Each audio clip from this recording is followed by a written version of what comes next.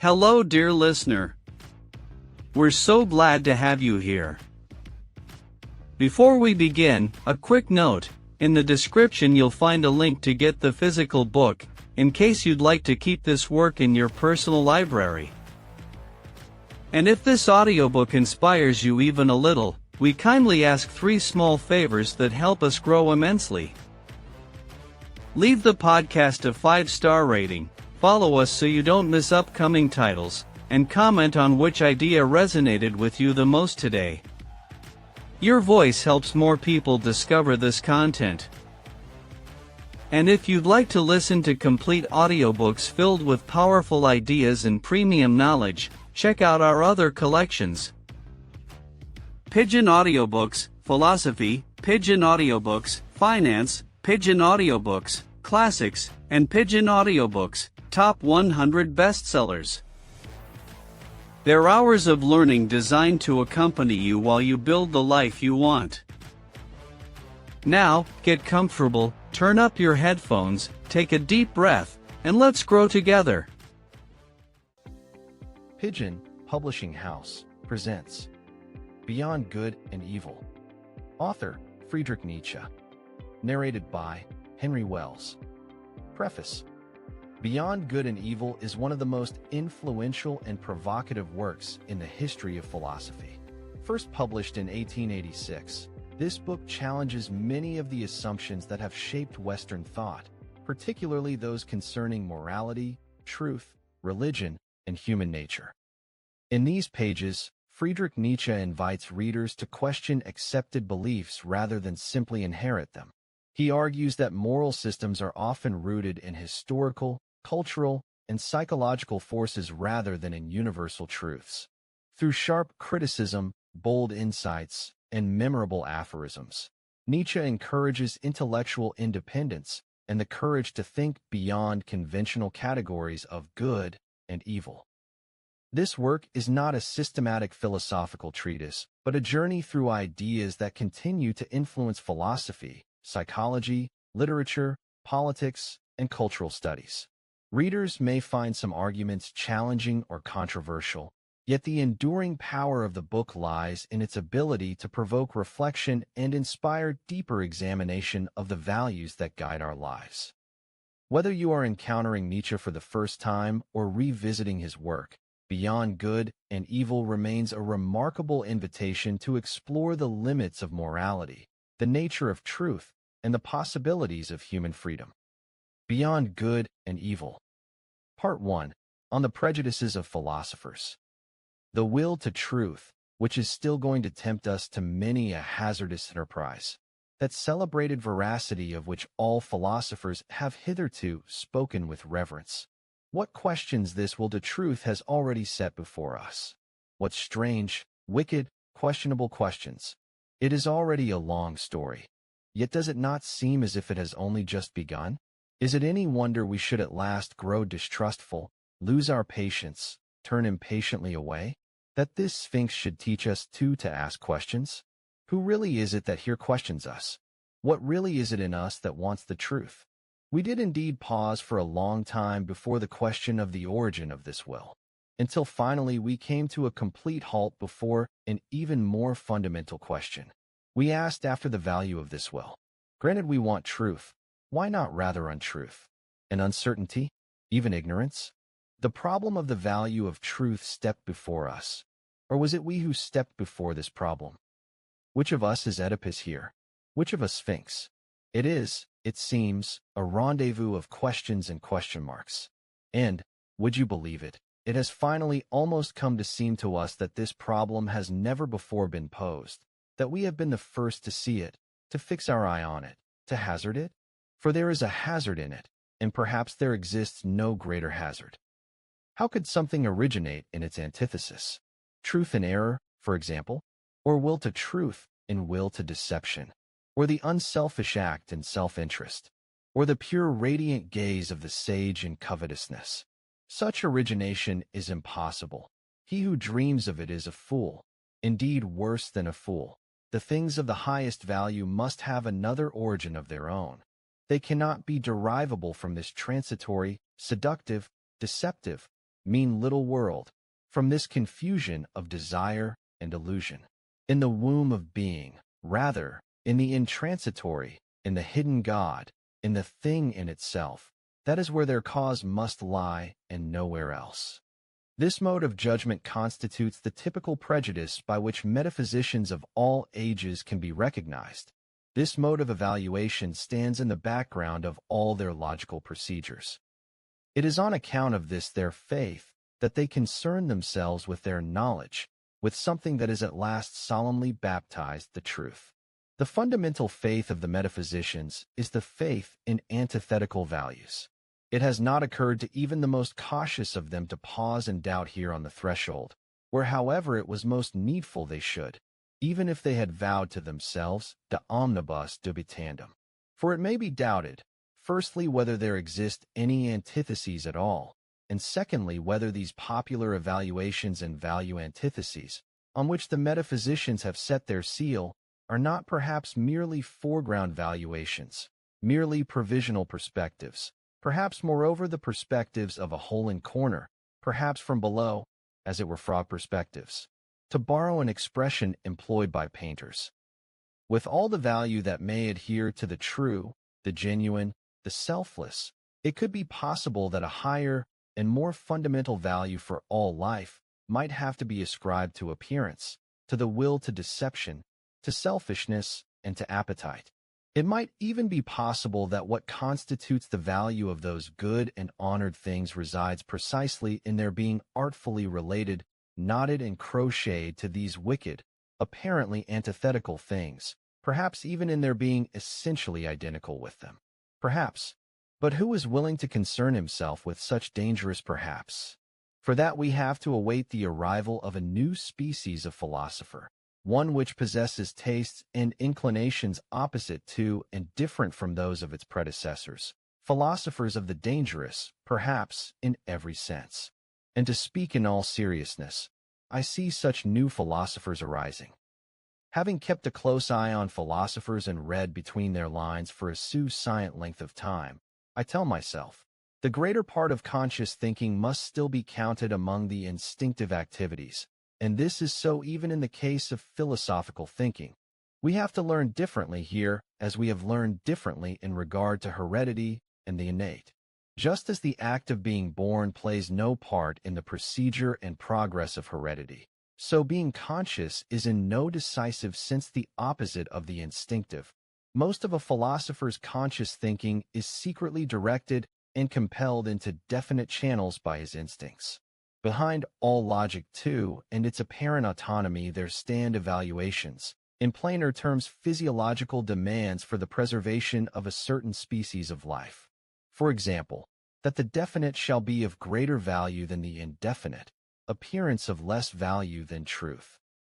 But such valuations as these could, their regulatory importance for us notwithstanding, be no more than foreground valuations, a certain species of niaiserie, which may be necessary precisely for the preservation of beings such as us. Assuming, that is to say, that it is not precisely man who is the measure of things. The falseness of a judgment is to us not necessarily an objection to a judgment. It is here that our new language perhaps sounds strangest. The question is to what extent it is life-advancing, life-preserving, species-preserving, perhaps even species-breeding. And our fundamental tendency is to assert that the falsest judgments, to which synthetic judgments a priori belong, are the most indispensable to us, that without granting as true the fictions of logic, without measuring reality against the purely invented world of the unconditional and self-identical, without a continual falsification of the world by means of numbers, mankind could not live, that to renounce false judgments would be to renounce life, would be to deny life, to recognize untruth as a condition of life. That, to be sure, means to resist customary value sentiments in a dangerous fashion, and a philosophy which ventures to do so places itself, by that act alone, beyond good and evil. What makes one regard philosophers half mistrustfully and half mockingly is not that one again and again detects how innocent they are, how often and how easily they fall into error and go astray. in short their childishness and childlikeness, but that they display altogether insouciant honesty, while making a mighty and virtuous noise as soon as the problem of truthfulness is even remotely touched on. They pose as having discovered and attained their real opinions through the self-evolution of a cold, pure, divinely unperturbed dialectic, in contrast to the mystics of every rank, who are more honest and more stupid than they. These speak of inspiration. While what happens at bottom is that a prejudice, a notion, an inspiration, generally a desire of the heart sifted and made abstract, is defended by them with reasons sought after the event. They are one and all advocates who do not want to be regarded as such, and for the most part know better than cunning pleaders for their prejudices, which they baptize truths, and very far from possessing the courage of the conscience which admits this fact to itself, very far from possessing the good taste of the courage which publishes this fact, whether to warn a foe or a friend, or out of high spirits, and in order to mock itself. The Tartuffery, as stiff as it is virtuous, of old Kant as he lures us along the dialectical bypaths which lead, more correctly, mislead, to his categorical imperative, this spectacle makes us smile. We who are fastidious and find no little amusement in observing the subtle tricks of old moralists and moral preachers. Not to speak of that hocus-pocus of mathematical form in which, as if in iron, Spinoza encased and masked his philosophy, the love of his wisdom, to render that word fairly and squarely, so as to strike terror into the heart of any assailant who should dare to glance at that invincible maiden and Pallas Athene. How much personal timidity and vulnerability this masquerade of a sick recluse betrays. It has gradually become clear to me what every great philosophy has hitherto been, a confession on the part of its author and a kind of involuntary and unconscious memoir. Moreover, that the moral or immoral intentions in every philosophy have every time constituted the real germ of life out of which the entire plant has grown. To explain how a philosopher's most remote metaphysical assertions have actually been arrived at, it is always well and wise to ask oneself first, what morality does he aim at? I accordingly do not believe a drive to knowledge to be the father of philosophy, but that another drive has, here as elsewhere, only employed knowledge and false knowledge as a tool. But anyone who looks at the basic drives of mankind to see to what extent they may in precisely this connection have come into play as inspirational spirits or demons and kobolds, will discover that they have all at some time or other practiced philosophy, and that each one of them would be only too glad to present itself as the ultimate goal of existence and as the legitimate master of all the other drives. For every drive is tyrannical, and it is as such that it tries to philosophize. In the case of scholars, to be sure, in the case of really scientific men, things may be different. Better, if you will.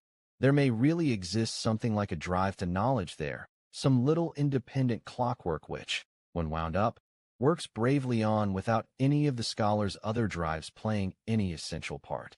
The scholar's real interests, therefore, generally lie in quite another direction, perhaps in his family, or in making money, or in politics. It is, indeed, almost a matter of indifference whether his little machine is set up in this region of science or that, whether the promising young worker makes himself into a good philologist or a specialist in fungus or a chemist. He is not characterized by becoming this or that. In the philosopher, on the contrary, there is nothing whatever impersonal, and above all, his morality bears decided and decisive testimony to who he is, that is to say, to the order of rank the innermost drives of his nature stand in relative to one another. How malicious philosophers can be! I know of nothing more venomous than the joke Epicurus allowed himself to make against Plato and the Platonists. He called them Dionysiocalates. The literal and foreground meaning of this word is flatterers of Dionysus, that is to say, tyrants, hangers-on, and lick-spittles. In addition, however, it is as much as to say they are all actors. There is nothing genuine about them, for Dionysiocalax was a popular term for an actor. And the latter meaning is really the piece of malice that Epicurus discharged at Plato. He was annoyed by the grandiose manner, the mise en scene of which Plato and his pupils were masters, of which Epicurus was not a master. He, the old schoolteacher from Samos who sat hidden in his little garden at Athens and wrote 300 books, who knows, perhaps out of rage at Plato and ambitious envy of him? It took a century for Greece to find out who this garden god Epicurus had been. Did it find out? In every philosophy, there is a point at which the philosopher's conviction appears on the scene, or, to put it in the words of an ancient mystery, adventavit asinus, pulcher et fortissimus. You want to live according to nature? Oh, you noble Stoics, what fraudulent words! Think of a being such as nature is, prodigal beyond measure, indifferent beyond measure, without aims or intentions, without mercy or justice, at once fruitful and barren and uncertain. Think of indifference itself as a power. How could you live according to such indifference? To live, is that not precisely wanting to be other than this nature? Is living not valuating, preferring, being unjust, being limited, wanting to be different? And even if your imperative, live according to nature, meant at bottom the same thing as live according to life, how could you not do that? Why make a principle of what you yourselves are and must be? The truth of it is, however, quite different. While you rapturously pose as deriving the canon of your law from nature, you want something quite the reverse of that, you strange actors and self-deceivers. Your pride wants to prescribe your morality, your ideal, to nature, yes, to nature itself, and incorporate them in it. You demand that nature should be nature, according to the Stoa, and would like to make all existence exist only after your own image, as a tremendous eternal glorification and universalization of Stoicism. All your love of truth notwithstanding, you have compelled yourselves for so long, and with such persistence and hypnotic rigidity, to view nature falsely, namely stoically. You are no longer capable of viewing it in any other way, and some abysmal arrogance infects you at last with the bedlamite hope that, because you know how to tyrannize over yourselves, Stoicism is self-tyranny. Nature, too, can be tyrannized over, for is the Stoic not a piece of nature? But this is an old and never-ending story. What formerly happened with the Stoics still happens today as soon as a philosophy begins to believe in itself. It always creates the world in its own image. It cannot do otherwise. Philosophy is this tyrannical drive itself, the most spiritual will to power, to creation of the world, to causa prima.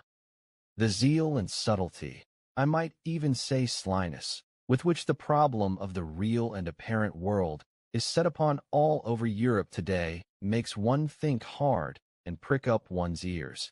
And anyone who hears in the background only a will to truth and nothing more certainly does not enjoy the best of hearing. In rare and isolated cases, such a will to truth, some extravagant and adventurous courage, a metaphysician's ambition to maintain a forlorn position, may actually play a part and finally prefer a handful of certainty to a whole cartful of beautiful possibilities. There may even exist puritanical fanatics of conscience who would rather lie down and die on a sure nothing than on an uncertain something. But this is nihilism and the sign of a despairing, mortally weary soul, however brave the bearing of such a virtue may appear. In the case of stronger, livelier thinkers who are still thirsty for life, however, it seems to be different. When they take sides against appearance and speak even of perspective with an arrogant disdain, when they rank the credibility of their own body about as low as the credibility of the ocular evidence which says the earth stands still, and thus with apparent good humor let slip their firmest possession, for what is believed in more firmly today than the body? Who knows whether they are not at bottom trying to win back something that was formerly an even firmer possession, some part or other of the old domain of the faith of former times, perhaps the immortal soul, perhaps the old God, in short, ideas by which one could live better, that is to say more vigorously and joyfully, than by modern ideas. There is distrust of these modern ideas in this outlook, There is disbelief in all that has been constructed yesterday and today. There is perhaps in addition a little boredom and mockery which can no longer endure the bric-a-brac of concepts of the most various origins such as so-called positivism brings to the market today. The disgust of a more fastidious taste at the village fair motleyiness and patchiness of all these reality, philosophasters in whom there is nothing new or genuine except this motleyiness. In this, it seems to me, we ought to acknowledge that these skeptical anti-realists and knowledge microscopists of today are in the right. The instinct which makes them recoil from modern reality stands unrefuted. What do we care about the retrograde bypaths they choose? The essential thing about them is not that they want to go back, but that they want to get away. A little strength, soaring, courage, artistic power more, and they would want to go up and away, and not back. 11. It seems to me that there is today an effort going on everywhere to distract attention from the actual influence exercised on German philosophy by Kant, and, in particular, prudently to gloss over the value he set upon himself. Kant was first and foremost proud of his table of categories. With this table in his hand, he said, "This is the hardest thing that could ever be undertaken on behalf of metaphysics." But let us understand this could be. He was proud of having discovered a new faculty in man, the faculty of synthetic judgments a priori. Granted, he deceived himself in this.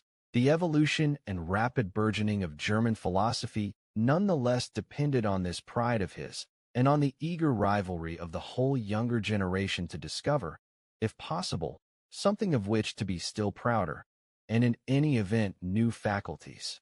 But let us stop and reflect. It is time we did so. Kant asked himself, how are synthetic judgments a priori possible?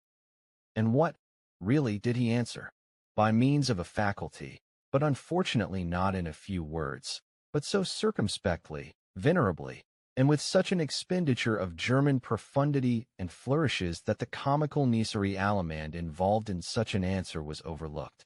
People even lost their heads altogether on account of this new faculty, and the rejoicing reached its climax when Kant went on further to discover a moral faculty in man.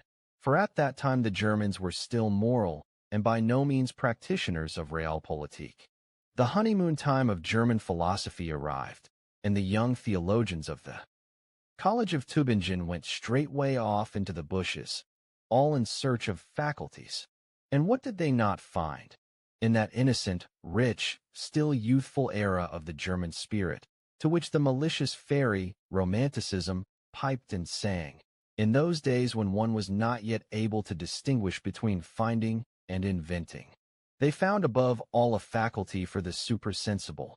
Schelling baptized it intellectual intuition, and therewith satisfied the most heartfelt longings of his Germans, which longings were fundamentally pious.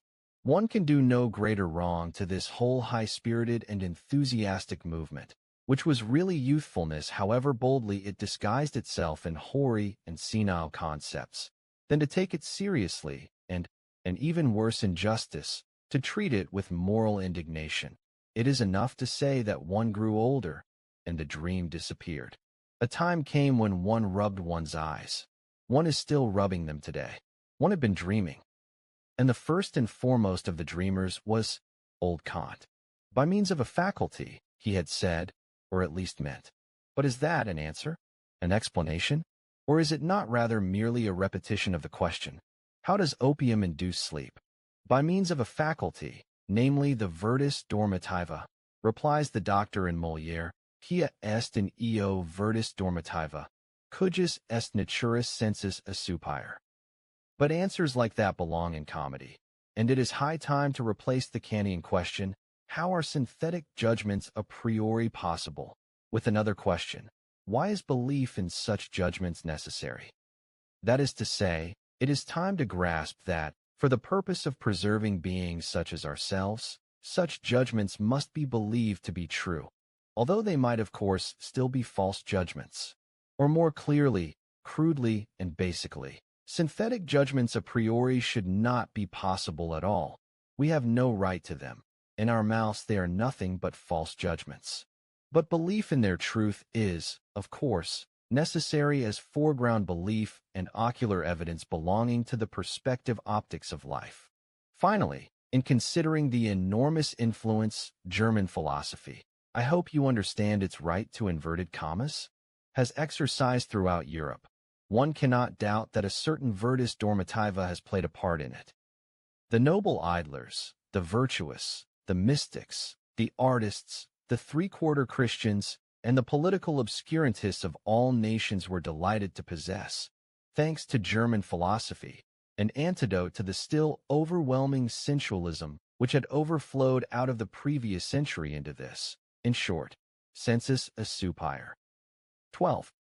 As for materialistic atomism, it is one of the best refuted things there are, and perhaps no scholar in Europe is still so unscholarly today as to accord it serious significance except for handy, everyday use, as an abbreviated means of expression. Thanks above all to the Pole Boscovich who, together with the Pole Copernicus, has been the greatest and most triumphant opponent of ocular evidence hitherto.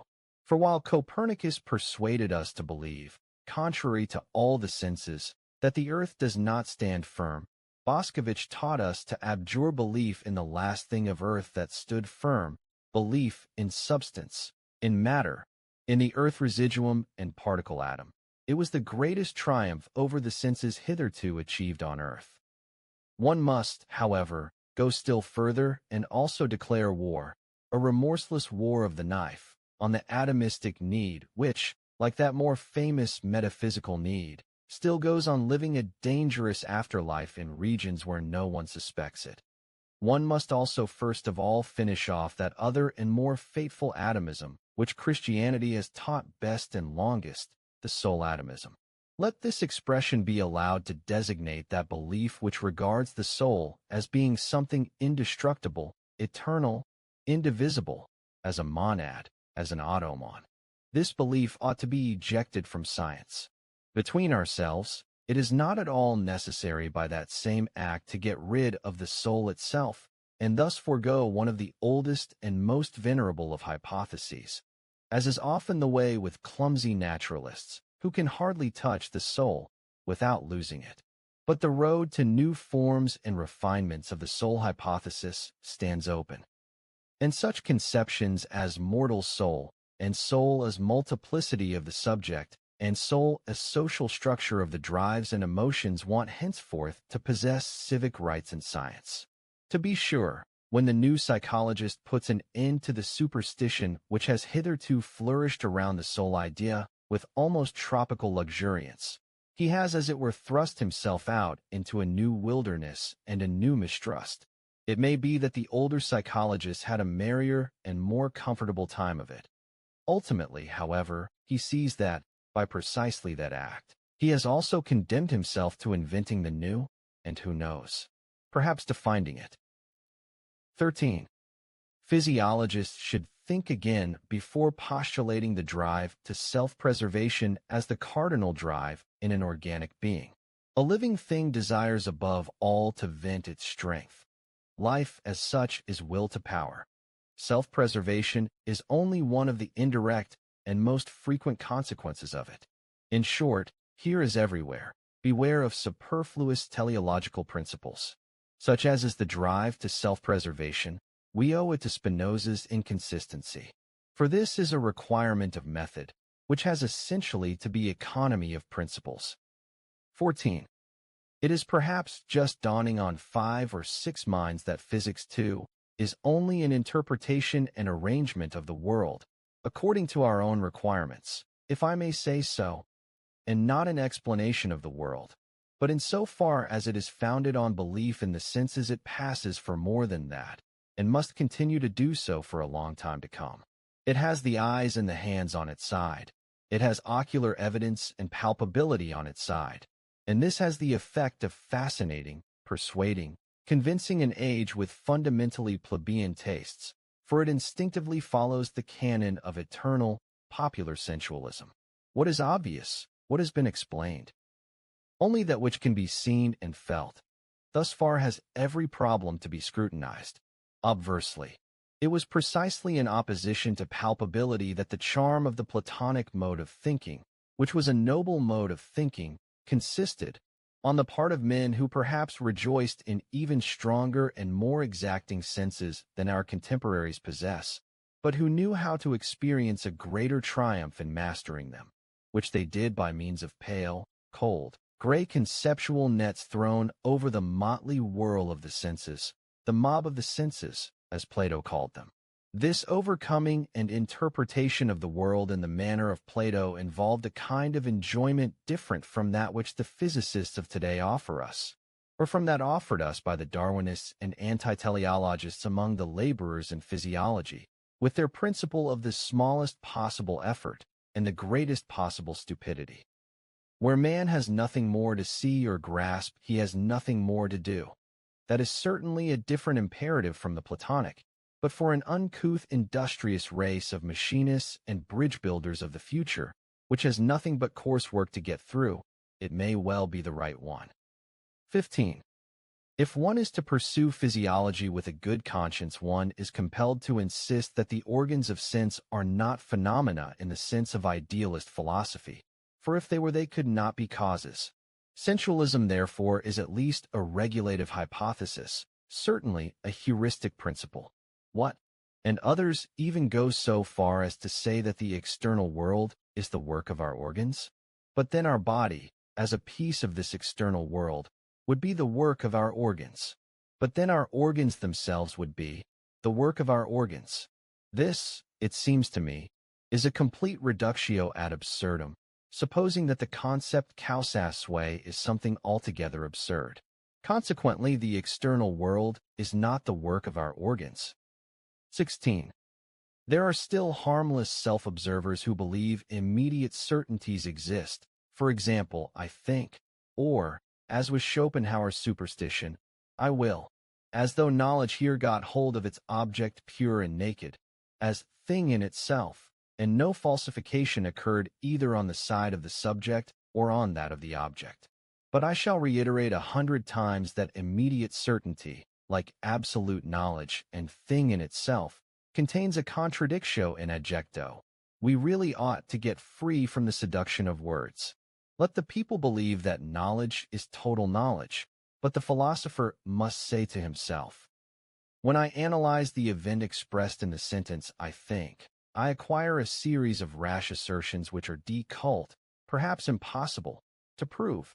For example, that it is I who think, that it has to be something at all which thinks, that thinking is an activity and operation on the part of an entity thought of as a cause, that an I exists, finally that what is designated by thinking has already been determined, that I know what thinking is.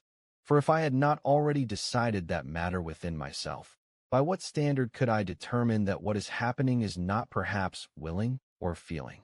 Enough. This, I think, presupposes that I compare my present state with other known states of myself in order to determine what it is. On account of this retrospective connection with other knowledge, at any rate it possesses no immediate certainty for me. In place of that immediate certainty in which the people may believe in the present case, the philosopher acquires in this way a series of metaphysical questions, true questions of conscience for the intellect, namely, whence do I take the concept thinking? Why do I believe in cause and effect? What gives me the right to speak of an I, and even of an I as cause, and finally of an I as cause of thought? Whoever feels able to answer these metaphysical questions straight away with an appeal to a sort of intuitive knowledge, as he does who says, I think, and know that this at least is true, actual, and certain, will find a philosopher today ready with a smile and 2 question marks. My dear sir, the philosopher will perhaps give him to understand, it is improbable you are not mistaken, but why do you want the truth at all? 17. As for the superstitions of the logicians, I shall never tire of underlining a concise little fact which these superstitious people are loath to admit, namely, that a thought comes when it wants, not when I want, so that it is a falsification of the facts to say, the subject I is the condition of the predicate think. It thinks, but that this it is precisely that famous old I is, to put it mildly, only an assumption, an assertion, above all not an immediate certainty. For even with this, it thinks one has already gone too far. This it already contains an interpretation of the event and does not belong to the event itself. The inference here is in accordance with the habit of grammar. Thinking is an activity. To every activity pertains one who acts. Consequently, it was more or less in accordance with the same scheme that the older atomism sought. In addition to the force which acts, that little lump of matter in which it resides, out of which it acts, the atom. More rigorous minds at last learned to get along without this residuum of earth, and perhaps we and the logicians as well will one day accustom ourselves to getting along without that little it, which is what the honest old I has evaporated into. 18. It is certainly not the least charm of a theory that it is refutable. It is with precisely this charm that it entices subtler minds.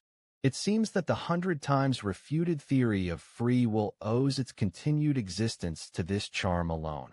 Again and again there comes along someone who feels he is strong enough to refute it. 19. Philosophers are given to speaking of the will as if it were the best-known thing in the world.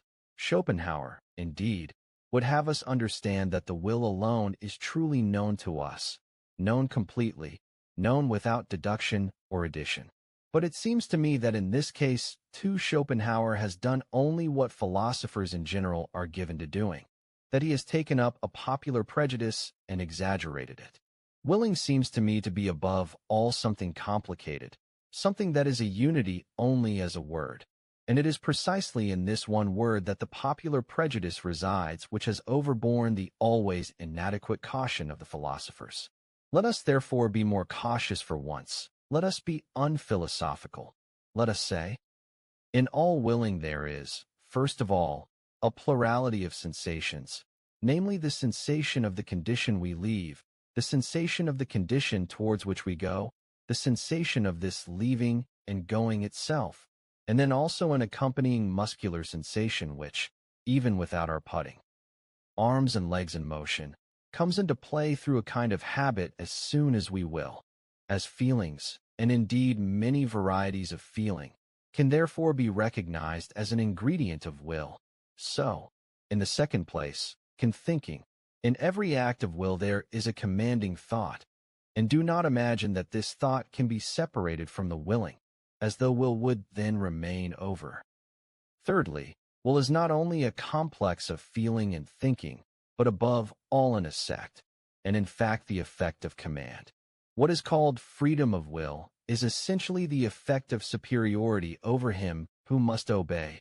I am free, he must obey. This consciousness adheres to every will, as does that tense attention, that straight look which fixes itself exclusively on one thing, that unconditional evaluation.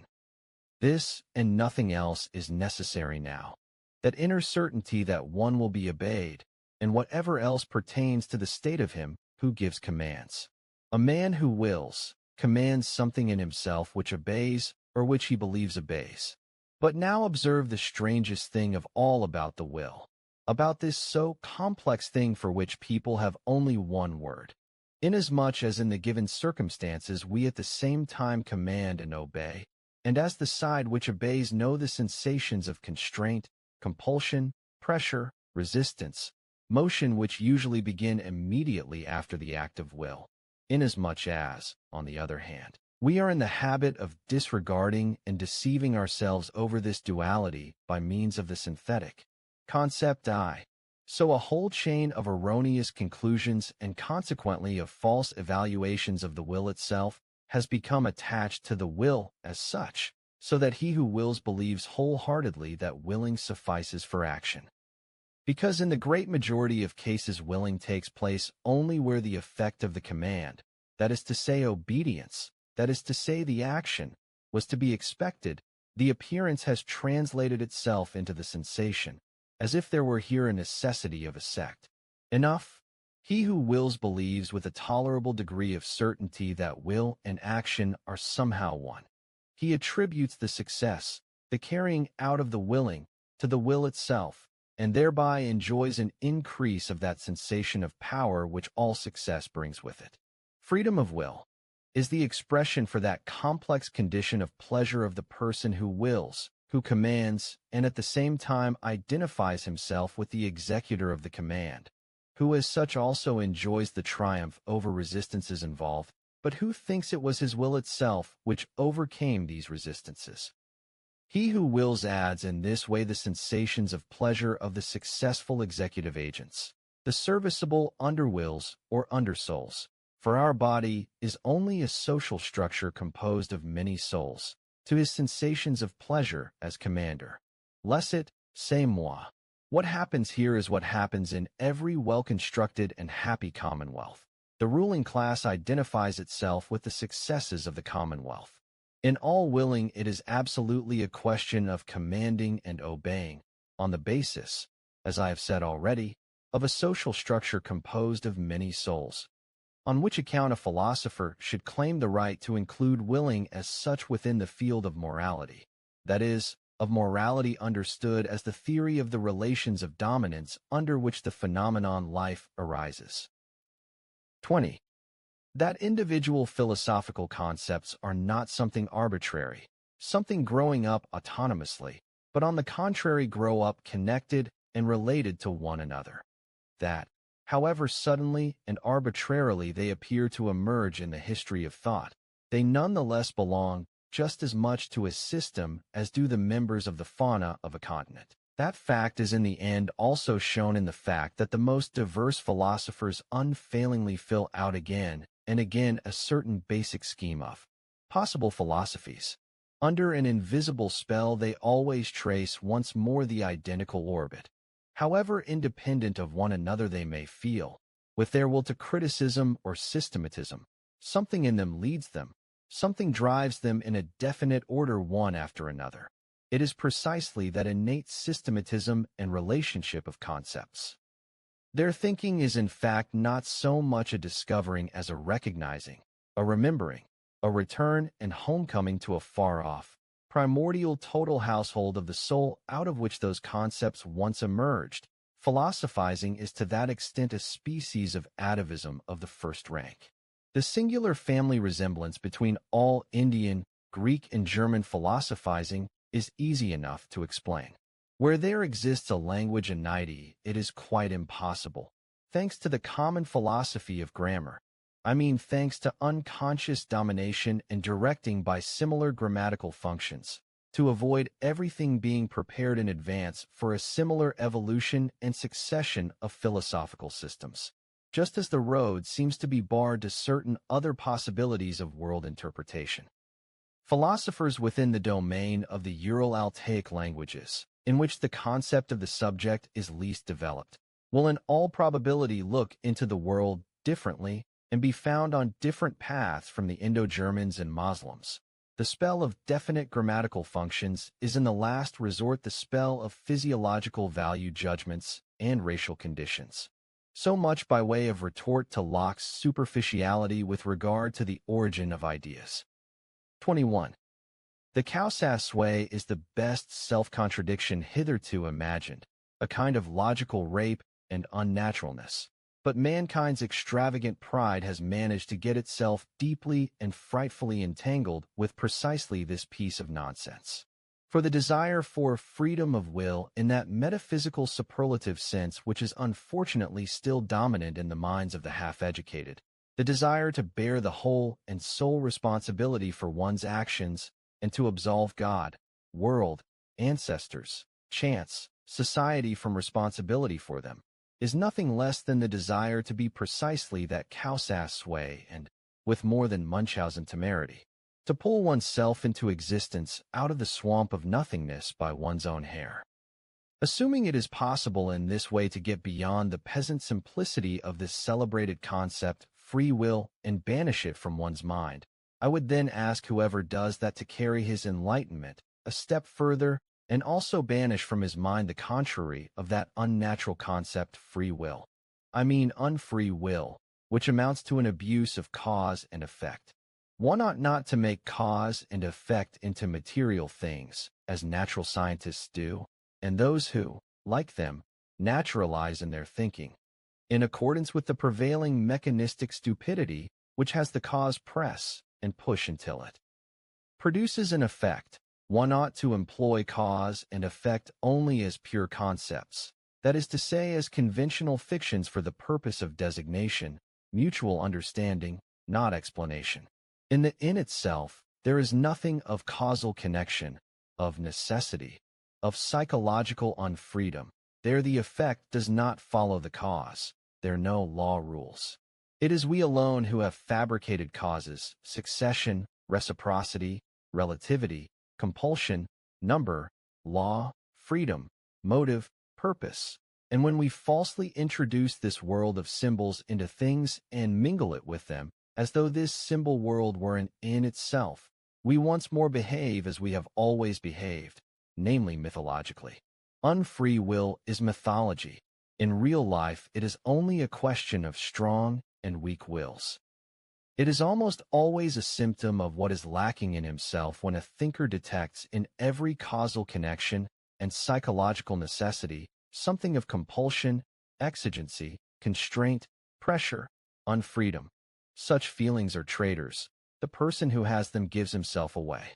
And, if I have observed correctly, unfreedom of will is in general conceived as a problem from two completely antithetical standpoints, but always in a profoundly personal manner.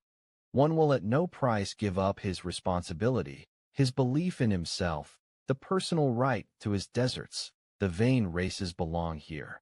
The other, on the contrary, will not be responsible for anything, to blame for anything, and out of an inner self-contempt wants to be able to shift his responsibility for himself somewhere else. This latter, when he writes books, tends today to espouse the cause of the criminal. His most pleasing disguise is a kind of socialist sympathy. And the fatalism of the weak-willed is indeed beautified to an astonishing degree when it can present itself as la religion de los souffrants humaine, that is its good taste. 22. You must pardon me as an old philologist who cannot refrain from the maliciousness of putting his finger on bad arts of interpretation. But nature's conformity to law, of which you physicists speak so proudly, as though it exists only thanks to your interpretation and bad philology. It is not a fact, not a text, but rather only a naive humanitarian adjustment and distortion of meaning with which you go more than halfway to meet the democratic instincts of the modern soul. Everywhere equality before the law. Nature is in this matter no different from us and no better off than we. A nice piece of mental reservation in which vulgar hostility towards everything privileged and autocratic, as well as a second and more subtle atheism, lie once more disguised. "I Jew, and I'm Matra." That is your motto too, and therefore long live the law of nature. Isn't that so? But, as aforesaid, that is interpretation, not text. And someone could come along who, with an opposite intention and art of interpretation, knew how to read out of the same nature and with regard to the same phenomena the tyrannically ruthless and inexorable enforcement of power demands. An interpreter who could bring before your eyes the universality and unconditionality of all will to power in such a way that almost any word, and even the word tyranny, would finally seem unsuitable or as a weakening and moderating metaphor, as too human, and who nonetheless ended by asserting of this world the same as you assert of it, namely that it has a necessary and calculable course, but not because laws prevail in it, but because laws are absolutely lacking, and every power draws its ultimate consequences every moment. Granted, this, too, is only interpretation, and you will be eager enough to raise this objection? Well, so much the better. 23. All psychology has hitherto remained anchored to moral prejudices and timidities. It has not ventured into the depths. To conceive it as morphology and the development theory of the will to power, as I conceive it, has never yet so much as entered the mind of anyone else. In so far as it is permissible to see in what has hitherto been written a symptom of what has hitherto been kept silent. The power of moral prejudices has penetrated deep into the most spiritual world, which is apparently the coldest and most free of presuppositions, and, as goes without saying, has there acted in a harmful, inhibiting, blinding, distorting fashion. A genuine physiopsychology has to struggle with unconscious resistances in the heart of the investigator. It has the heart against it. Even a theory of the mutual dependence of the good and the wicked impulses causes, as a more refined immorality, revulsion to a conscience still strong and hardy, and even more a theory of the derivation of all good impulses from wicked ones. Supposing, however, that someone goes so far as to regard the emotions of hatred, envy, covetousness, and lust for domination as life-conditioning emotions, as something which must fundamentally and essentially be present in the total economy of life, consequently must be heightened further if life is to be heightened further, he suffers from such a judgment as from seasickness. And yet, even this hypothesis is far from being the strangest and most painful in this tremendous, still almost unexplored realm of dangerous knowledge. And there are in fact 100 good reasons why everyone should keep away from it who can. On the other hand, if your ship has been driven into these seas, very well. Now clench your teeth. Keep your eyes open. Keep a firm hand on the helm. We sail straight over morality and past it. We flatten, we crush perhaps what is left of our own morality by venturing to voyage thither. But what do we matter? Never yet has a deeper world of insight revealed itself to daring travelers and adventurers. And the psychologist who in this fashion brings a sacrifice, it is not the sacrificio dell'intelletto, on the contrary, will at least be entitled to demand in return that psychology shall again be recognized as the queen of the sciences, to serve and prepare for which the other sciences exist. For psychology is now once again the road to the fundamental problems. Part 2. The Free Spirit. 24. O Sanctus Simplicitus, what strange simplification and falsification mankind lives in. One can never cease to marvel, once one has acquired eyes for this marvel. How we have made everything around us bright and free and easy and simple. How we have known how to bestow on our senses a passport to everything superficial, on our thoughts a divine desire for wanton gambling and false conclusions. How we have from the very beginning understood how to retain our ignorance, so as to enjoy an almost inconceivable freedom, frivolity, impetuosity, bravery, cheerfulness of life, so as to enjoy life. And only on this now firm and granite basis of ignorance has knowledge hitherto been able to rise up. The will to knowledge on the basis of a far more powerful will, the will to non-knowledge, to the uncertain, to the untrue, not as its antithesis, but as its refinement. For even if, here as elsewhere, language cannot get over its coarseness and continues to speak of antitheses where there are only degrees and many subtleties of gradation, even if likewise the incarnate tartuffery of morals, which is now part of our invincible flesh and blood, twists the words in the mouths even of us men of knowledge. Here and there we grasp that fact and laugh at how it is precisely the best knowledge that wants most to hold us in this simplified, altogether artificial, fabricated, falsified world, how it is willy-nilly in love with error because, as a living being, it is in love with life. 25. After so cheerful an exordium a serious word would like to be heard. It addresses itself to the most serious. Take care, philosophers and friends of knowledge, and beware of martyrdom, of suffering for the sake of truth, even of defending yourselves.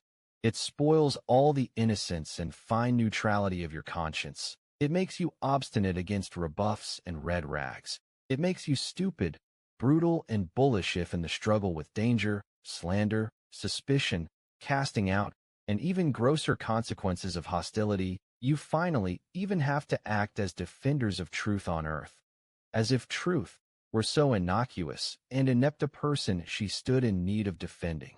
And precisely by you, you knights of most sorrowful countenance, you idlers and cobweb spinners of the spirit. After all, you know well enough that it cannot matter in the least whether precisely you are in the right, just as no philosopher hitherto has been in the right, and that a more praiseworthy veracity may lie in every little question mark placed after your favorite words and favorite theories, and occasionally after yourselves, than in all your solemn gesticulations and smart answers before courts and accusers. Better to step aside, flee away and conceal yourselves, and have your masks and subtlety, so that you may be misunderstood, or feared a little. And do not forget the garden with golden trellis work. And have about you people who are like a garden, or like music on the waters in the evening, when the day is already becoming a memory. Choose the good solitude, the free, wanton, easy solitude which gives you too a right to remain in some sense good. How poisonous, how cunning, how bad every protracted war makes one when it cannot be waged with open force. How personal a protracted fear makes one, a protracted keeping watch for enemies, for possible enemies. These outcasts of society, long persecuted and sorely hunted.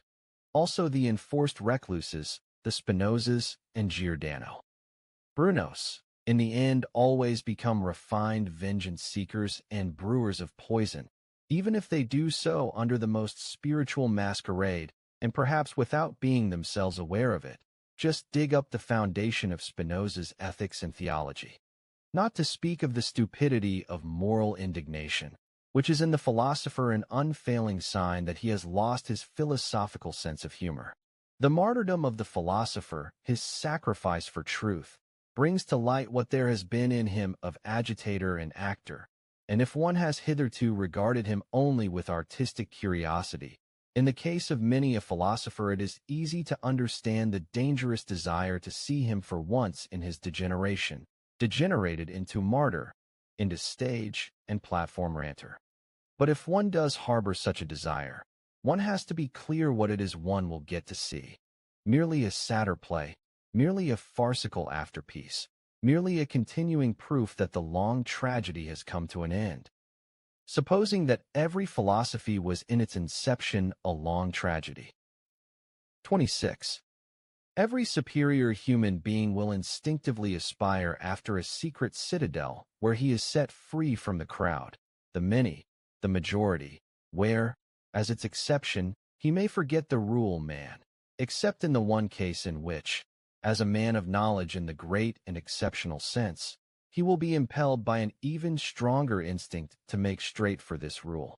He who, when talking with men, does not occasionally glisten with all the shades of distress, green and gray with disgust, satiety, sympathy, gloom and loneliness, is certainly not a man of an elevated taste. But if he does not voluntarily assume this burden and displeasure, if he continually avoids it and, as aforesaid, remains hidden quietly and proudly away in his citadel, then one thing is sure. He is not made, not predestined for knowledge. For if he were, he would one day have to say to himself, "The devil can take my good taste."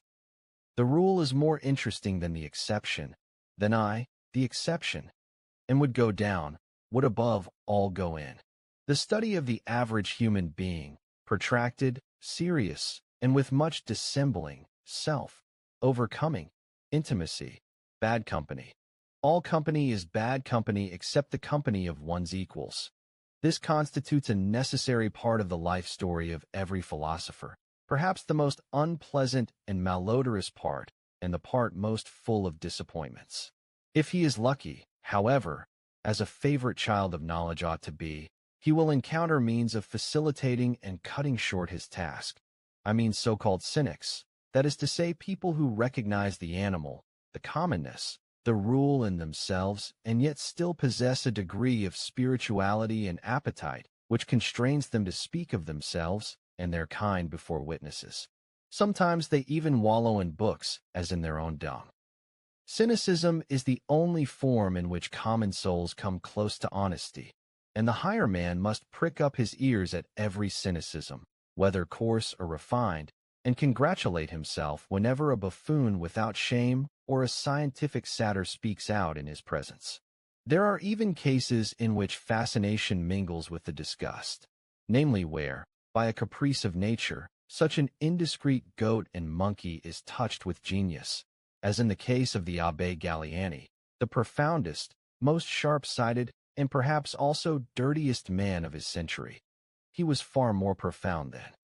Voltaire, and consequently also a good deal more silent.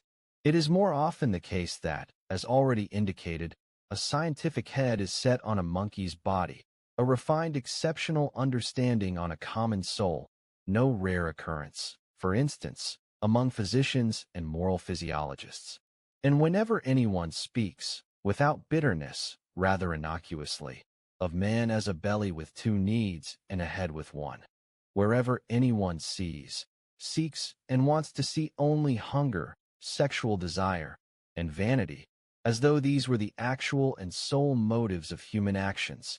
In brief, whenever anyone speaks badly of man, but does not speak ill of him, the lover of knowledge should listen carefully and with diligence, and he should in general lend an ear whenever anyone speaks without indignation.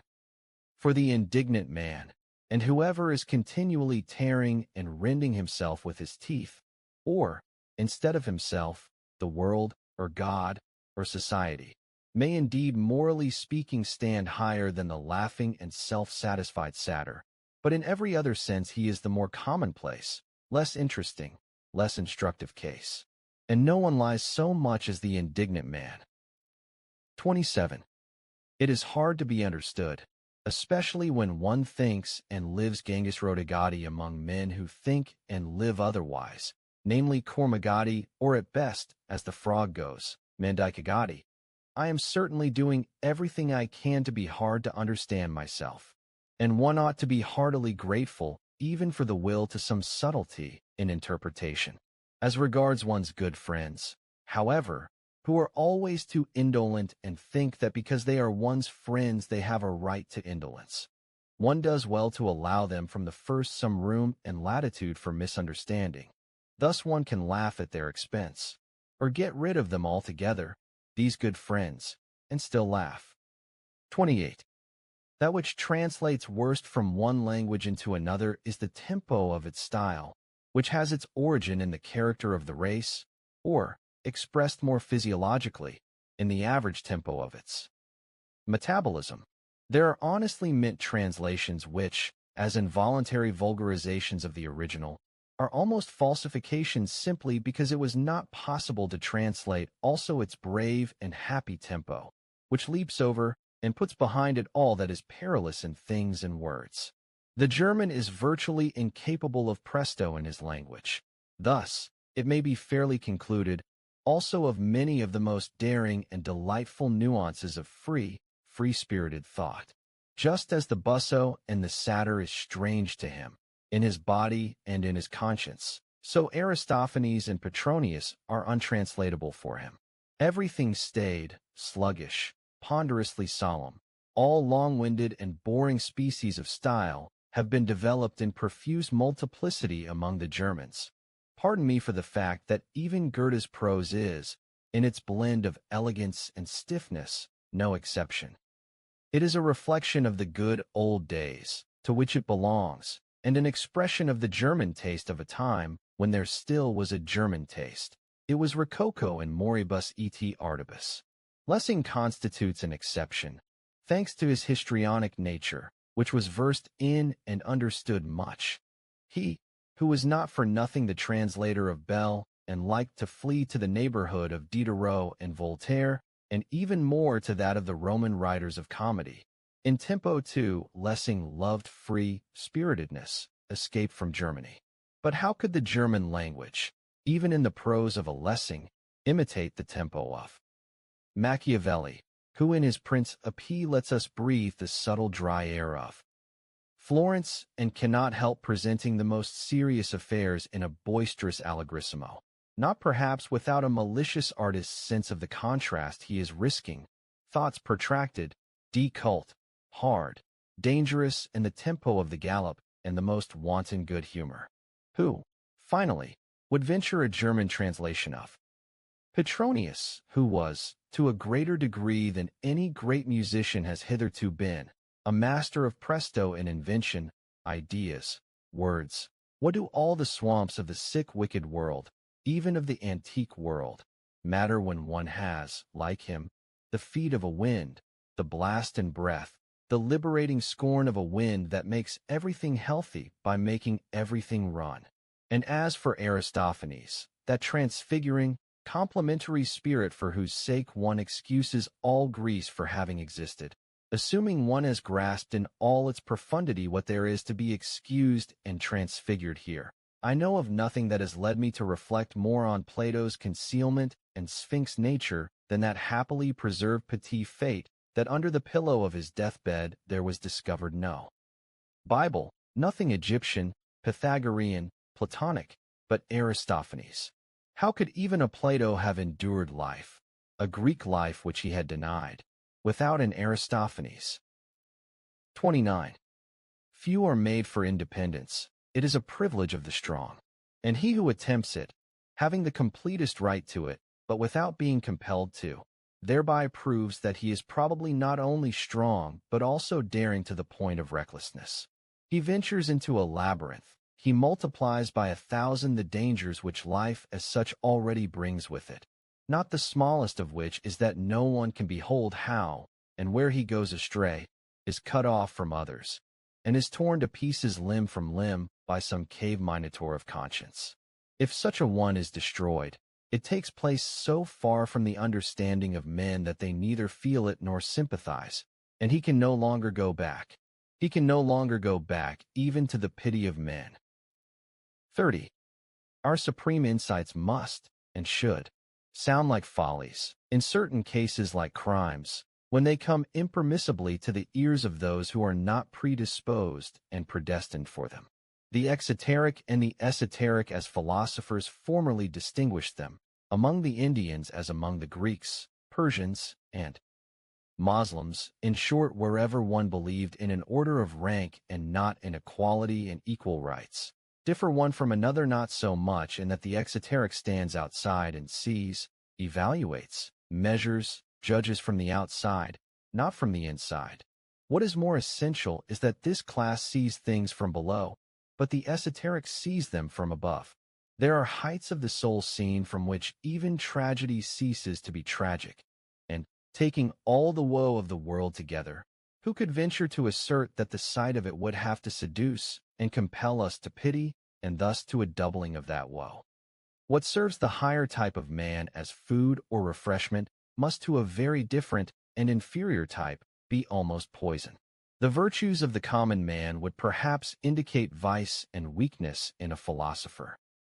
It may be possible that if a lofty type of man degenerated and perished, he would only thus acquire qualities on whose account it would prove necessary in the lower world into which he had sunk henceforth to venerate him as a saint.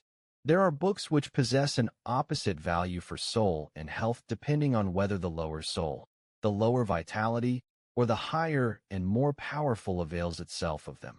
In the former case they are dangerous, disintegrative books, which produces dissolution. In the latter they are herald calls challenging the most courageous to their courage. Books for everybody are always malodorous books. The smell of petty people clings to them. Where the people eats and drinks, even where it worships, there is usually a stink. One should not go into churches if one wants to breathe pure air. 31. In our youthful years we respect and despise without that art of nuance which constitutes the best thing we gain from life. And, as is only fair, we have to pay dearly for having assailed men and things with yes and no in such a fashion. Everything is so regulated that the worst of all tastes, the taste for the unconditional, is cruelly misused and made a fool of until a man learns to introduce a little art into his feelings and even to venture trying the artificial, as genuine artists of life do.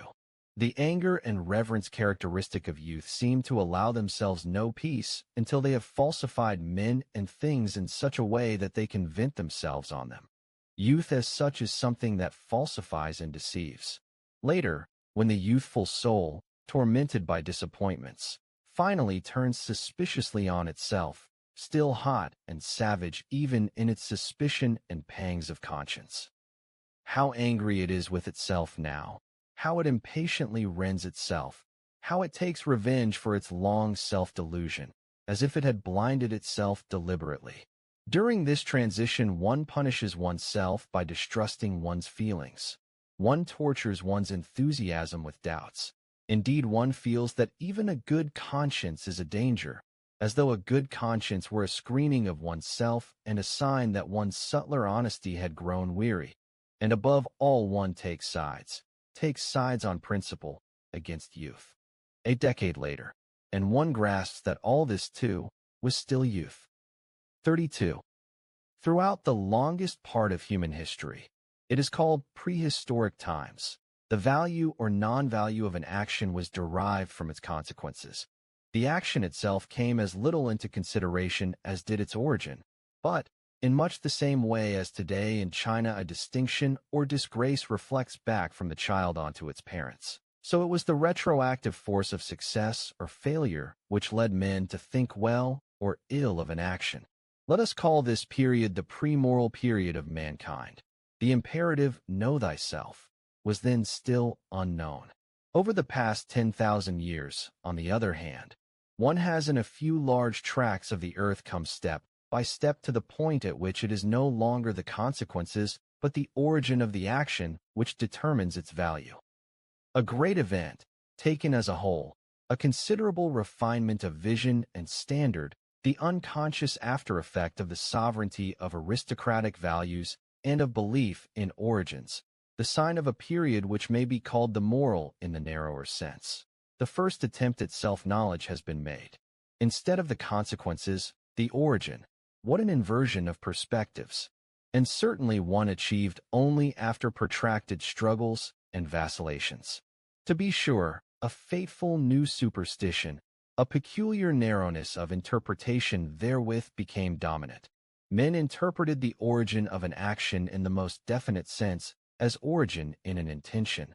Men became unanimous in the belief that the value of an action resided in the value of the intention behind it. The intention as the whole origin and prehistory of an action. It is under the sway of this prejudice that one has morally praised, blamed, judged, and philosophized on earth almost to the present day. But ought we not today to have arrived at the necessity of once again determining upon an inversion and shift of values, thanks to another self-examination and deepening on the part of man? Ought we not to stand on the threshold of a period which should be called, negatively at first, the extramoral? Today, when among us immoralists at least the suspicion has arisen that the decisive value of an action resides in precisely that which is not intentional in it, and that all that in it which is intentional, all of it that can be seen, known, conscious, still belongs to its surface and skin, which, like every skin, betrays something but conceals still more? In brief, we believe that the intention is only a sign and symptom that needs interpreting, and a sign, moreover, that signifies too many things, and which thus taken by itself signifies practically nothing.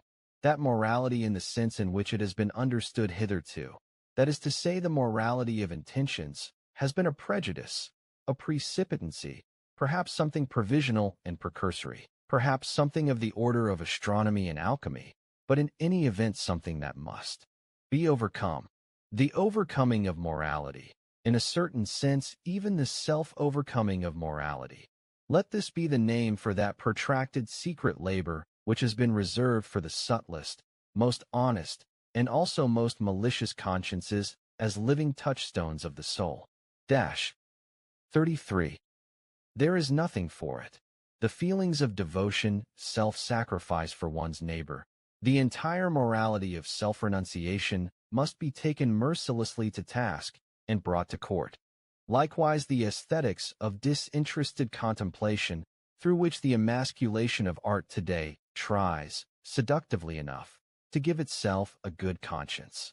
There is much too much sugar and sorcery in those feelings of for others, of not for me, for one not to have to become doubly distrustful here and to ask, are they not perhaps seductions? That they give pleasure to him who has them and to him who enjoys their fruits, also to the mere spectator, does not yet furnish an argument in their favor, but urges us rather to caution. So let us be cautious. 34. Whatever standpoint of philosophy we may adopt today, from every point of view the erroneousness of the world in which we believe we live is the surest and firmest thing we can get our eyes on. We find endless grounds for it which would like to lure us to suppose a deceptive principle in the nature of things. But he who makes our thinking itself, that is to say the mind, responsible for the falsity of the world, an honorable way out taken by every conscious or unconscious advocatus Dei. He who takes this world, together with space, time, form, motion, to be the result of a false conclusion. Such a one would have good cause, to say the least, to learn finally to mistrust thinking itself. Would it not have played on us the biggest hoax ever? And what guarantee would there be that it would not go on doing what it has always done? In all seriousness, the innocence of thinkers has something touching and inspiring of reverence in it which permits them even today to go up to consciousness and ask it to give them honest answers, whether it is real, for example, and why it really keeps the external world so resolutely at a distance, and other questions of the sort. The belief in immediate certainties is a piece of moral naivety which does honor to us philosophers. But we ought not to be merely moral men.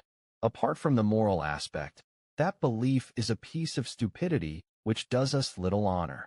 In civil life, an ever-ready mistrustfulness may count as a sign of bad character, and thus be an imprudent thing to have. Here among us, beyond the civil world and its yes and no, what is there to stop us from being imprudent and saying? The philosopher, as the creature which has hitherto always been most fooled on earth, has by now a right to bad character. He has today the duty to be distrustful, to squint wickedly up out of every abyss of suspicion. You must forgive me this humorous expression and grimace, for I have long since learned to think differently, to judge differently on the subject of deceiving and being deceived, and I keep in readiness at least a couple of jabs in the ribs for the blind rage with which philosophers resist being deceived. Why not? It is no more than a moral prejudice that truth is worth more than appearance. It is even the worst proved assumption that exists. Let us concede at least this much. There would be no life at all if not on the basis of perspective evaluations and appearances. And if, with the virtuous enthusiasm and awkwardness exhibited by some philosophers, one wanted to abolish the apparent world altogether, well, assuming you could do that, at any rate nothing would remain of your truth hither. Indeed, what compels us to assume there exists any essential antithesis between true and false? Is it not enough to suppose grades of apparentness, and as it were lighter and darker shades and tones of appearance, different velours, to speak in the language of painters? Why could the world which is of any concern to us not be a fiction, and he who then objects? But to the fiction there belongs an author? Could he not be met with the round retort, why? Does this belongs, perhaps not also belong to the fiction? Are we not permitted to be a little ironical now about the subject, as we are about the predicate and object? Ought the philosopher not to rise above the belief in grammar? All due respect to governesses, but is it not time that philosophy renounced the beliefs of governesses? 35. O Voltaire! O humanity! O imbecility! There is some point to truth, to the search for truth, and if a human being goes about it too humanely, a church l'ouvre que pour faire le hien, I wager he finds nothing. 36. Granted that nothing is given as real except our world of desires and passions, that we can rise or sink to no other reality than the reality of our drives, for thinking is only the relationship of these drives to one another. Is it not permitted to make the experiment and ask the question whether this which is given does not suffice for an understanding even of the so-called mechanical or material world? I do not mean as a deception, an appearance, an idea, in the Berkeleyan and Schopenhauerian sense, but as possessing the same degree of reality as our emotions themselves, as a more primitive form of the world of emotions in which everything still lies locked in mighty unity and then branches out and develops in the organic process. Also, as is only fair, is made weaker and more sensitive, as a kind of instinctual life in which all organic functions, together with self-regulation, assimilation, nourishment, excretion, metabolism, are still synthetically bound together, as an antecedent form of life? In the end, it is not merely permitted to make this experiment. It is commanded by the conscience of method, not to assume several kinds of causality, so long as the experiment of getting along with one has not been taken to its ultimate limits, to the point of nonsense, if I may say so. That is a morality of method which one may not repudiate nowadays. It follows from its definition, as a mathematician would say. In the end, the question is whether we really recognize will as efficient, whether we believe in the causality of will. If we do so, and fundamentally belief in this is precisely our belief in causality itself, then we have to make the experiment of positing causality of will hypothetically as the only one. Will can of course operate only on will, and not on matter, not on nerves, for example. Enough, one must venture the hypothesis that wherever effects are recognized, will is operating upon will, and that all mechanical occurrences, insofar as a force is active in them, are force of will, effects of will. Granted finally that one succeeded in explaining our entire instinctual life as the development and ramification of one basic form of will, as will to power, as is my theory. Granted that one could trace all organic functions back to this will to power, and could also find in it the solution to the problem of procreation and nourishment. They are one problem. One would have acquired the right to define all escient force unequivocally as will to power. The world seen from within, the world described and defined according to its intelligible character. It would be will to power and nothing else. 37. What does that, to speak vulgarly, not mean? God is refuted, but the devil is not. On the contrary, my friends. And who the devil compels you to speak vulgarly? 38. As happened lately, in all the clarity of modern times, with the French Revolution, that gruesome and, closely considered, superfluous farce, into which, however, noble and enthusiastic spectators all over Europe interpreted from a distance their own indignations and raptures so long and so passionately that the text disappeared beneath the interpretation. So a noble posterity could once again misunderstand the entire past, and only thus perhaps make the sight of it endurable. Or rather, has this not already happened? Have we ourselves not been this noble posterity? And, in so far as we comprehend this, is it not at this moment done with? 39. No one is likely to consider a doctrine true merely because it makes happy or makes virtuous, excepting perhaps the dear idealists who rapturize over the good, the true and the beautiful, and let all kinds of colorful, clumsy, and good-natured desideratus swim about together in their pond. Happiness and virtue are no arguments. But even thoughtful spirits like to forget that making unhappy and making evil are just as little counter-arguments. Something might be true, although at the same time harmful and dangerous in the highest degree. Indeed, it could pertain to the fundamental nature of existence that a complete knowledge of it would destroy one, so that the strength of a spirit could be measured by how much truth it could take, more clearly, to what degree it needed it attenuated, veiled, sweetened, blunted, and falsified. But there can be no doubt that for the discovery of certain parts of truth the wicked and unhappy are in a more favorable position and are more likely to succeed, not to speak of the wicked who are happy, a species about whom the moralists are silent. Perhaps severity and cunning provide more favorable conditions for the formation of the strong, independent spirit and philosopher than does that gentle, sweet, yielding good-naturedness and art of taking things lightly, which is prized in a scholar and rightly prized. Supposing in advance that the concept philosopher is not limited to the philosopher who writes books, or, worse, writes books of his philosophy. A final trait in the image of the free-spirited philosopher is provided by Stendhal, and in view of what German taste is, I do not want to fail to emphasize it, for it goes against German taste. Pour être bon philosophe, said this last great psychologist. Il faut être sec, clair, sans illusion. Un banquier, que fait fortune, un parti du caractère requis pour faire de découvertes en philosophie, c'est-à-dire pour clair dans ce que est. 40. Everything profound loves the mask. The profoundest things of all hate, even image and parable. Should not nothing less than the opposite be the proper disguise under which the shame of a god goes abroad? A questionable question. It would be strange if some mystic or other had not already ventured to meditate some such thing. There are occurrences of so delicate a description that one does well to bury them and make them unrecognizable with a piece of coarseness. There are acts of love and extravagant magnanimity, after which nothing is more advisable than to take a stick and give the eyewitness a thrashing and so confuse his memory.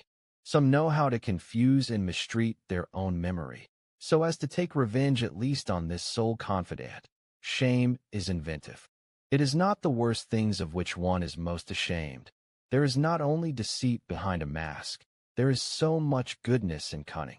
I could believe that a man who had something fragile and valuable to conceal might roll through life thick and round as an old, green, thick-hooped wine barrel. The refinement of his shame would have it so. A man whose shame has depth encounters his destinies and delicate decisions too on paths which very few ever reach, and of whose existence his intimates and neighbors may not know. His mortal danger is concealed from their eyes, as is the fact that he has regained his sureness of life. Such a hidden man, who instinctively uses speech for silence and concealment, and is inexhaustible in evading communication, wants a mask of him to roam the heads and hearts of his friends in his stead, and he makes sure that it does so. And supposing he does not want it, he will one day come to see that a mask is there in spite of that, and that that is a good thing. Every profound spirit needs a mask. More, around every profound spirit a mask is continually growing, thanks to the constantly false, that is to say shallow interpretation of every word he speaks, every step he takes, every sign of life he gives. 41. One must test oneself to see whether one is destined for independence and command, and one must do so at the proper time. One should not avoid one's tests, although they are perhaps the most dangerous game one could play, and are in the end tests which are taken before ourselves and before no other judge. Not to cleave to another person, though he be the one you love most. Every person is a prison, also a nook and corner. Not to cleave to a fatherland, though it be the most suffering and in need of help. It is already easier to sever your heart from a victorious fatherland. Not to cleave to a feeling of pity, though it be for higher men into whose rare torment and helplessness chance allowed us to look. Not to cleave to a science, though it lures one with the most precious discoveries seemingly reserved precisely for us. Not to cleave to one's own detachment, to that voluptuous remoteness and strangeness of the bird which flies higher and higher so as to see more and more beneath it the danger which threatens the flyer. Not to cleave to our own virtues and become as a whole the victim of some part of us, of our hospitality, for example, which is the danger of dangers for rich and noble souls who expend themselves prodigally, almost indifferently, and take the virtue of liberality to the point where it becomes a vice. One must know how to conserve oneself, the sternest test of independence. 42. A new species of philosopher is appearing. I venture to baptize these philosophers with a name not without danger in it, as I divine them, as they let themselves be divined, for it pertains to their nature to want to remain a riddle in some respects. These philosophers of the future might rightly, but perhaps also wrongly, be described as attempters. This name itself is in the end only an attempt and, if you will, a temptation. 43. Are they new friends of truth, these coming philosophers? In all probability, for all philosophers have hitherto loved their truths. But certainly they will not be dogmatists. It must offend their pride, and also their taste, if their truth is supposed to be a truth for every man, which has hitherto been the secret desire and hidden sense of all dogmatic endeavors. My judgment is my judgment. Another cannot easily acquire a right to it. Such a philosopher of the future may perhaps say. One has to get rid of the bad taste of wanting to be in agreement with many. Good, is no longer good when your neighbor takes it into his mouth. And how could there exist a common good? The expression is a self-contradiction. What can be common has ever but little value. In the end, it must be as it is and has always been. Great things are for the great, abysses for the profound, shudders and delicacies for the refined, and, in sum, all rare things for the rare. 44. After all this, do I still need to say that they too will be free, very free spirits, these philosophers of the future, just as surely as they will not be merely free spirits, but something more, higher, greater, and thoroughly different that does not want to be misunderstood or taken for what it is not. But in saying this, I feel I have a duty, almost as much towards them as towards us, their heralds and precursors, us free spirits, to blow away from all of us an ancient and stupid prejudice and misunderstanding which has all too long obscured the concept free spirit like a fog. In all the countries of Europe and likewise in America, there exists at present something that misuses this name, a very narrow, enclosed, chained-up species of spirits who desire practically the opposite of that which informs our aims and instincts. Not to mention the fact that in regard to those new philosophers appearing, they must certainly be closed windows and bolted doors.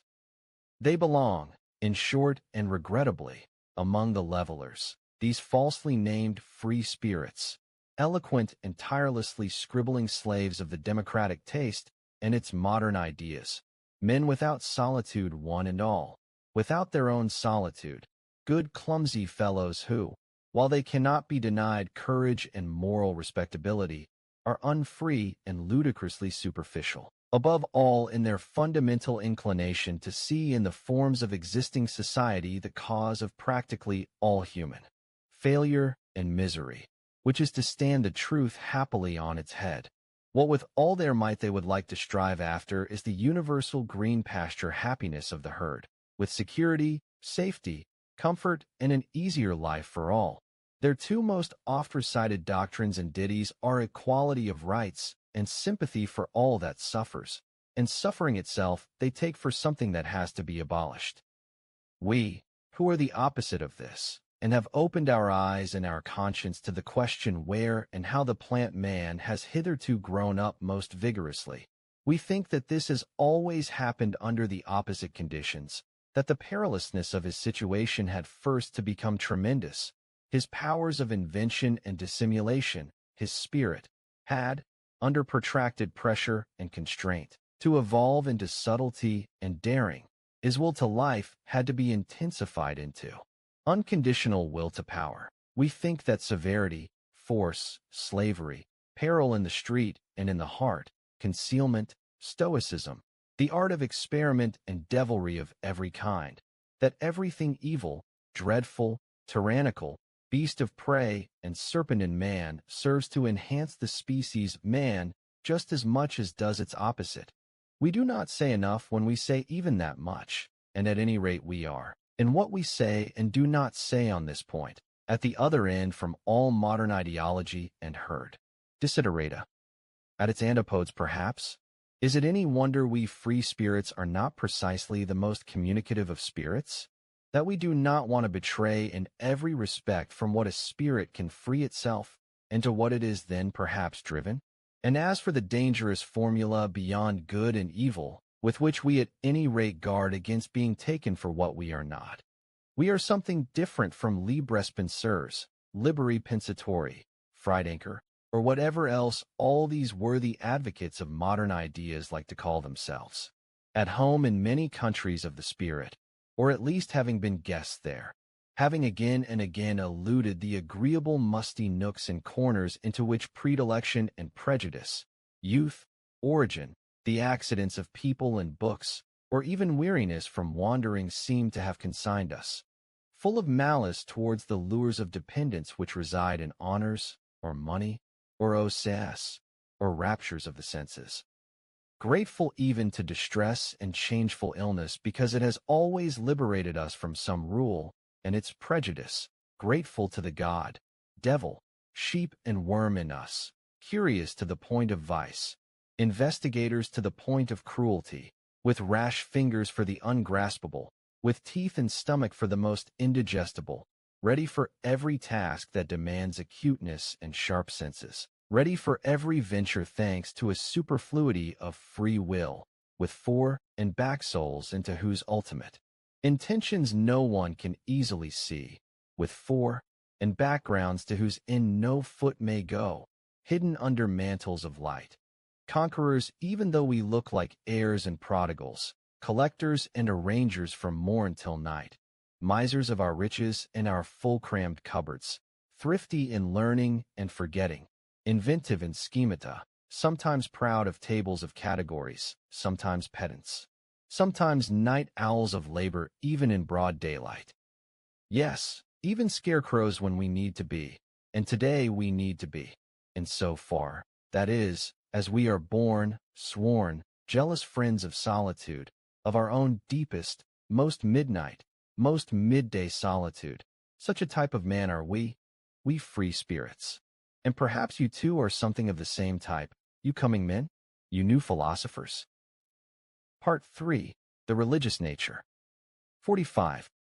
The human soul and its frontiers, the compass of human inner experience in general attained hitherto, the heights, depths, and distances of this experience, the entire history of the soul hitherto, and its still unexhausted possibilities.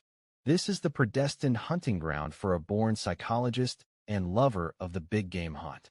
But how often must he say despairingly to himself, one man, alas, but one man, and this great forest and jungle. And thus he wishes he had a few hundred beaters and subtle, well-instructed tracker dogs whom he could send into the history of the human soul and there round up his game. In vain. He discovers again and again, thoroughly and bitterly, how hard it is to find beaters and dogs for all the things which arouse his curiosity. The drawback in sending scholars out into new and dangerous hunting grounds where courage, prudence, subtlety in every sense are needed is that they cease to be of any use precisely where the big hunt, but also the big danger, begins.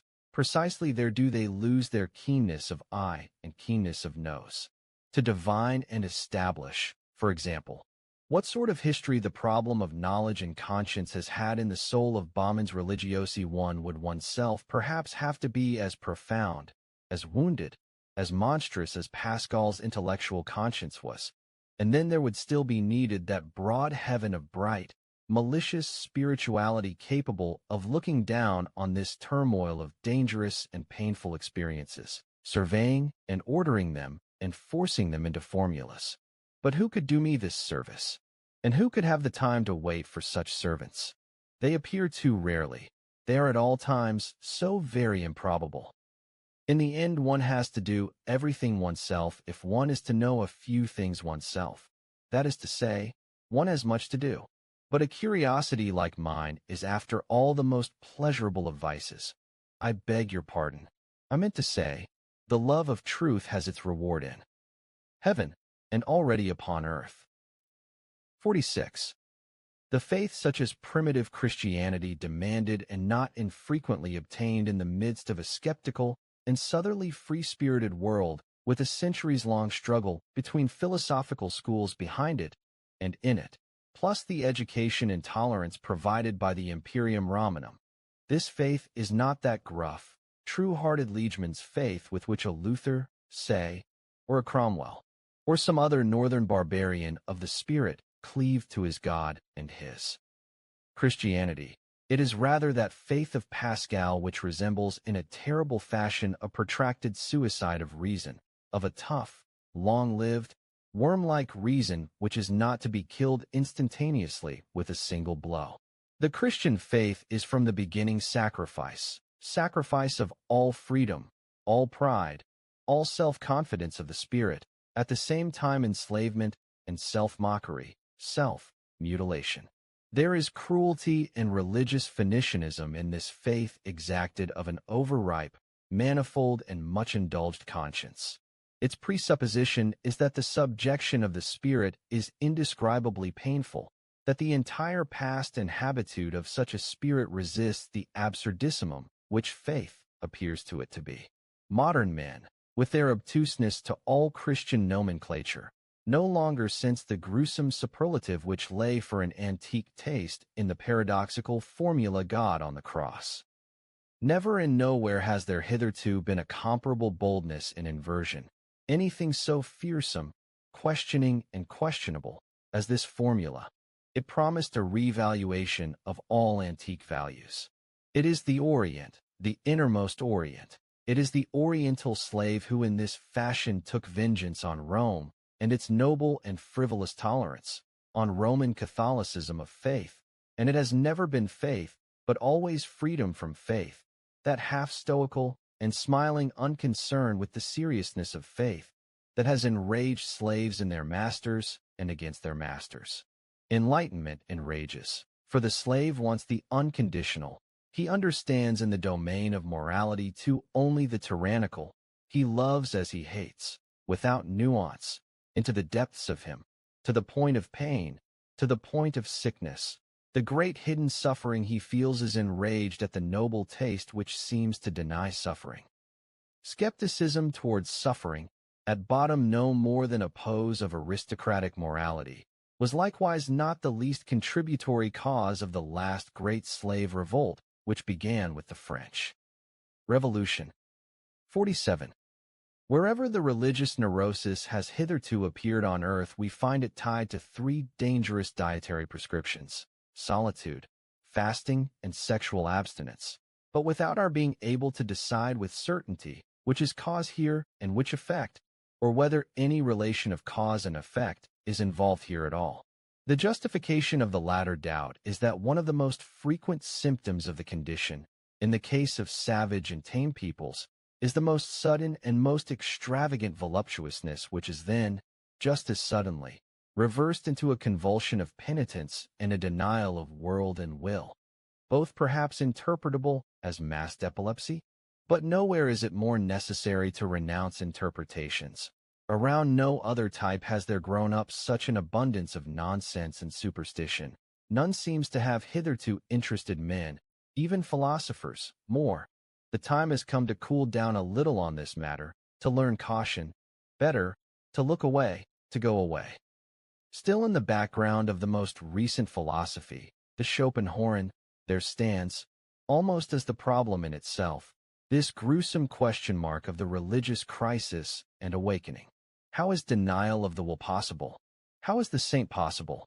This really seems to have been the question over which Schopenhauer became a philosopher and set to work. And thus it showed a genuinely Schopenhauerian outcome that his most convinced adherent, perhaps also his last adherent, so far as Germany is concerned, namely Richard Wagner, brought his own life's work to an end at precisely this point, and at last introduced that dreadful and eternal type onto the stage as Kundry, type VQ, just as it is, and at the very time when the psychiatrists of almost all the nations of Europe had an opportunity of studying it at close quarters wherever the religious neurosis, or, as I call it, the religious nature, staged its latest epidemic parade and outbreak, as the Salvation Army. But if one asks what it has really been in this whole phenomenon of the saint that has interested men of all types and ages, even philosophers, so immoderately, then the answer is, beyond doubt, the appearance of the miraculous adhering to it, namely the direct succession of opposites, of morally antithetical states of soul. Here it seemed a palpable fact that a bad man all at once became a saint, a good man. Schology has hitherto come to grief at this point. Has it not been principally because it has acknowledged the dominion of morality, because it itself believed in antithetical moral values and saw, read, interpreted these antitheses into the text and the facts? What? The miracle? Only an error of interpretation? A lack of philology? 48. It seems that their Catholicism is much more an intrinsic part of the Latin races than the whole of Christianity in general is of us Northerners, and that unbelief consequently signifies something altogether different in Catholic countries from what it does in Protestant, namely a kind of revolt against the spirit of the race, while with us it is rather a return to the spirit, or lack of spirit, of the race. We Northerners are undoubtedly descended from barbarian races also in respect of our talent for religion. We have little talent for it. We may accept the Celts, who therefore supplied the best soil for the reception of the Christian infection in the north. The Christian ideal came to blossom, so far as the pale northern sun permitted it, in France. How uncongenially pious are to our taste even these latest French skeptics when they have in them any Celtic blood. How Catholic, how un-German does Auguste Comte's sociology smell to us with its Roman logic of the instincts. How Jesuitical that clever and charming Cicerone of Port Royal, Saint Beuve, despite all his hostility towards the Jesuits. And even more so Ernest Renan. How inaccessible to us Northerners is the language of a Renan, in whom every other minute some nothingness of religious tension topples a soul, which is in a refined sense voluptuous and relaxed. Repeat these beautiful words of his, and what malice and high spirits are at once aroused in reply and are probably less beautiful and sterner, that is to say German, souls. Dyson's donc hardiment que la religion est un produit de l'homme normal. Que l'homme est le plus dans le vrai quand il est le plus religité, le plus assure d'une destinée infinie. C'est quand il est bon qu'il voit que la vertu corresponde à un ordre éternel. C'est quand il contemple les choses d'une manière désinteressée qu'il trouve la mort révoltante et absurde. Comment n'est pas supposer que c'est dans ces moments-là qu'il voit le mieux? These words are so totally antipodal to my ears and habits that when I discovered them my immediate anger wrote beside them, la niaiserie religieuse par excellence. Until my subsequent anger actually began to like them, these words with their upside-down truth. It is so pleasant, so distinguishing, to possess one's own antipodes. 49. What astonishes one about the religiosity of the ancient Greeks is the tremendous amount of gratitude that emanates from it. The kind of man who stands thus before nature and before life is a very noble one. Later, when the rabble came to predominate in Greece, fear also overran religion, and Christianity was preparing itself. 50. The passion for God. There is the peasant, true-hearted and importunate kind. Like Luther's, the whole of Protestantism lacks southern delicatezza. There is an oriental ecstatic kind, like that of a slave who has been undeservedly pardoned and elevated, as for example in the case of Augustine, who lacks in an offensive manner all nobility of bearing and desire. There is the womanly tender and longing kind which presses bashfully and ignorantly for a unio mystica et physica, as in the case of Madame de Guyon. In many cases it appears strangely enough as a disguise for the puberty of a girl or a youth, now and then even as the hysteria of an old maid, also as her final ambition. The Church has more than once canonized the woman in question. 51. Hitherto the mightiest men have still bowed down reverently before the saint as the enigma of self-constraint and voluntary final renunciation. Why did they bow? They sensed in him, as it were behind the question mark presented by his fragile and miserable appearance, the superior force that sought to prove itself through such a constraint, the strength of will in which they recognized and knew how to honor their own strength and joy in ruling. They honored something in themselves when they honored the saint. In addition to this, the sight of the saint aroused a suspicion in them. Such an enormity of denial, of anti-nature, will not have been desired for nothing, they said to themselves. Is there perhaps a reason for it, a very great danger about which the ascetic, thanks to his secret visitors and informants, might possess closer knowledge? Enough, the mighty of the world learned in face of him a new fear. They sensed a new power, a strange enemy as yet unsubdued. It was the will to power which constrained them to halt before the saint. They had to question him.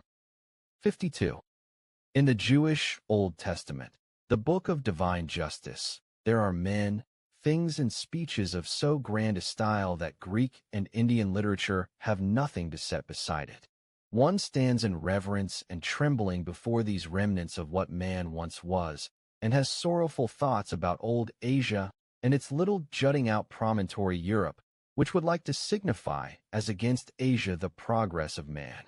To be sure, he who is only a measly tame domestic animal and knows only the needs of a domestic animal, like our cultured people of today, the Christians of cultured, Christianity included, has no reason to wonder, let alone to sorrow, among those ruins. The taste for the Old Testament is a touchstone in regard to great and small. Perhaps he will find the New Testament, the book of mercy, more after his own heart. There is in it a great deal of the genuine delicate, musty odor of devotee and petty soul. To have glued this New Testament, a species of rococo taste in every respect, onto the Old Testament to form a single book, as Bible, as the book of books, that is perhaps the greatest piece of temerity and sin against the spirit that literary Europe has on its conscience. 53. Why atheism today? The Father in God is thoroughly refuted, likewise the judge, the rewarder, likewise his free will. He does not hear, and if he heard he would still not know how to help. The worst thing is, he seems incapable of making himself clearly understood. Is he himself vague about what he means? These are what, in the course of many conversations, asking and listening, I found to be the causes of the decline of European theism. It seems to me that the religious instinct is indeed in vigorous growth, but that it rejects the theistic answer with profound mistrust. 54. What, at bottom, is the whole of modern philosophy doing? Since Descartes, and indeed rather in spite of him than on the basis of his precedent, all philosophers have been making an attentat on the ancient soul concept under the cloak of a critique of the subject and predicate concept, that is to say, an attentat on the fundamental presupposition of Christian doctrine. Modern philosophy, as an epistemological skepticism, is, covertly or openly, anti-Christian, although, to speak to more refined ears, by no means anti-religious. For in the past one believed in the soul as one believed in grammar and the grammatical subject. One said I is the condition, think is the predicate and conditioned. Thinking is an activity to which a subject must be thought of as cause. Then one tried with admirable artfulness and tenacity to fathom whether one could not get out of this net, whether the reverse was not perhaps true. Think the condition, I conditioned, I thus being only a synthesis produced by thinking. Kant wanted fundamentally to prove that, starting from the subject could not be proved, nor could the object. The possibility of an apparent existence of the subject, that is to say, of the soul, may not always have been remote from him. That idea which, as the philosophy of the Vedanta, has exerted immense influence on earth before. 55. There is a great ladder of religious cruelty with many wrongs, but three of them are the most important. At one time one sacrificed human beings to one's God, perhaps precisely those human beings one loved best. The sacrifice of the firstborn present in all prehistoric religions belongs here, as does the sacrifice of the Emperor Tiberius in the Mithras Grotto on the Isle of Capri, that most horrible of all Roman anachronisms. Then, in the moral epic of mankind, one sacrificed to one's God the strongest instincts one possessed, one's nature. The joy of this festival glitters in the cruel glance of the ascetic, the inspired anti-naturist. Finally, what was left to be sacrificed? Did one not finally have to sacrifice everything comforting, holy, healing, all hope, all faith in a concealed harmony, in a future bliss and justice? Did one not have to sacrifice God himself, and out of cruelty against one's self-worship stone, stupidity, gravity, fate, nothingness? To sacrifice God for nothingness, this paradoxical mystery of the ultimate act of cruelty was reserved for the generation which is even now arising. We all know something of it already. 56. He who, prompted by some enigmatic desire, has, like me, long endeavored to think pessimism through to the bottom and to redeem it from the half-Christian, half-German simplicity and narrowness with which it finally presented itself to this century, namely in the form of the Schopenhauerian philosophy. He who has really gazed with an Asiatic and more than Asiatic eye down into the most world-denying of all possible modes of thought, beyond good and evil, and no longer, like Buddha and Schopenhauer, under the spell and illusion of morality, perhaps by that very act, and without really intending to, may have had his eyes opened to the opposite ideal. To the ideal of the most exuberant, most living, and most world-remaking man, who has not only learned to get on and treat with all that was and is, but who wants to have it again as it was, and is to all eternity, insatiably calling out to capo not only to himself, but to the whole piece and play, and not only to a play, but fundamentally to him who needs precisely this play, and who makes it necessary, because he needs himself again, and makes himself necessary. What? And would this not be circulus viciosus Deus? 57. With the strength of his spiritual sight and insight the distance, and as it were the space, around man continually expands. His world grows deeper, ever new stars, ever new images and enigmas come into view. Perhaps everything on which the spirit's eye has exercised its profundity and acuteness has been really but an opportunity for its exercise, a game, something for children and the childish. Perhaps the most solemn concepts which have occasioned the most strife and suffering, the concepts God and sin, will one day seem to us of no more importance than a child's toy, and a child's troubles seem to an old man, and perhaps old man will then have need of another toy and other troubles, still enough of a child, an eternal child. 58.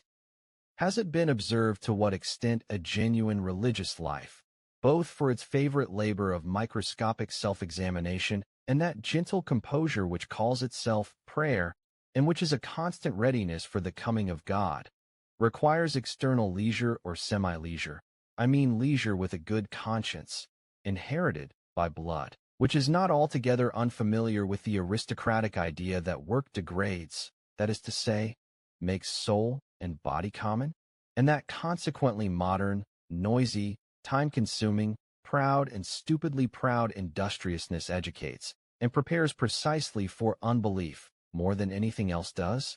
Among those in Germany, for example, who nowadays live without religion, I find people whose free thinking is of differing kinds and origins, but above all a majority of those in whom industriousness from generation to generation has extinguished the religious instincts, so that they no longer have any idea what religions are supposed to be for, and as it were merely register their existence in the world with a kind of dumb amazement.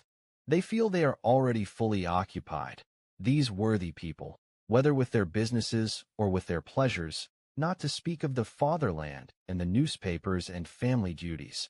It seems that they have no time at all left for religion, especially as it is not clear to them whether it involves another business or another pleasure, for they tell themselves it is not possible that one goes to church simply to make oneself miserable. They are not opposed to religious usages. If participation in such usages is demanded in certain cases, by the state for instance, they do what is demanded of them as one does so many things, with patient and modest seriousness, and without much curiosity and discomfort. It is only that they live too much aside and outside even to feel the need for any for or against in such things. The great majority of German middle-class Protestants can today be numbered among these indifferent people, especially in the great industrious centers of trade and commerce. Likewise, the great majority of industrious scholars and the entire university equipage, excepting the theologians, whose possibility and presence there provides the psychologist with ever more and ever subtler enigmas to solve. Pious, or even merely church-going people seldom realize how much goodwill, one might even say willfulness, it requires nowadays for a German scholar to take the problem of religion seriously. His whole trade, and, as said above, the tradesmanlike industriousness to which his modern conscience obliges him, disposes him to a superior, almost good-natured merriment in regard to religion, sometimes mixed with a mild contempt directed at the uncleanliness of spirit which he presupposes wherever one still belongs to the church. It is only with the aid of history, thus not from his personal experience, that the scholar succeeds in summoning up a reverent seriousness and a certain shy respect towards religion. But if he intensifies his feelings towards it even to the point of feeling grateful to it, he is still in his own person not got so much as a single step closer to that which still exists as church or piety, perhaps the reverse. The practical indifference to religious things in which he was born and raised is as a rule sublimated in him into a caution and cleanliness which avoids contact with religious people and things. And it can be precisely the depth of his tolerance and humanity that bids him evade the subtle distress which tolerance itself brings with it. Every age has its own divine kind of naivety for the invention of which other ages may envy it. And how much naivety, venerable, childlike, and boundlessly stupid naivety there is in the scholar's belief in his superiority, in the good conscience of his tolerance, in the simple unsuspecting certainty with which his instinct treats the religious man as an inferior and lower type, which he himself has grown beyond and above. He, the little presumptuous dwarf and man of the mob, the brisk and busy head and handyman of ideas, of modern ideas. 59. He who has seen deeply into the world knows what wisdom there is in the fact that men are superficial. It is their instinct for preservation which teaches them to be fickle, light, and false. Here and there, among philosophers as well as artists, one finds a passionate and exaggerated worship of pure forms. Let no one doubt that he who needs the cult of surfaces to that extent has at some time or other made a calamitous attempt to get beneath them. Perhaps there might even exist an order of rank in regard to these burnt children, these born artists who can find pleasure in life only in the intention of falsifying its image, as it were in a long drawn-out revenge on life. One could determine the degree to which life has been spoiled for them by the extent to which they want to see its image falsified, attenuated, and made otherworldly and divine. One could include the homines religiosi among the artists as their highest rank. It is the profound, suspicious fear of an incurable pessimism which compels whole millennia to cling with their teeth to a religious interpretation of existence. The fear born of that instinct which senses that one might get hold of the truth too soon, before mankind was sous-sciently strong, sous-sciently hard, sous-scient of an artist. Piety, the life in God, would, viewed in this light, appear as the subtlest and ultimate product of the fear of truth, as the artist's worship of an intoxication before the most consistent of all falsifications, as the will to inversion of truth to untruth at any price. Perhaps there has up till now been no finer way of making man himself more beautiful than piety. Through piety man can become to so great a degree of art, surface, play of colors, goodness, that one no longer suffers at the sight of him. 60. To love men for the sake of God. That has been the noblest and most remote feeling attained to among men up till now. That love of man without some sanctifying ulterior objective is one piece of stupidity and animality more, that the inclination to this love of man has first to receive its measure, its refinement, its grain of salt and drop of amber from a higher inclination. Whatever man it was who first felt and experienced this, however much his tongue may have faltered as it sought to express such a delicate thought, let him be holy and venerated to us for all time as the man who has soared the highest and gone the most beautifully astray. 61. The philosopher as we understand him, we free spirits, as the man of the most comprehensive responsibility who has the conscience for the collective evolution of mankind. This philosopher will make use of the religions for his work of education and breeding, just as he will make use of existing political and economic conditions. The influence on selection and breeding, that is to say the destructive as well as the creative and formative influence, which can be exercised with the aid of the religions, is manifold and various depending on the kind of men placed under their spell and protection. For the strong and independent prepared and predestined for command, in whom the art and reason of a ruling race is incarnated, religion is one more means of overcoming resistance, so as to be able to rule. As a bond that unites together ruler and ruled, and betrays and hands over to the former the consciences of the latter, all that is hidden and most intimate in them which would like to exclude itself from obedience.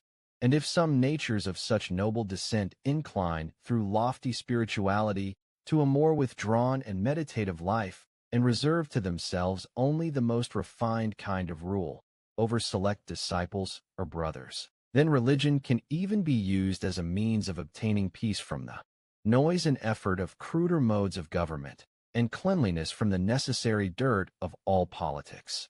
Thus did the Brahmins, for example, arrange things. With the aid of a religious organization, they gave themselves the power of nominating their kings for the people, while keeping and feeling themselves aside and outside as men of higher and more than kingly tasks. In the meantime, religion also gives a section of the ruled guidance and opportunity for preparing itself for future rule and command, that is to say, those slowly rising orders and classes in which through fortunate marriage customs the strength and joy of the will to self-mastery is always increasing.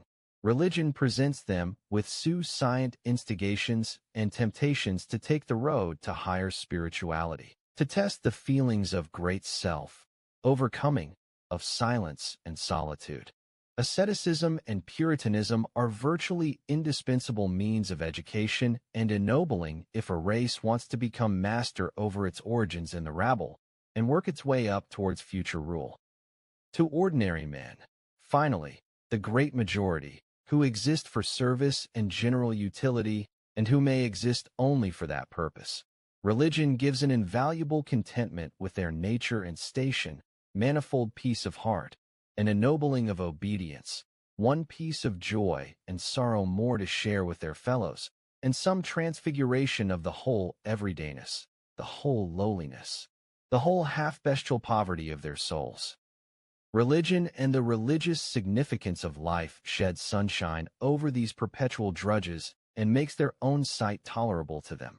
It has the effect which an Epicurean philosophy usually has on sufferers of a higher rank, refreshing, refining, as it were making the most use of suffering, ultimately even sanctifying and justifying.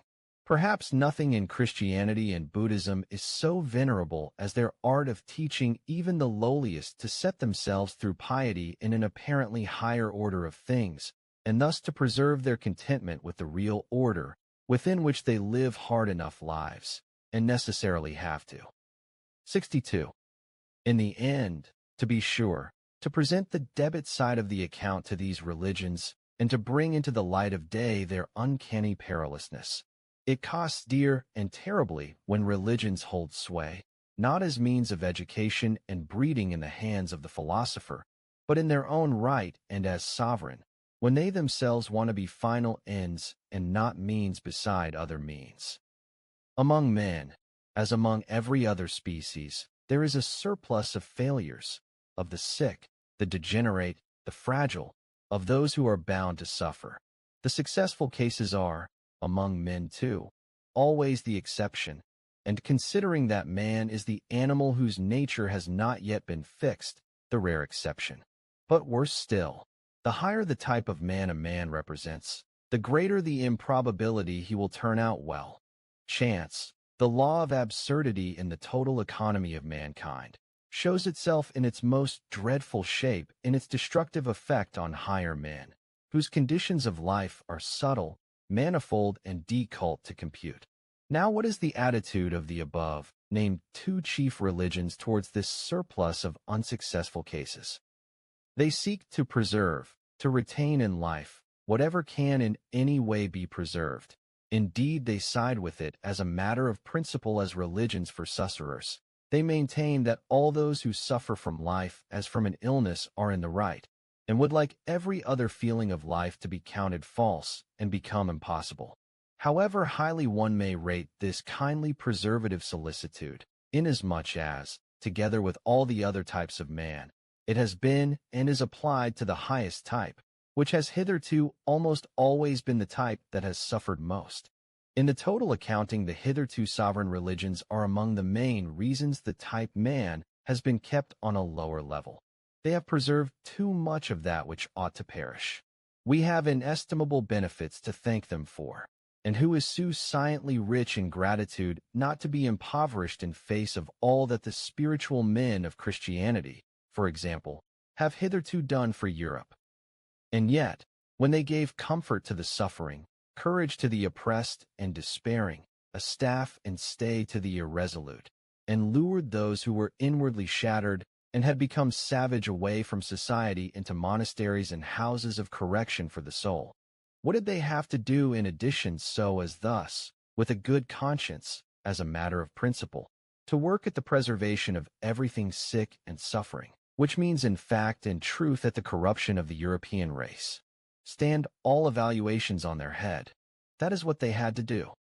And smash the strong, contaminate great hopes, cast suspicion on joy and beauty, break down everything autocratic, manly, conquering, tyrannical, all the instincts proper to the highest and most successful of the type man, into uncertainty, remorse of conscience, self-destruction, indeed reverse the whole love of the earthly and of dominion over the earth into hatred of the earth and the earthly.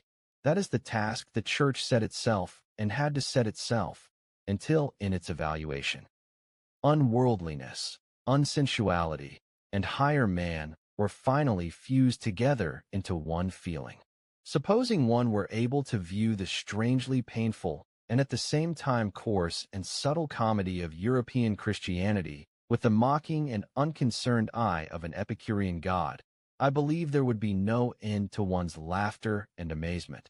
For does it not seem that one will has dominated Europe for 18 centuries, the will to make of man a sublime abortion? But he who, with an opposite desire, no longer Epicurean, but with some divine hammer in his hand, approached this almost deliberate degeneration and stunting of man such as constitutes the European Christian, Pascal for instance, would he not have to cry out in rage, in pity, in horror? O you fools, you presumptuous, pitying fools, what have you done?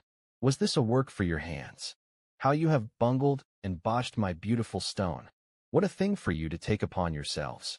What I am saying is, Christianity has been the most fatal kind of self-presumption ever. Men not high or hard enough for the artistic refashioning of mankind.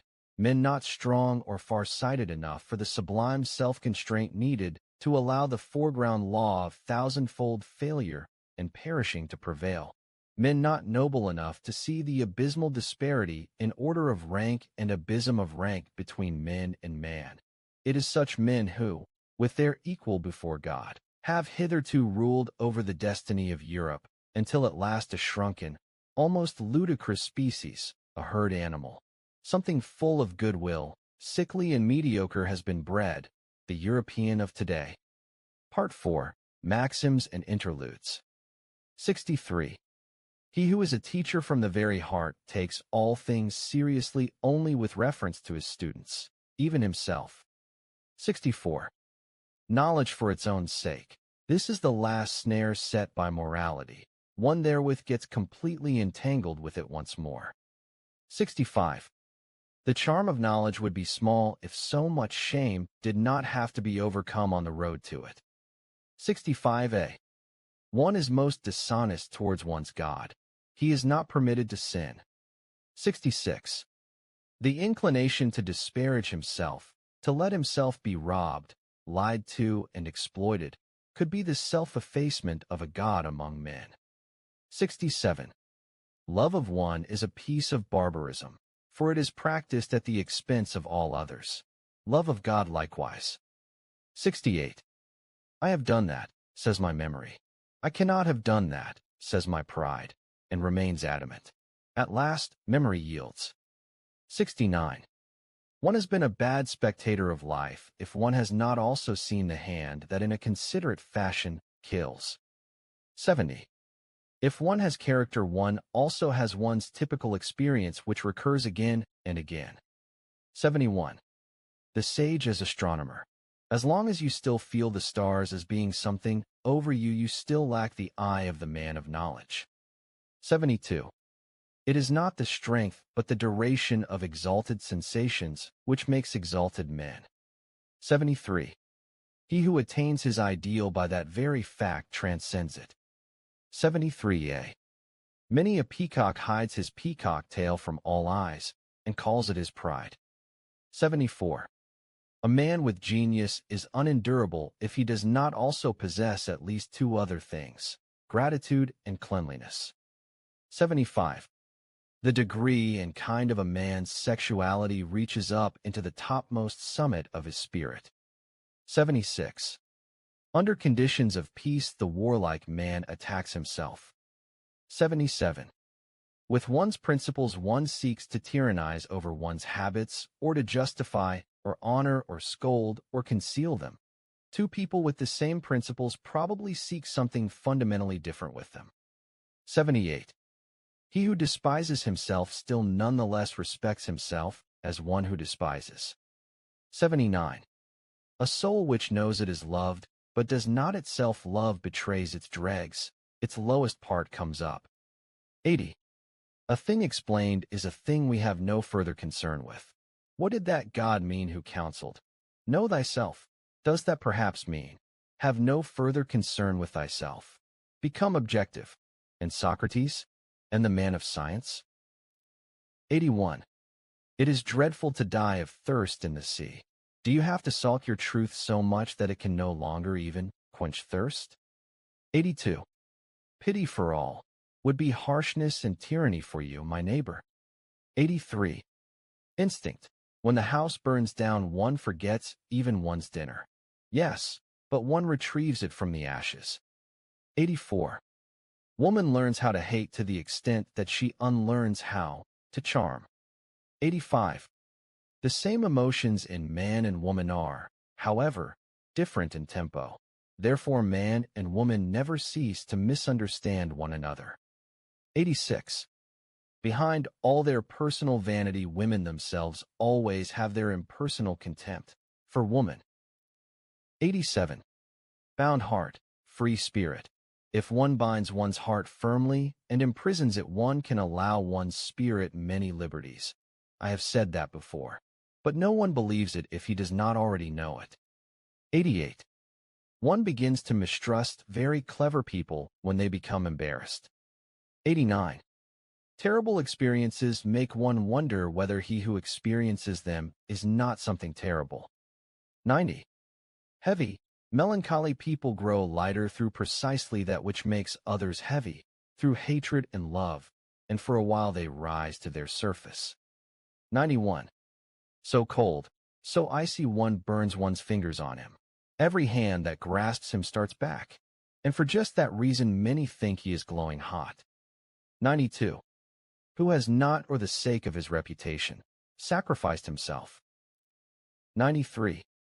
There is no hatred for men in geniality, but for just that reason all too much contempt for men. 94. Mature manhood. That means to have rediscovered the seriousness one had as a child at play. 95. To be ashamed of one's immorality. That is a step on the ladder at the end of which one is also ashamed of one's morality. 96. One ought to depart from life as Odysseus departed from Nausicaa, blessing rather than in love with it. 97. What? A great man? I always see only the actor of his own ideal. 98. If one trains one's conscience, it will kiss us as it bites. 99. The disappointed man speaks. I listened for an echo, and I heard only praise. 100. Before ourselves we all pose as being simpler than we are. Thus do we take a rest from our fellow men. 101. Today a man of knowledge might easily feel as if he were God become animal. 102. To discover he is loved in return ought really to disenchant the lover with the beloved. What? She is so modest as to love even you? Or so stupid? Or. 103. The danger in happiness. Now everything is turning out well for me. Now I love every destiny. Who would like to be my destiny? 104. It is not their love for men, but the impotence of their love for men, which hinders the Christians of today from burning us. 105. The free spirit, the pious man of knowledge, finds pia fraus even more offensive to his taste, to his kind of piety, than impia fraus. Hence the profound lack of understanding of the church typical of the free spirit, his kind of unfreedom. 106. By means of music the passions enjoy themselves. 107. To close your ears to even the best counterargument once the decision has been taken, sign of a strong character. Thus an occasional will to stupidity. 108. There are no moral phenomena at all, only a moral interpretation of phenomena. 109. The criminal is often enough not equal to his deed. He disparages and slanders it. 110. A criminal's lawyers are seldom artists enough to turn the beautiful terribleness of the deed to the advantage of him who did it. 111. Our vanity is hardest to wound precisely when our pride has just been wounded. 112. He who feels predestined to regard and not believe finds all believers too noisy and importunate. He rebuffs them. 113. You want to make him interested in you? Then pretend to be embarrassed in his presence. 114. The tremendous expectation in regard to sexual love and the shame involved in this expectation distorts all a woman's perspectives from the start. 115. Where neither love nor hate is in the game, a woman is a mediocre player. 116. The great epics of our life are the occasions when we gain the courage to rebaptize our evil qualities as our best qualities. 117. The will to overcome an emotion is ultimately only the will of another emotion or of several others. 118. There is an innocence in admiration. He has it to whom it has not yet occurred that he too could one day be admired. 119. Disgust with dirt can be so great that it prevents us from cleaning ourselves, from justifying ourselves. 120. Sensuality often makes love grow too quickly, so that the root remains weak and is easy to pull out. 121. It was a piece of subtle refinement that God learned Greek when he wanted to become a writer, and that he did not learn it better. 122. To enjoy praise is with some people only politeness of the heart, and precisely the opposite of vanity of the spirit. 123. Even concubinage has been corrupted by marriage. 124. He who rejoices even at the stake triumphs not over pain, but at the fact that he feels no pain where he had expected to feel it. A parable. 125. When we have to change our opinion about someone, we hold the inconvenience he has therewith caused us greatly to his discredit. 126. A people is a detour of nature to get to 6 or 7 great men. Yes, and then to get round them. 127. Science offends the modesty of all genuine women. They feel as if one were trying to look under their skin, or worse, under their clothes and finery. 128. The more abstract the truth you want to teach, the more you must seduce the senses to it. 129. The devil has the widest perspectives for God, and that is why he keeps so far away from him, the devil being the oldest friend of knowledge. 130. What a person is begins to betray itself when his talent declines, when he ceases to show what he can do. Talent is also finery. Finery is also a hiding place. 131. The sexes deceive themselves about one another, the reason being that fundamentally they love and honor only themselves, or their own ideal, to express it more pleasantly. Thus man wants woman to be peaceful, but woman is essentially unpeaceful, like the cat, however well she may have trained herself to present an appearance of peace. 132. One is punished most for one's virtues. 133. He who does not know how to find the road to his ideal lives more frivolously and impudently than the man without an ideal. 134. All credibility, all good conscience, all evidence of truth comes only from the senses. 135. Pharisaism is not degeneration in a good man. A good part of it is rather the condition of all being good. 136. One seeks a midwife for his thoughts, another someone to whom he can be a midwife. Thus originates a good conversation. 137. When one has dealings with scholars and artists, it is easy to miscalculate in opposite directions. Behind a remarkable scholar, one not infrequently finds a mediocre man, and behind a mediocre artist often, a very remarkable man. 138. What we do in dreams we also do when we are awake. We invent and fabricate the person with whom we associate, and immediately forget we have done so. 139. In revenge, and in love woman is more barbarous than man. 140. Counsel as conundrum. If the bonds are not to burst, you must try to cut them first. 141. The belly is the reason man does not so easily take himself for a god. 142. The chastest expression I have ever heard. Dans le véritable amour c'est l'âme, que enveloppe le corps. 143. Our vanity would have just that which we do best count as that which is hardest for us. The origin of many immorality. 144.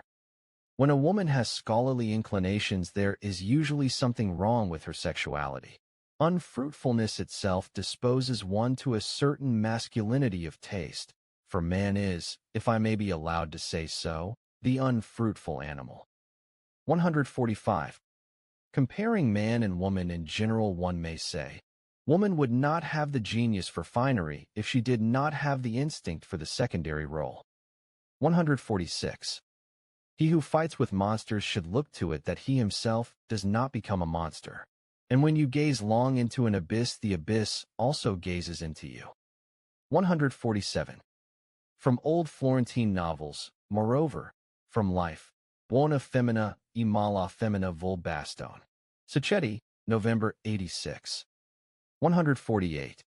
To seduce one's neighbor to a good opinion, and afterwards faithfully to believe in this good opinion of one's neighbor. Who can do this trick as well as women? 149.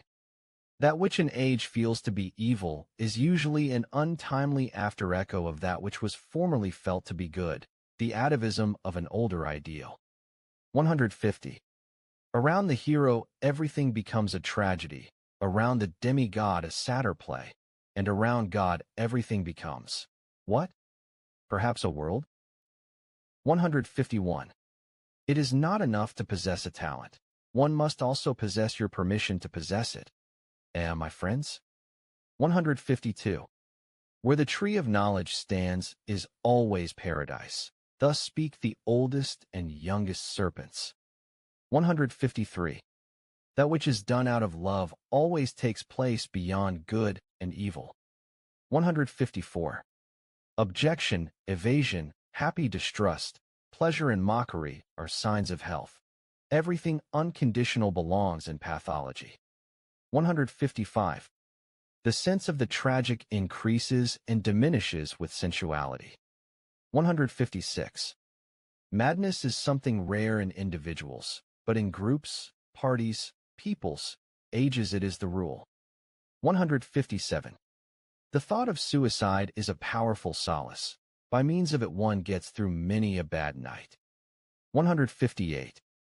To our strongest drive, the tyrant in us, not only our reason but also our conscience submits. 159.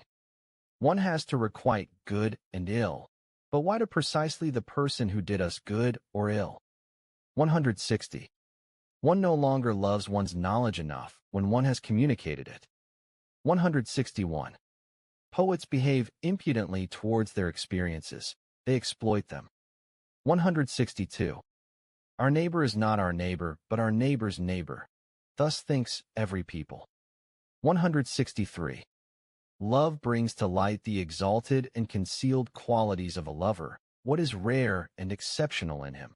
To that extent it can easily deceive as to what is normal in him. 164. Jesus said to his Jews, The law was made for servants. Love God as I love him, as his son. What have we sons of God to do with morality? 165. Concerning every party, a shepherd always has need of a bellwether, or he must himself occasionally be one. 166. You may lie with your mouth, but with the mouth you make as you do, so you none the less tell the truth. 167. With hard men intimacy is a thing of shame and something precious. 168. Christianity gave Eros poison to drink. He did not die of it, to be sure, but degenerated into vice. 169. To talk about oneself a great deal can also be a means of concealing oneself. 170. In praise there is more importunity than in blame. 171. Pity in a man of knowledge seems almost ludicrous, like sensitive hands on a cyclops. 172. From love of man, one sometimes embraces anyone, because one cannot embrace everyone, but one must never let this anyone know it. 173.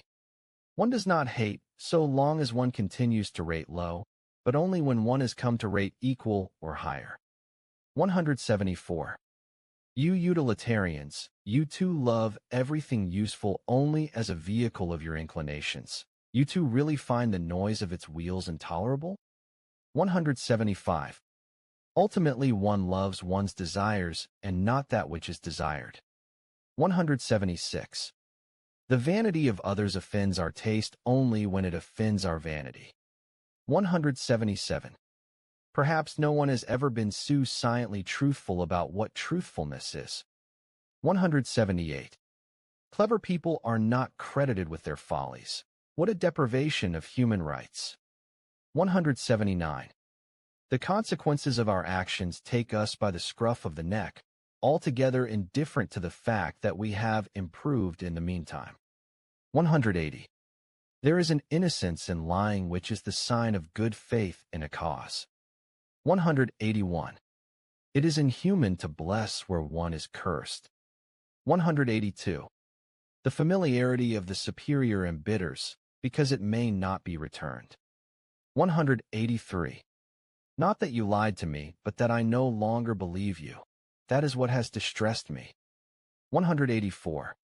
There is a wild spirit of good-naturedness which looks like malice. 185. I do not like it. Why? I am not up to it. Has anyone ever answered like that? Part 5. On the Natural History of Morals. 186. Moral sensibility is as subtle, late, manifold, sensitive and refined in Europe today as the science of morals pertaining to it is still young, inept, clumsy, and coarse-fingered, an interesting contrast which sometimes even becomes visible and incarnate in the person of a moralist.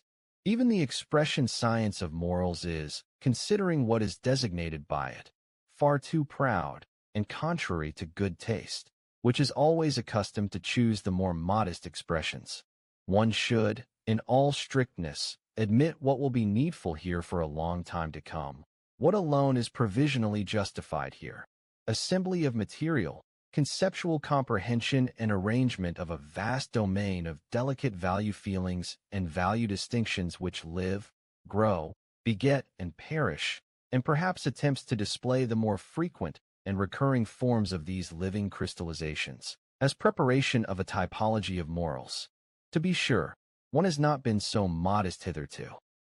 Philosophers one and all have, with a straight-laced seriousness that provokes laughter, demanded something much higher, more pretentious, more solemn of themselves as soon as they have concerned themselves with morality as a science. They wanted to furnish the rational ground of morality, and every philosopher hitherto has believed he has furnished this rational ground. Morality itself, however, was taken as given. How far from their clumsy pride was that apparently insignificant task left in dust and mildew, the task of description, although the most delicate hands and senses could hardly be delicate enough for it.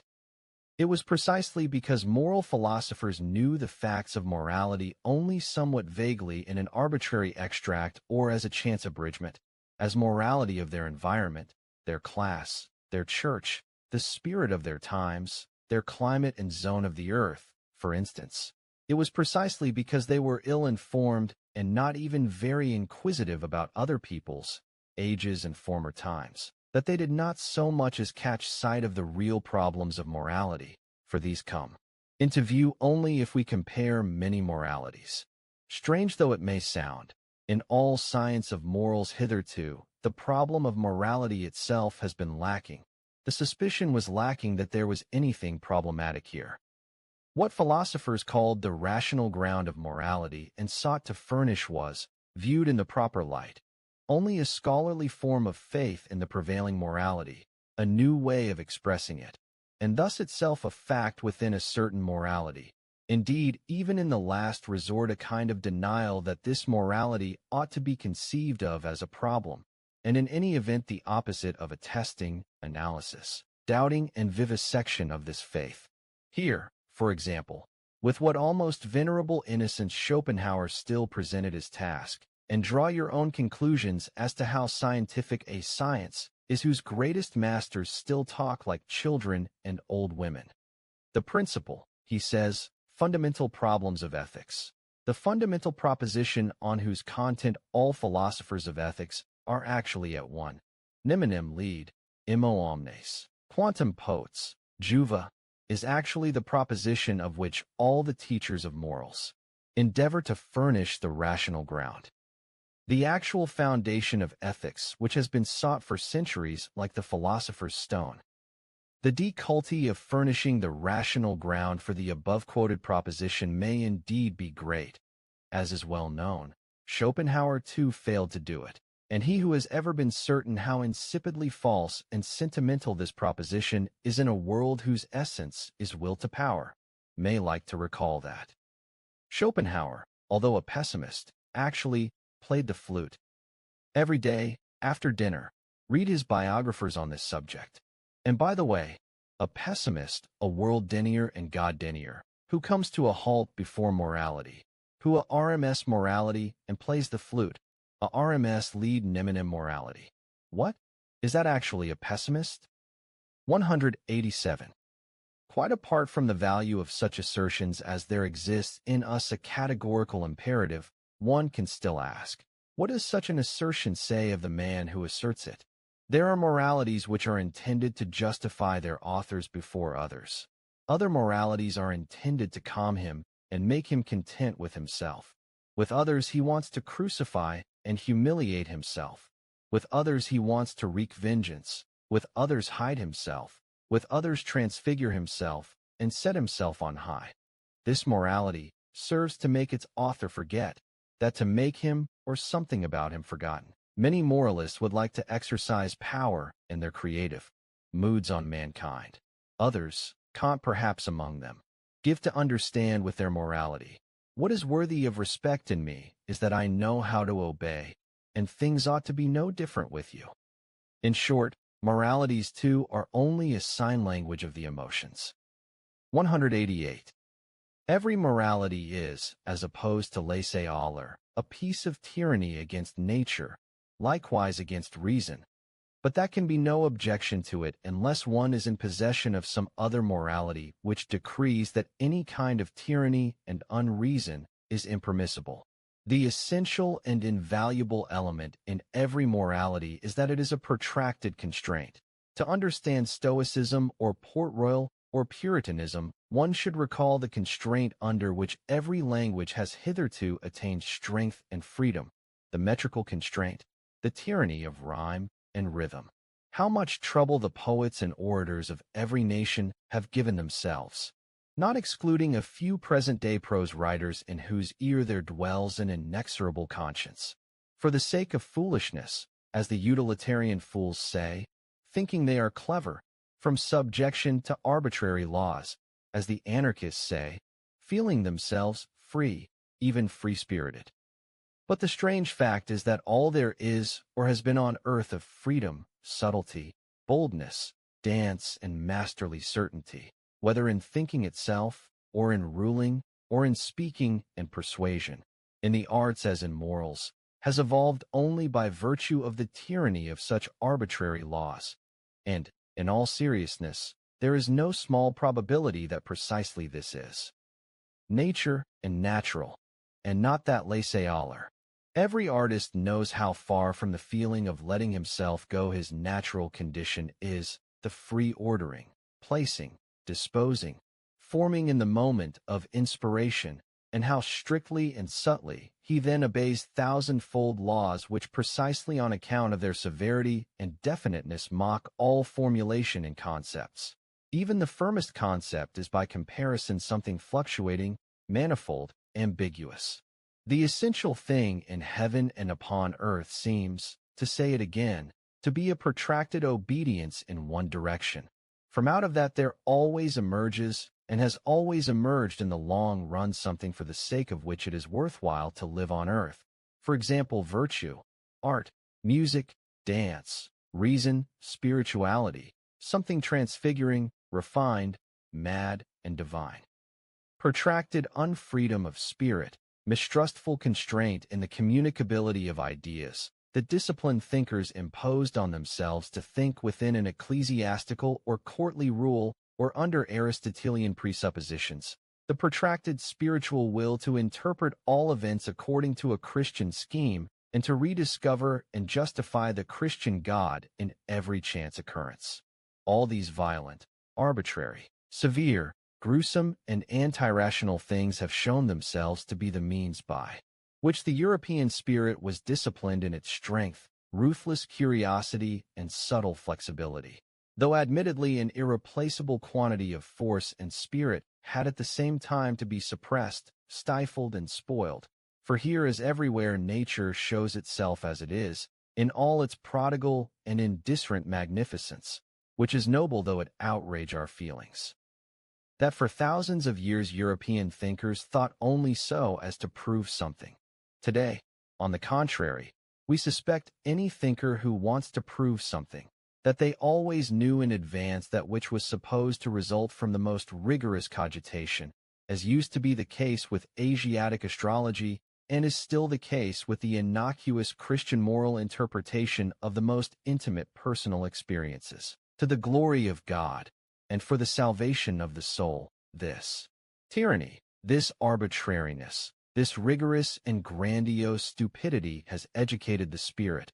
It seems that slavery, in the cruder and in the more refined sense, is the indispensable means also for spiritual discipline and breeding. Regard any morality from this point of view. It is nature in it which teaches hatred of laissez-aller, of too great freedom, and which implants the need for limited horizons and immediate tasks, which teaches the narrowing of perspective, and thus in a certain sense stupidity, as a condition of life and growth. Thou shalt obey someone, and for a long time. Otherwise thou shalt perish and lose all respect for thyself. This seems to me to be nature's imperative, which is, to be sure, neither categorical as old Kant demanded it should be, hence the otherwise, nor addressed to the individual. What do individuals matter to nature? But to peoples, races, ages, classes, and above all to the entire animal man, to mankind. 189. The industrious races find leisure very hard to endure.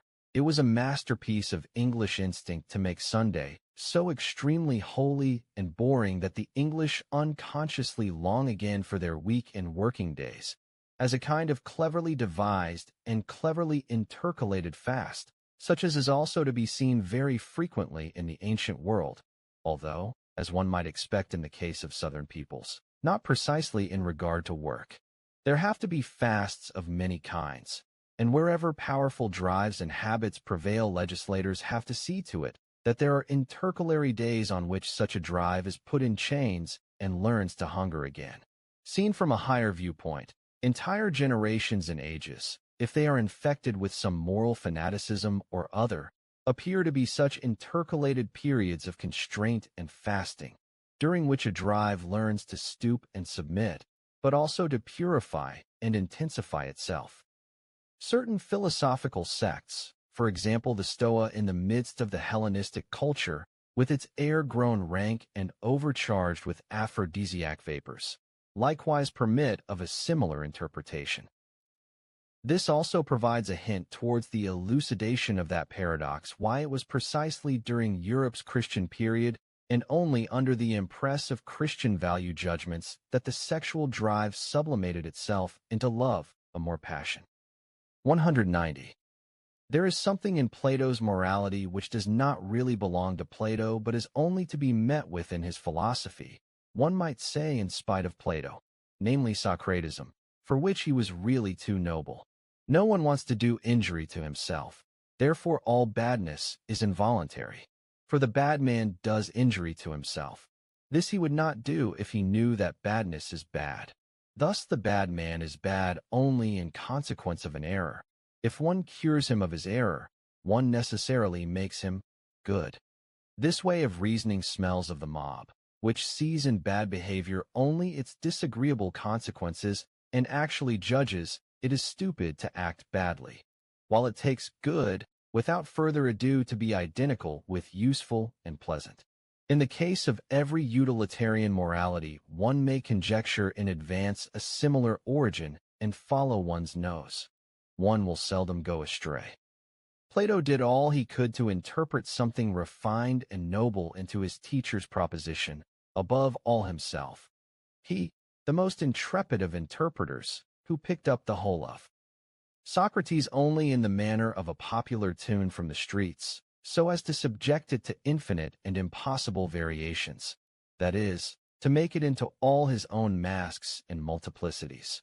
One might ask in jest, and in Homeric jest at that, what is the Platonic Socrates if not prose? The Platon opathen te Platon mes te chimera? 191.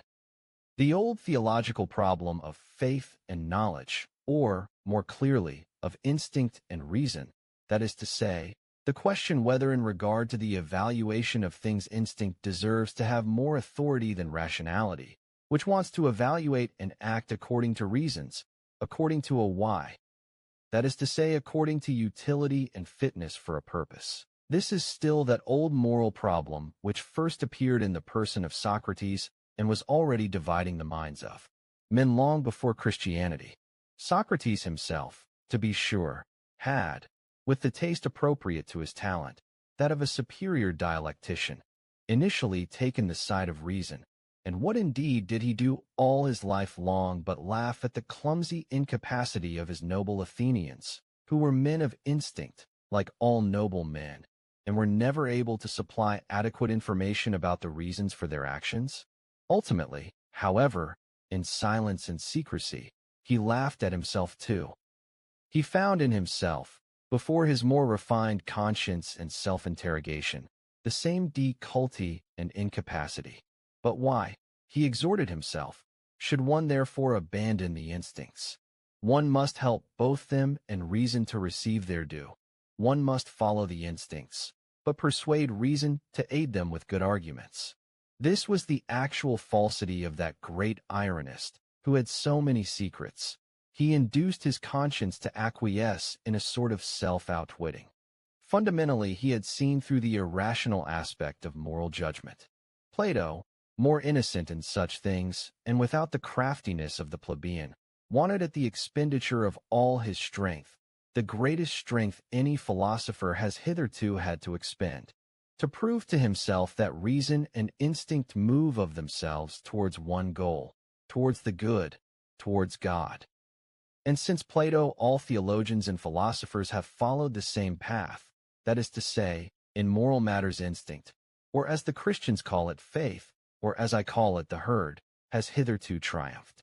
One might have to exclude Descartes, the father of rationalism, and consequently the grandfather of the revolution, who recognized only the authority of reason.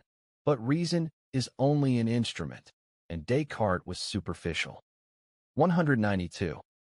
He who has followed the history of an individual science will find in its evolution a clue to the comprehension of the oldest and most common processes of all knowledge and understanding.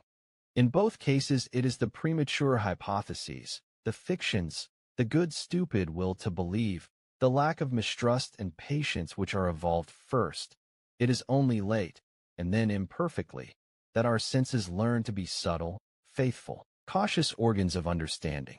It is more comfortable for our eye to react to a particular object by producing again an image it has often produced before than by retaining what is new and different in an impression. The latter requires more strength, more morality. To hear something new is hard and painful for the ear.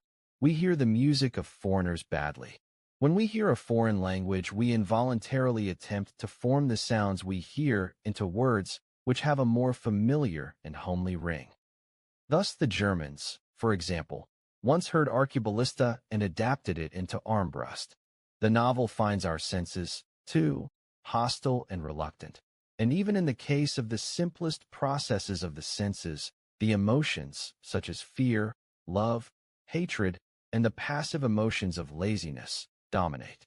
As little as a reader today reads all the individual words, not to speak of the syllables, of a page. He rather takes about 5 words and 20 haphazardly and conjectures their probable meaning.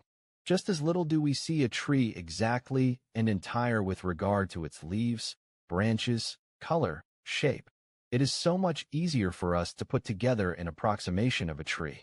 Even when we are involved in the most uncommon experiences, we still do the same thing. We fabricate the greater part of the experience and can hardly be compelled not to contemplate some event as its inventor. All this means we are from the very heart and from the very first accustomed to lying.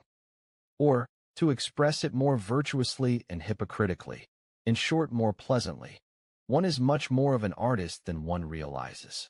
In a lively conversation, I often see before me the face of the person with whom I am speaking so clearly and subtly determined by the thought he is expressing or which I believe has been called up in him, that this degree of clarity far surpasses the power of my eyesight, so that the play of the muscles and the expression of the eyes must have been invented by me.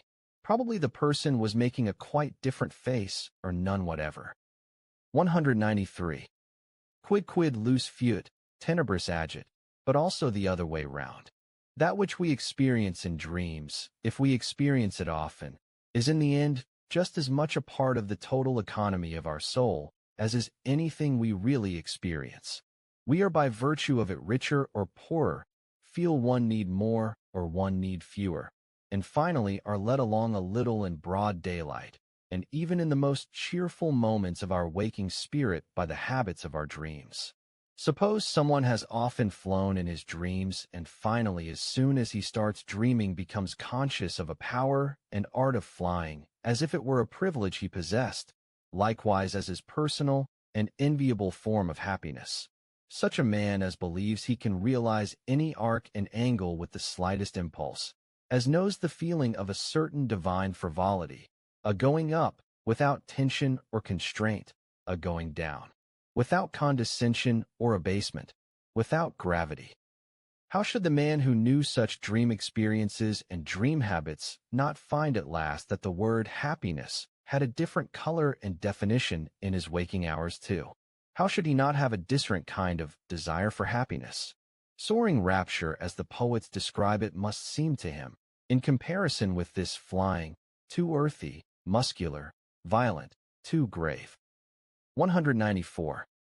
The diversity of men is revealed not only in the diversity of their tables of what they find good, that is to say, in the fact that they regard diverse goods worth striving for, and also differ as to what is more or less valuable. As to the order of rank of the goods they all recognize, it is revealed even more in what they regard as actually having and possessing what they find good. In regard to a woman, for example, the more modest man counts the simple disposal of her body and sexual gratification as a sufficient and satisfactory sign of having, of possession. Another, with a more jealous and demanding thirst for possession, sees the question mark, the merely apparent quality of such a having, and requires subtler tests. Above all, in order to know whether the woman not only gives herself to him, but also gives up for his sake what she has or would like to have, only. Thus does she count to him as possessed. A third, however, is not done with jealousy and desire for having even then. He asks himself whether, When the woman gives up everything for him, she does not perhaps do so for a phantom of him. He demands that she know him to the very heart before she is able to love him at all. He dares to let himself be unraveled. He feels that his beloved is fully in his possession only when she no longer deceives herself about him, but loves him as much for his devilry and hidden insatiability as she does for his goodness, patience, and spirituality. One would like to possess a people, and all the higher arts of a Cagliostro and Catalan seem to him right for that end. Another, with a more refined thirst for possession, says to himself, one may not deceive where one wants to possess. He is irritated and dissatisfied at the idea that it is a mask of him which rules the hearts of the people. So I must let myself be known and, first of all, know myself. Among helpful and charitable people one almost always finds that clumsy deceitfulness which first adjusts and adapts him who is to be helped. As if, for example, he deserved help, desired precisely their help, and would prove profoundly grateful, faithful, and submissive to them in return for all the help he had received. With these imaginings they dispose of those in need as if they were possessions, and are charitable and helpful at all only from a desire for possessions. They are jealous if one frustrates or anticipates them when they want to help. Parents involuntarily make of their child something similar to themselves. They call it education. And at the bottom of her heart no mother doubts that in her child she has born a piece of property. No father disputes his right to subject it to his concepts and values. Indeed, in former times, among the ancient Germans, for instance, it seemed proper for fathers to possess power of life or death over the newborn and to use it as they thought fit. And as formerly the father, so still today the teacher, the class, the priest, the prince unhesitatingly see in every new human being an opportunity for a new possession. From which it follows. 195. The Jews, a people born for slavery as Tacitus and the whole ancient world says, the chosen people as they themselves say and believe. The Jews achieved that miracle of inversion of values, thanks to which life on earth has for a couple of millennia acquired a new and dangerous fascination. Their prophets fused rich, godless, evil, violent, sensual into one, and were the first to coin the word world as a term of infamy. It is in this inversion of values, with which is involved the employment of the word for poor as a synonym of holy and friend, that the significance of the Jewish people resides. With them, there begins the slave revolt in morals. 196. It is to be inferred that there exist countless dark bodies close to the sun, such as we shall never see. This is, between ourselves, a parable, and a moral psychologist reads the whole starry script only as a parable and sign language by means of which many things can be kept secret. 197. One altogether misunderstands the beast of prey and man of prey. Cesare Borgia, for example. One misunderstands nature, so long as one looks for something sick at the bottom of these healthiest of all tropical monsters and growths, or even for an inborn hell in them.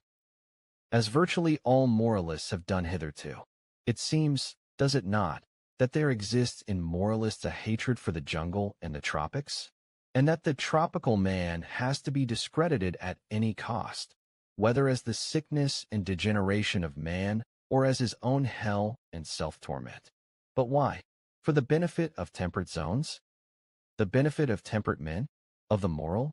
Of the mediocre? This for the chapter Morality as Timidity. 198. All these moralities which address themselves to the individual person for the promotion of his happiness, as they say, what are they but prescriptions for behavior in relation to the degree of perilousness in which the individual person lives with himself, recipes to counter his passions, his good and bad inclinations in so far as they have will to power in them, and would like to play the tyrant. Great and little artifices and acts of prudence to which there clings the nook and cranny. Odor of ancient household remedies and old woman wisdom, one and all baroque and unreasonable in form, because they address themselves to all, because they generalize where generalization is impermissible, speaking unconditionally one and all, taking themselves for unconditional, flavored with more than 1 grain of salt, indeed tolerable only, and occasionally even tempting, when they learn to smell overspiced and dangerous, to smell above all of the other world. All this is, from an intellectual point of view, of little value and far from constituting science, not to speak of wisdom, but rather, to say it again and to say it thrice, prudence, prudence, prudence, mingled with stupidity, stupidity, stupidity, whether it be that indifference and statuesque coldness towards the passionate folly of the emotions which the Stoics advised and applied, or that no more laughing and no more weeping of Spinoza, that destruction of the emotions through analysis and vivisection which he advocated so naively, or that depression of the emotions to a harmless mean at which they may be satisfied, the Aristotelianism of morals, even morality as enjoyment of the emotions in a deliberate thinning down and spiritualization through the symbolism of art, as music for instance, or as love of God or love of man for the sake of God.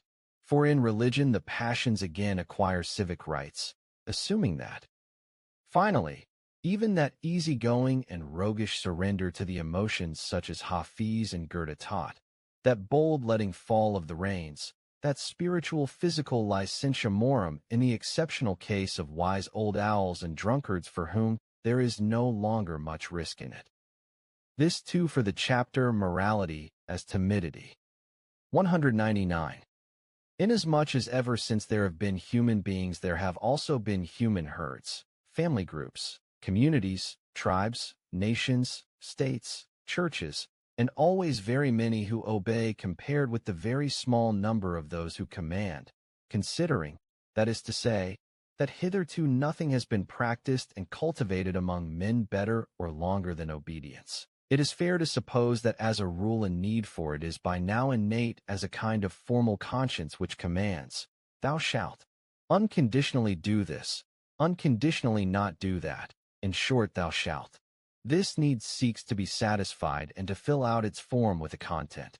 In doing so it grasps about wildly, according to the degree of its strength, impatience and tension, with little discrimination, as a crude appetite, and accepts whatever any commander, parent, teacher, law, class prejudice, public opinion, shouts in its ears.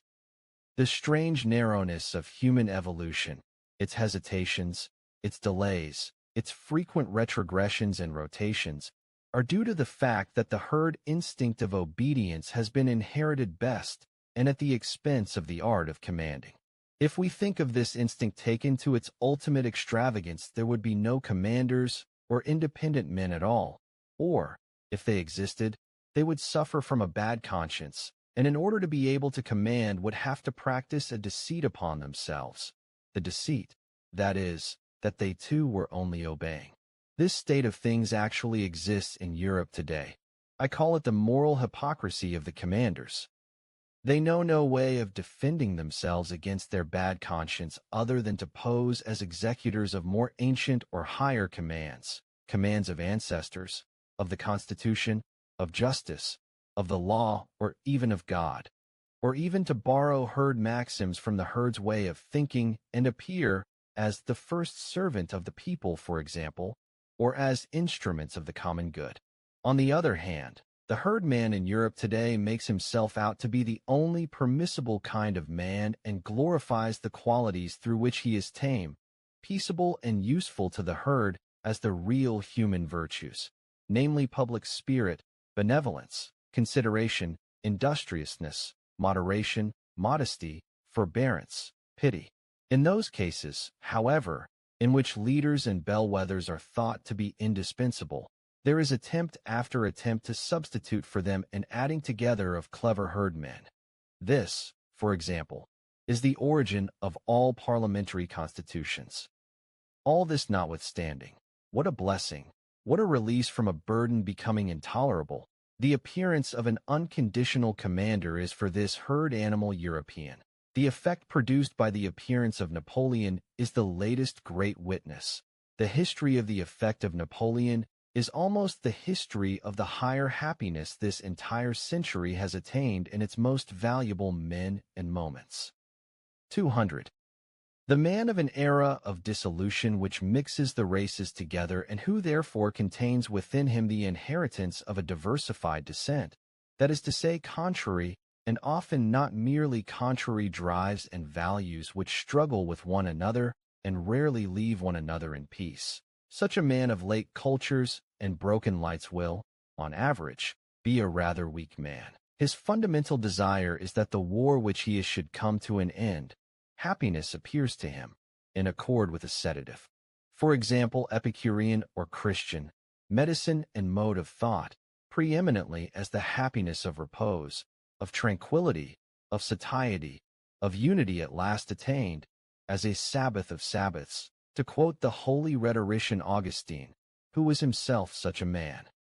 If, however, the contrariety and war in such a nature should act as one more stimulus and enticement to life, and if, on the other hand, in addition to powerful and irreconcilable drives, there has also been inherited and cultivated a proper mastery and subtlety in conducting a war against oneself, that is to say, self-control, self-outwitting, then there arise those marvelously incomprehensible and unfathomable men, those enigmatic men predestined for victory and the seduction of others, the fairest examples of which are Alcibiades and Caesar, to whom I should like to add that first European agreeable to my taste, the Hohenstaufen Friedrich II, and among artists perhaps Leonardo da Vinci. They appear in precisely the same ages as those in which that rather weak type with his desire for rest comes to the fore. The two types belong together and originate in the same causes. 201. So long as the utility which dominates moral value judgments is solely that which is useful to the herd, so long as the object is solely the preservation of the community, and the immoral is sought precisely and exclusively in that which seems to imperil the existence of the community, so long as that is the case, there can be no morality of love of one's neighbor. Supposing that even there a constant little exercise of consideration, pity, fairness, mildness, mutual aid was practiced, supposing that even at that stage of society all those drives are active which are later honorably designated virtues, and are finally practically equated with the concept morality. In that era they do not yet by any means belong to the domain of moral valuations. They are still extramoral. An act of pity, for example, was during the finest age of Rome considered neither good nor bad, neither moral nor immoral. And even if it was commended, this commendation was entirely compatible with a kind of involuntary disdain, as soon, that is, as it was set beside any action which served the welfare of the whole, of the residential publica. Ultimately, love of one's neighbor is always something secondary, in part conventional and arbitrarily illusory, when compared with fear of one's neighbor. Once the structure of society seems to have been in general fixed and made safe from external dangers, it is this fear of one's neighbor which again creates new perspectives of moral valuation. There are certain strong and dangerous drives, such as enterprisingness, foolhardiness, revengefulness, craft, rapacity, ambition, which hitherto had not only to be honored from the point of view of their social utility, under different names, naturally, from those chosen here, but also mightily developed and cultivated, because they were constantly needed to protect the community as a whole against the enemies of the community as a whole. These drives are now felt to be doubly dangerous, now that the diversionary outlets for them are lacking, and are gradually branded as immoral and given over to calumny. The antithetical drives and inclinations now come into moral honor. Step by step the herd instinct draws its conclusions. How much or how little that is dangerous to the community, dangerous to equality, resides in an opinion, in a condition or emotion, in a will, in a talent. That is now the moral perspective. Here again fear is the mother of morality. When the highest and strongest drives, breaking passionately out, carry the individual far above and beyond the average and lowlands of the herd conscience, The self-confidence of the community goes to pieces. Its faith in itself, its spine as it were, is broken. Consequently, it is precisely these drives which are most branded and calumniated. Lofty spiritual independence, the will to stand alone, great intelligence even, are felt to be dangerous. Everything that raises the individual above the herd and makes his neighbor quail is henceforth called evil. The fair, modest, obedient, self-effacing disposition, the mean and average in desires, acquires moral names and honors. Eventually, under very peaceful conditions, there is less and less occasion or need to educate one's feelings in severity and sternness. And now every kind of severity, even severity in justice, begins to trouble the conscience.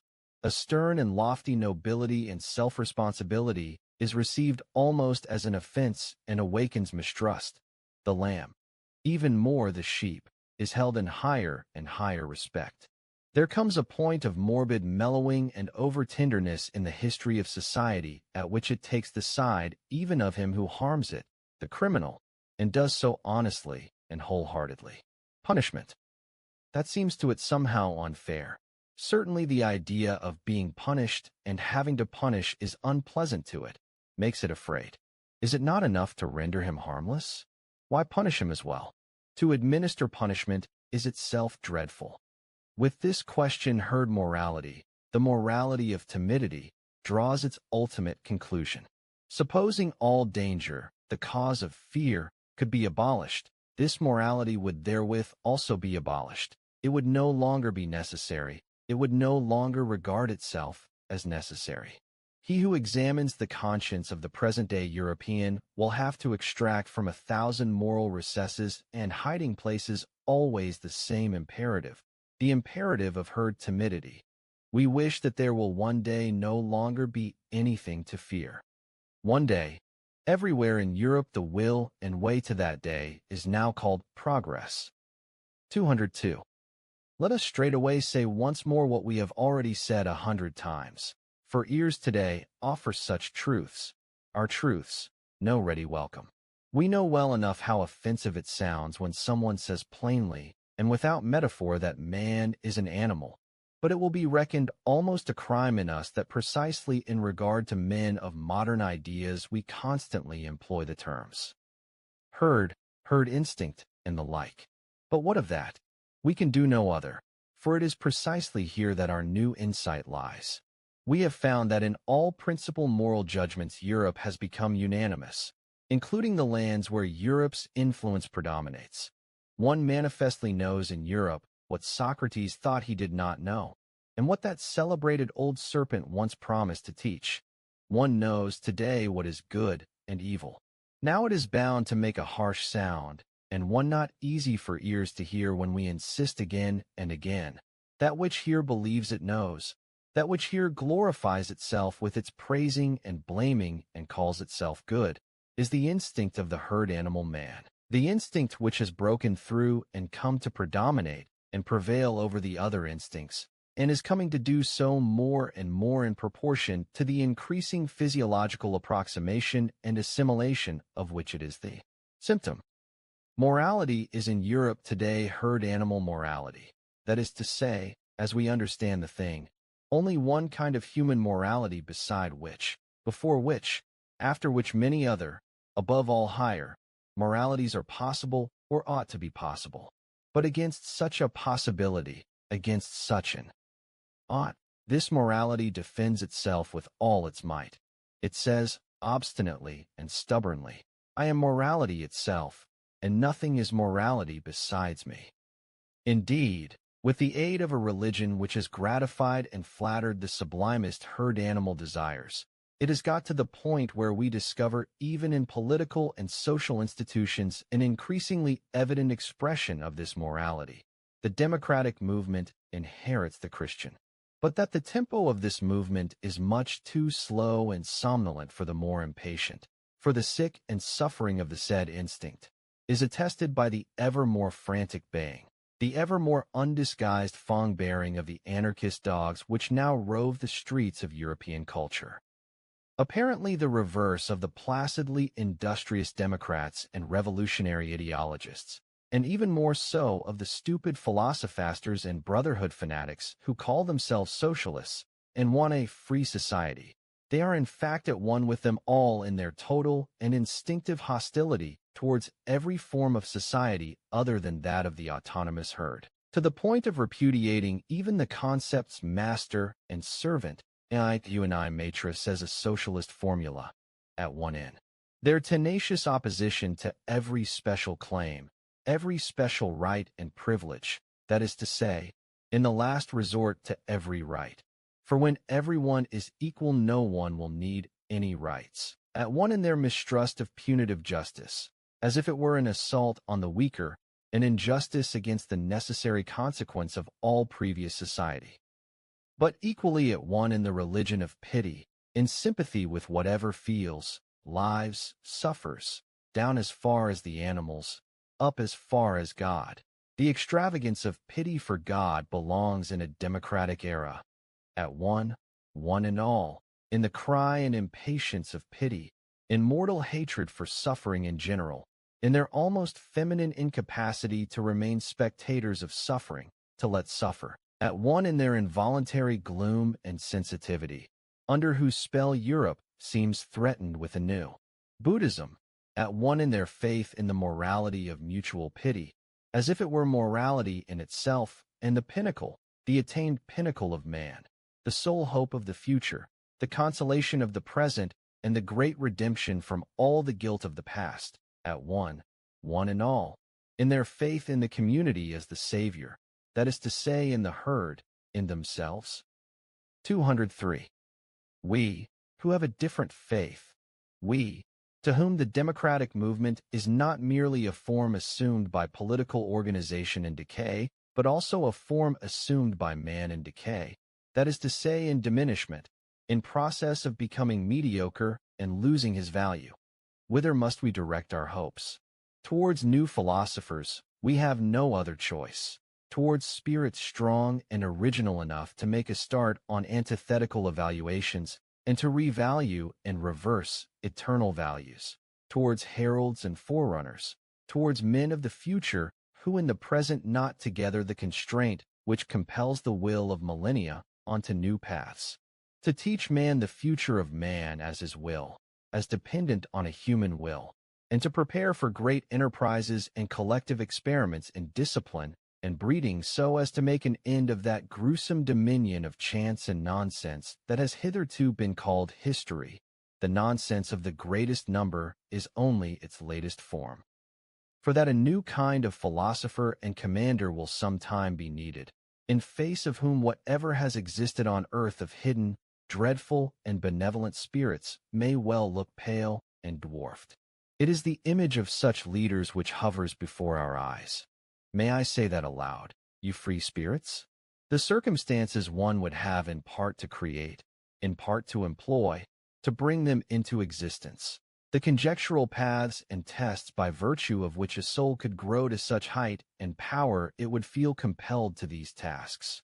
A revaluation of values under whose novel pressure and hammer a conscience would be steeled, a heart transformed to brass, so that it might endure the weight of such a responsibility. On the other hand, the need for such leaders, the terrible danger they might not appear or might fail or might degenerate. These are our proper cares and concerns. Do you know that, you free spirits? These are the heavy, remote thoughts and thunder clouds that pass across our life's sky. There are few more grievous pains than once to have beheld, divined, sensed, how an extraordinary man missed his way and degenerated. But he who has the rare eye for the collective danger that man himself may degenerate, he who, like us, has recognized the tremendous fortuitousness which has hitherto played its game with the future of man, a game in which no hand, not even a finger of God, took any part. He who has divined the fatality that lies concealed in the idiotic guilelessness and blind confidence of modern ideas, even more in the whole of Christian European morality. He suffers from a feeling of anxiety with which no other can be compared, for he comprehends in a single glance all that which, given a favorable accumulation and intensification of forces and tasks, could be cultivated out of man. He knows with all the knowledge of his conscience how the greatest possibilities in man are still unexhausted, and how often before the type man has been faced with strange decisions and new paths. He knows even better from his most painful memories against what wretched things an evolving being of the highest rank has hitherto usually been shattered and has broken off, sunk, and has itself become wretched. The collective degeneration of man down to that which the socialist dolts and blockheads today see as their man of the future, as their ideal. This degeneration and diminution of man to the perfect herd animal, or, as they say, to the man of the free society. This animalization of man to the pygmy animal of equal rights and equal pretensions is possible. There is no doubt about that. He who has once thought this possibility through to the end knows one more kind of disgust than other men do, and perhaps also a new task. Part 6. We Scholars. 204. At the risk that moralizing will here too prove to be what it has always been, namely an undismayed Montaire's plays, as Balzac says, I should like to venture to combat a harmful and improper displacement of the order of rank between science and philosophy, which is today, quite unnoticed, and as if with a perfect good conscience, threatening to become established. In my view, it is only from one's experience. Experience always means bad experience, does it not? That one can acquire the right to speak on such a higher question of rank. Otherwise one will talk like a blind man about colors, or like women and artists against science. Oh, this wicked science, their modesty and instinct size. It always exposes the facts. The declaration of independence of the man of science, his emancipation from philosophy, is one of the more subtle after-effects of the democratic form and formlessness of life. The self-glorification and presumption of the scholar now stands everywhere in full bloom and in its finest springtime, which does not mean to say that in this case self-praise smells sweetly. Away with all masters. That is what the plebeian instinct desires here too. And now that science has most successfully resisted theology, whose handmaid it was for too long, it is now, with great high spirits and a plentiful lack of understanding, taking it upon itself to lay down laws for philosophy, and for once to play the master. What am I saying? To play the philosopher itself. My memory, the memory of a man of science, if I may say so, is full of arrogant naiveties I have heard about philosophy and philosophers from young scientists and old physicians, not to speak of the most cultured and conceited of all scholars, the philologists and schoolmen, who are both by profession. Now it was the specialist and jobbing workman who instinctively opposed synthetic undertakings and capacities in general. Now the industrious laborer who had got a scent of the odium and noble luxury in the philosopher's physical economy and felt wronged and diminished by it. Now it was that color-blindness of the utility man who sees in philosophy nothing but a series of refuted systems and a wasteful expenditure which benefits nobody. Now a fear of disguised mysticism and a rectification of the frontiers of knowledge leaped out. Now a disrespect for an individual philosopher which had involuntarily generalized itself into a disrespect for philosophy. Finally, what I found most frequently among young scholars was that behind the arrogant disdain for philosophy there lay the evil after-effect of a philosopher himself, from whom they had, to be sure, withdrawn their allegiance, without, however, having got free from the spell of his disparaging evaluation of other philosophers, the result being a feeling of ill humor towards philosophy in general. This is the sort of after-effect which, it seems to me, Schopenhauer, for example, has had on Germany in recent years. With his unintelligent rage against Hegel, he succeeded in disconnecting the entire last generation of Germans from German culture, which culture was, all things considered, a high point and divinatory refinement of the historical sense. But Schopenhauer himself was in precisely this respect poor, unreceptive, and un-German to the point of genius. In general and broadly speaking, it may have been above all the human, all too human element, In short, the poverty of the most recent philosophy itself, which has been most thoroughly prejudicial to respect for philosophy and has opened the gates to the instinct of the plebeian. For one must admit how completely the whole species of a Heraclitus, a Plato, an Empedocles, and whatever else these royal and splendid hermits of the spirit were called, is lacking in our modern world. And to what degree? In face of such representatives of philosophy as are, thanks to fashion, at present as completely on top as they are completely abysmal. In Germany, for example, the two lions of Berlin, the anarchist Eugen Düring and the amalgamist Eduard von Hartmann. A worthy man of science is justified in feeling he is of a better species and descent. It is, in particular, the sight of those hodgepodge philosophers who call themselves philosophers of reality or positivists, which is capable of implanting a perilous mistrust in the soul of an ambitious young scholar. These gentlemen are at best scholars and specialists themselves. That fact is palpable. They are one and all defeated men brought back under the sway of science, who at some time or other demanded more of themselves without having the right to this more and the responsibility that goes with it, and who now honorably, wrathfully, revengefully represent by word and deed the unbelief in the lordly task and lordliness of philosophy. Finally, how could things be otherwise? Science is flourishing today, and its good conscience shines in its face, while that to which the whole of modern philosophy has gradually sunk, this remnant of philosophy, arouses distrust and displeasure when it does not arouse mockery and pity. Philosophy reduced to theory of knowledge, actually no more than a timid epicism and abstinence doctrine.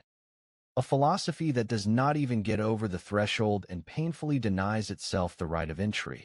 That is philosophy at its last gasp, an end, an agony, something that arouses pity. How could such a philosophy rule? 205. The perils in the way of the evolution of the philosopher are in truth so manifold today, one may well doubt whether this fruit can still ripen at all.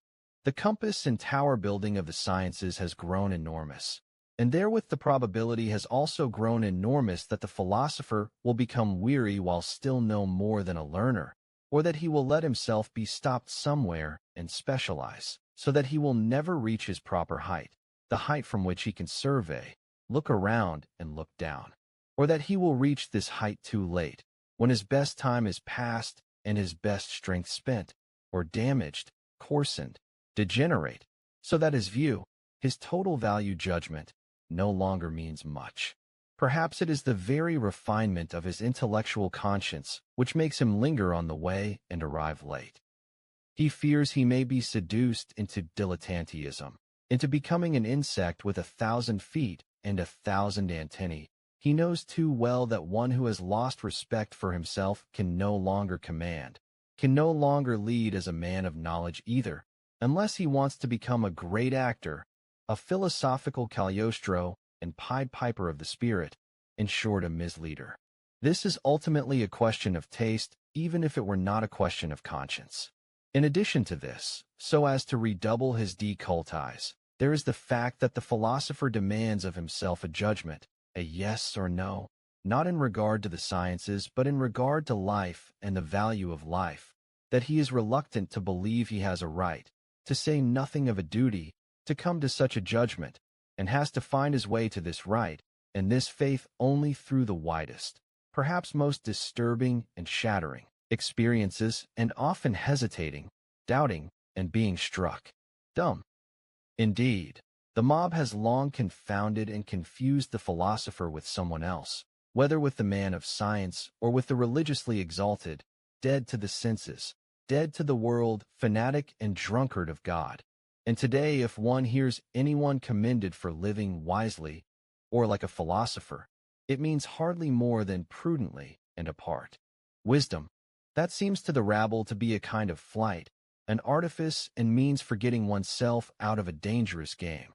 But the genuine philosopher, as he seems to us, my friends, lives unphilosophically and unwisely, above all imprudently, and bears the burden and duty of 100 attempts and temptations of life. He risks himself constantly. He plays the dangerous game. 206. In comparison with a genius, that is to say with a being which either begets or bears, both words taken in their most comprehensive sense, the scholar, the average man of science, always has something of the old maid about him. For, like her, he has no acquaintanceship with the two most valuable functions of mankind. To both of them, indeed, to the scholar and to the old maid, one concedes respectability, by way of compensation as it were. One emphasizes the respectability in these cases, and experiences the same feeling of annoyance at having been constrained to this concession. Let us look more closely.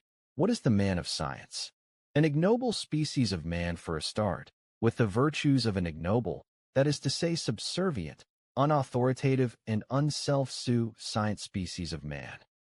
He possesses industriousness, patient acknowledgement of his proper place in the rank and file, uniformity and moderation in abilities and requirements. He possesses the instinct for his own kind and for that which his own kind have need of.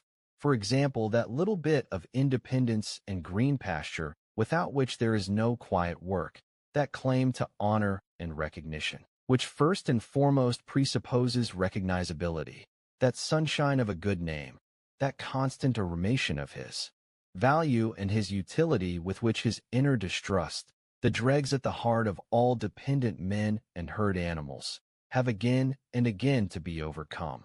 The scholar also possesses, as is only to be expected, the diseases and ill-breeding of an ignoble species. He is full of petty envy and has very keen eyes for what is base in those natures to whose heights he is unable to rise. He is trusting, but only like one who sometimes lets himself go but never lets himself flow out.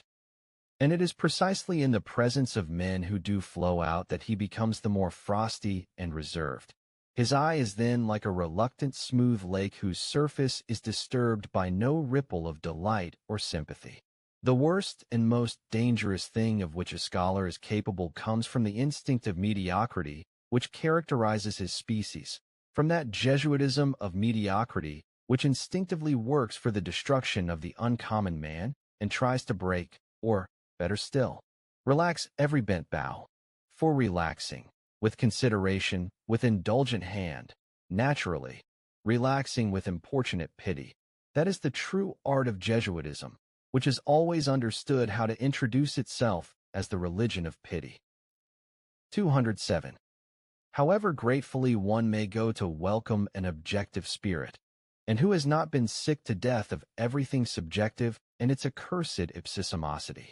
In the end, one has to learn to be cautious with one's gratitude too, and put a stop to the exaggerated way in which the depersonalization of the spirit is today celebrated as redemption and transfiguration, as if it were the end in itself, as is usually the case within the pessimist school, which also has good reason to accord the highest honors to disinterested knowledge.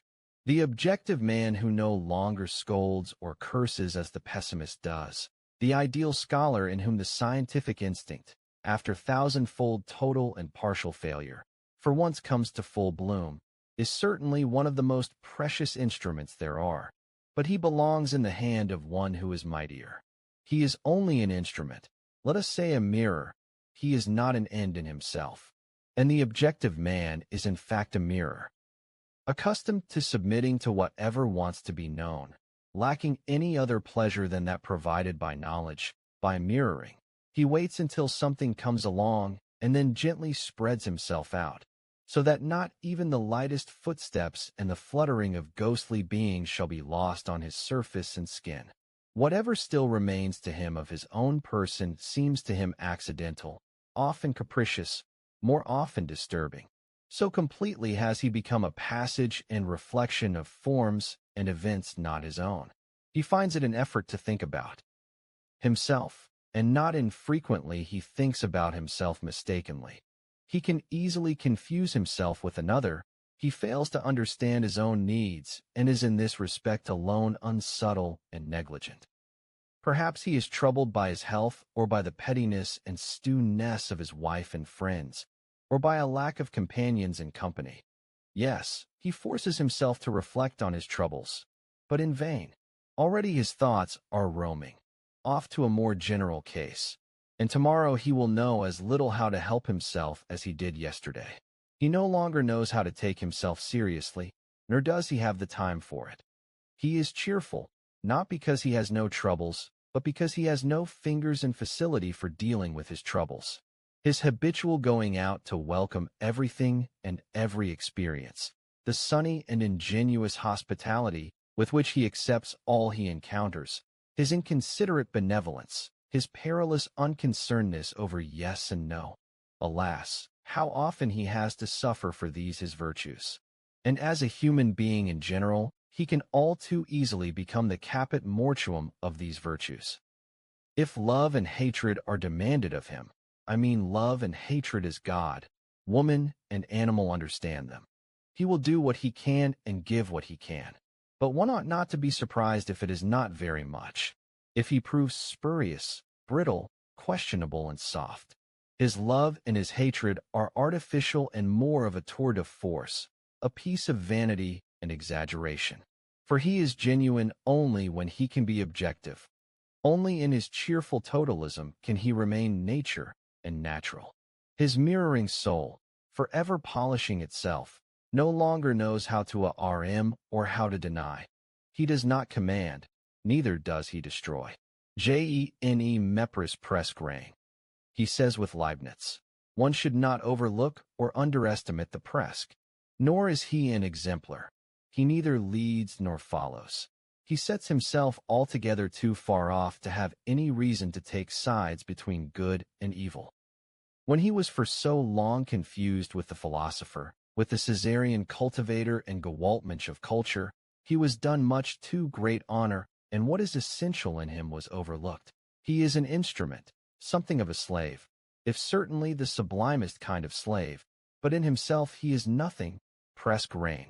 The objective man is an instrument, a precious, easily damaged and tarnished measuring instrument and reflecting apparatus which ought to be respected and taken good care of.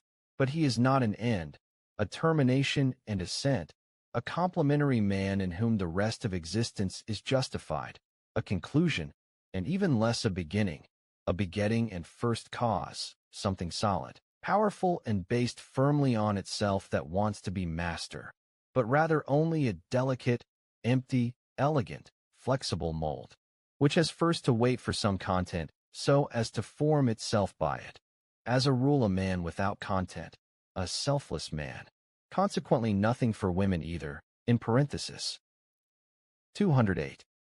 When a philosopher today gives us to understand that he is not a skeptic, I hope the foregoing account of the objective spirit has brought this out. All the world is offended to hear it. Thereafter he is regarded with a certain dread. There is so much one would like to ask him. Indeed, among timid listeners, of whom there are nowadays a very great number, he is henceforth considered dangerous. It is as if, in his rejection of skepticism, they seem to hear some evil, menacing sound from afar, as if some new explosive were being tested somewhere, a dynamite of the spirit, perhaps a newly discovered Russian nihilene, a pessimism boni voluntatis, which does not merely say no, well no, but dreadful thought, does no. Against this kind of goodwill, a will to the actual active denial of life, there is today confessedly no better sedative and soporific than skepticism, the gentle, gracious, lulling poppy skepticism. And even Hamlet is prescribed by the doctors of our time against the spirit and its noises under the ground. Are our ears not already filled with nasty sounds? Says the skeptic as a friend of sleep, and almost as a kind of security police. This subterranean no is terrible. Be quiet, you pessimistic moles. For the skeptic, that delicate creature, is all too easily frightened. His conscience is schooled to wince at every no. Indeed, even at a hard, decisive yes, and to sense something like a sting. Yes and no. That is to him contrary to morality. On the other hand, he likes his virtue to enjoy a noble continence, perhaps by saying after Montaigne, "What do I know?" Or after Socrates, "I know that I know nothing." Or, "Here I do not trust myself, here no door stands open to me." Or, If it did stand open, why go straight in? Or, what is the point of hasty hypotheses? To make no hypothesis at all could well be a part of good taste. Do you absolutely have to go straightening out what is crooked? Absolutely have to stop up every hole with oakum? Is there not plenty of time? Does time not have time? Oh, you rogues, are you unable to wait? Uncertainty too has its charms. The Sphinx too is a Circe. Circe too was a philosopher. Thus does a skeptic console himself, and it is true he stands in need of some consolation. For skepticism is the most spiritual expression of a certain complex physiological condition called in ordinary language nervous debility and sickliness. It arises whenever races or classes long separated from one another are decisively and suddenly crossed.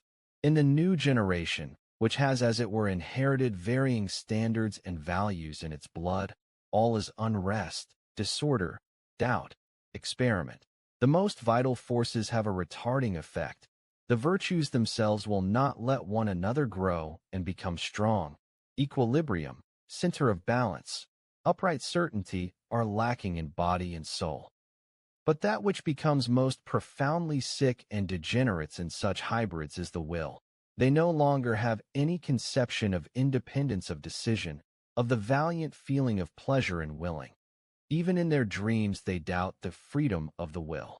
Our Europe of today, the scene of a senselessly sudden attempt at radical class, and consequently race mixture, is as a result skeptical from top to bottom, now with that agile skepticism which springs impatiently and greedily from branch to branch, now gloomily like a cloud overcharged with question marks, and often sick to death of its will. Paralysis of will. Where does one not find this cripple sitting today? And frequently so dressed up. How seductively dressed up. There is the loveliest false finery available for this disease. And that most of that which appears in the shop windows today as objectivity, scientificality, l'art pour l'art, pure will-less knowledge is merely skepticism and will paralysis dressed up. For this diagnosis of the European sickness, I am willing to go bail. Sickness of will is distributed over Europe unequally. It appears most virulently and abundantly where culture has been longest. Indigenous it declines according to the extent to which the barbarian still, or again, asserts his rights under the loose-fitting garment of Western culture. In present-day France, consequently, as one can as easily deduce as actually see, the will is sickest, and France, which has always possessed a masterly adroitness in transforming even the most fateful crises of its spirit into something charming and seductive, today really demonstrates its cultural ascendancy over Europe as the school and showcase for all the fascinations of skepticism. The strength to will, and to will one thing for a long time, is somewhat stronger already in Germany, and stronger again in the north of Germany than in the center of Germany, considerably stronger in England, Spain, and Corsica, there in association with dullness, here with hardness of head, not to speak of Italy, which is too young to know what it wants and first has to prove whether it is capable of willing, but strongest of all and most astonishing in that huge empire in between, where Europe as it were flows back into Asia, in Russia. There the strength to will has for long been stored up and kept in reserve. There the will is waiting menacingly, uncertain whether it is a will to deny or a will to rm, in readiness to discharge itself. To borrow one of the physicist's favorite words, it may need not only wars in India and Asian involvements to relieve Europe of the greatest danger facing it, but also internal eruptions, the explosion of the empire into small fragments, and above all the introduction of the parliamentary imbecility, including the obligation upon everyone to read his newspaper at breakfast. I do not say this because I desire it. The reverse would be more after my heart. I mean such an increase in the Russian threat that Europe would have to resolve to become equally threatening, namely to acquire a single will by means of a new caste dominating all Europe, a protracted terrible will of its own which could set its objectives thousands of years ahead, so that the long-drawn-out comedy of its petty states and the divided will of its dynasties and democracies should finally come to an end. The time for petty politics is past.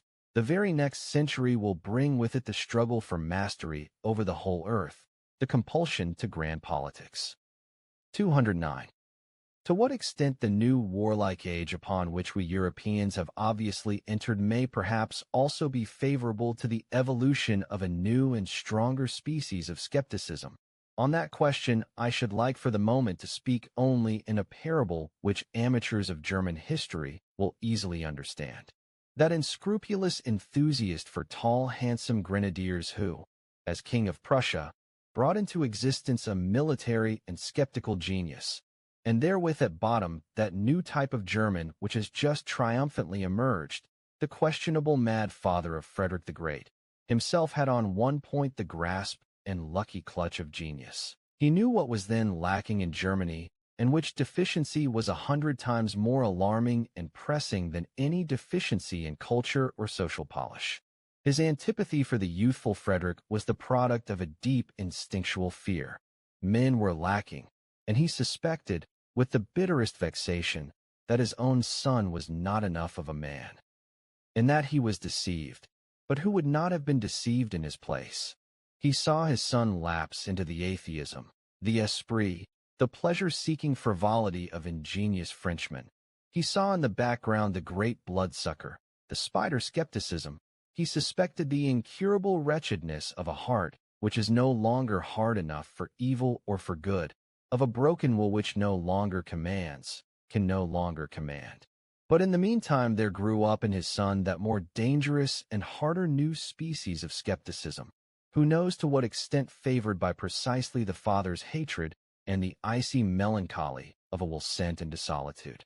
The skepticism of audacious manliness, which is related most closely to genius for war and conquest, and which first entered Germany in the person of the great Frederick. This skepticism despises and yet grasps to itself. It undermines and takes into possession. It does not believe, but retains itself.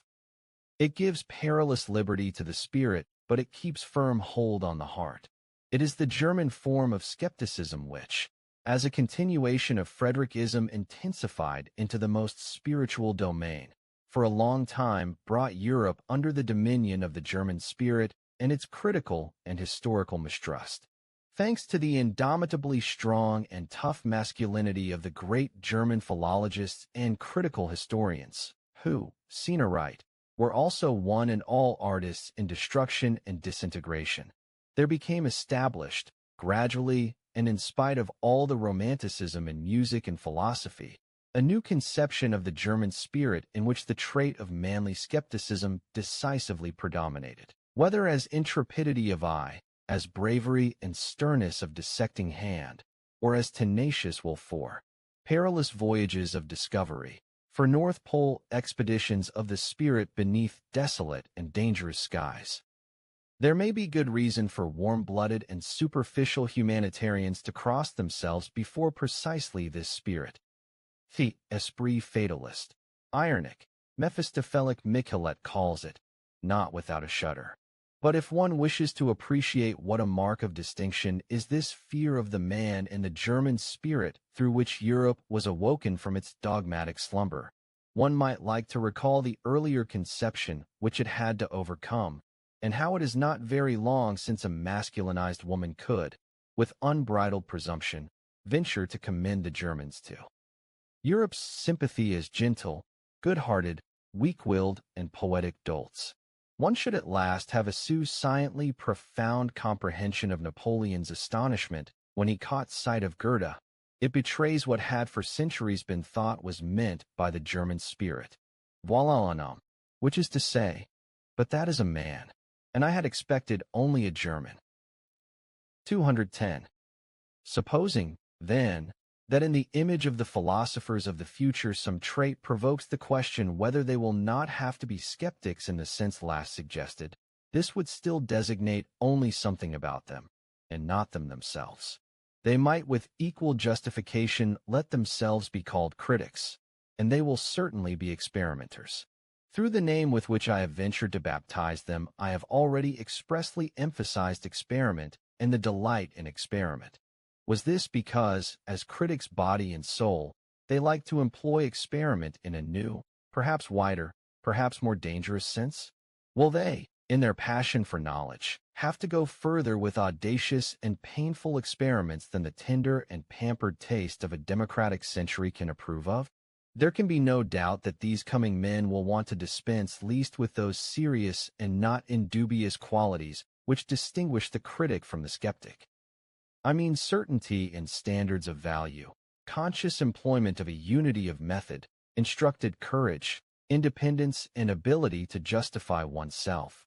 Indeed, they confess to taking a pleasure in negating and dissecting, and to a certain self-possessed cruelty which knows how to wield the knife with certainty and deftness even when the heart bleeds. They will be harder, and perhaps not always only against themselves, than humane men might wish. They will not consort with truth so as to be pleased by it or elevated and inspired. They will rather be little disposed to believe that truth of all things should be attended by such pleasures. They will smile, these stern spirits, if someone should say in their presence, "This thought elevates me. How should it not be true?" Or, "This work delights me. How should it not be beautiful?" Or, "This artist enlarges me. How should he not be great?" Perhaps they will have not only a smile but a feeling of genuine disgust for all such fawning enthusiasm, idealism, feminism, hermaphroditism, and he who could penetrate into the secret chambers of their hearts would hardly discover there the intention of reconciling Christian feelings with classical taste, and perhaps even with modern parliamentarism.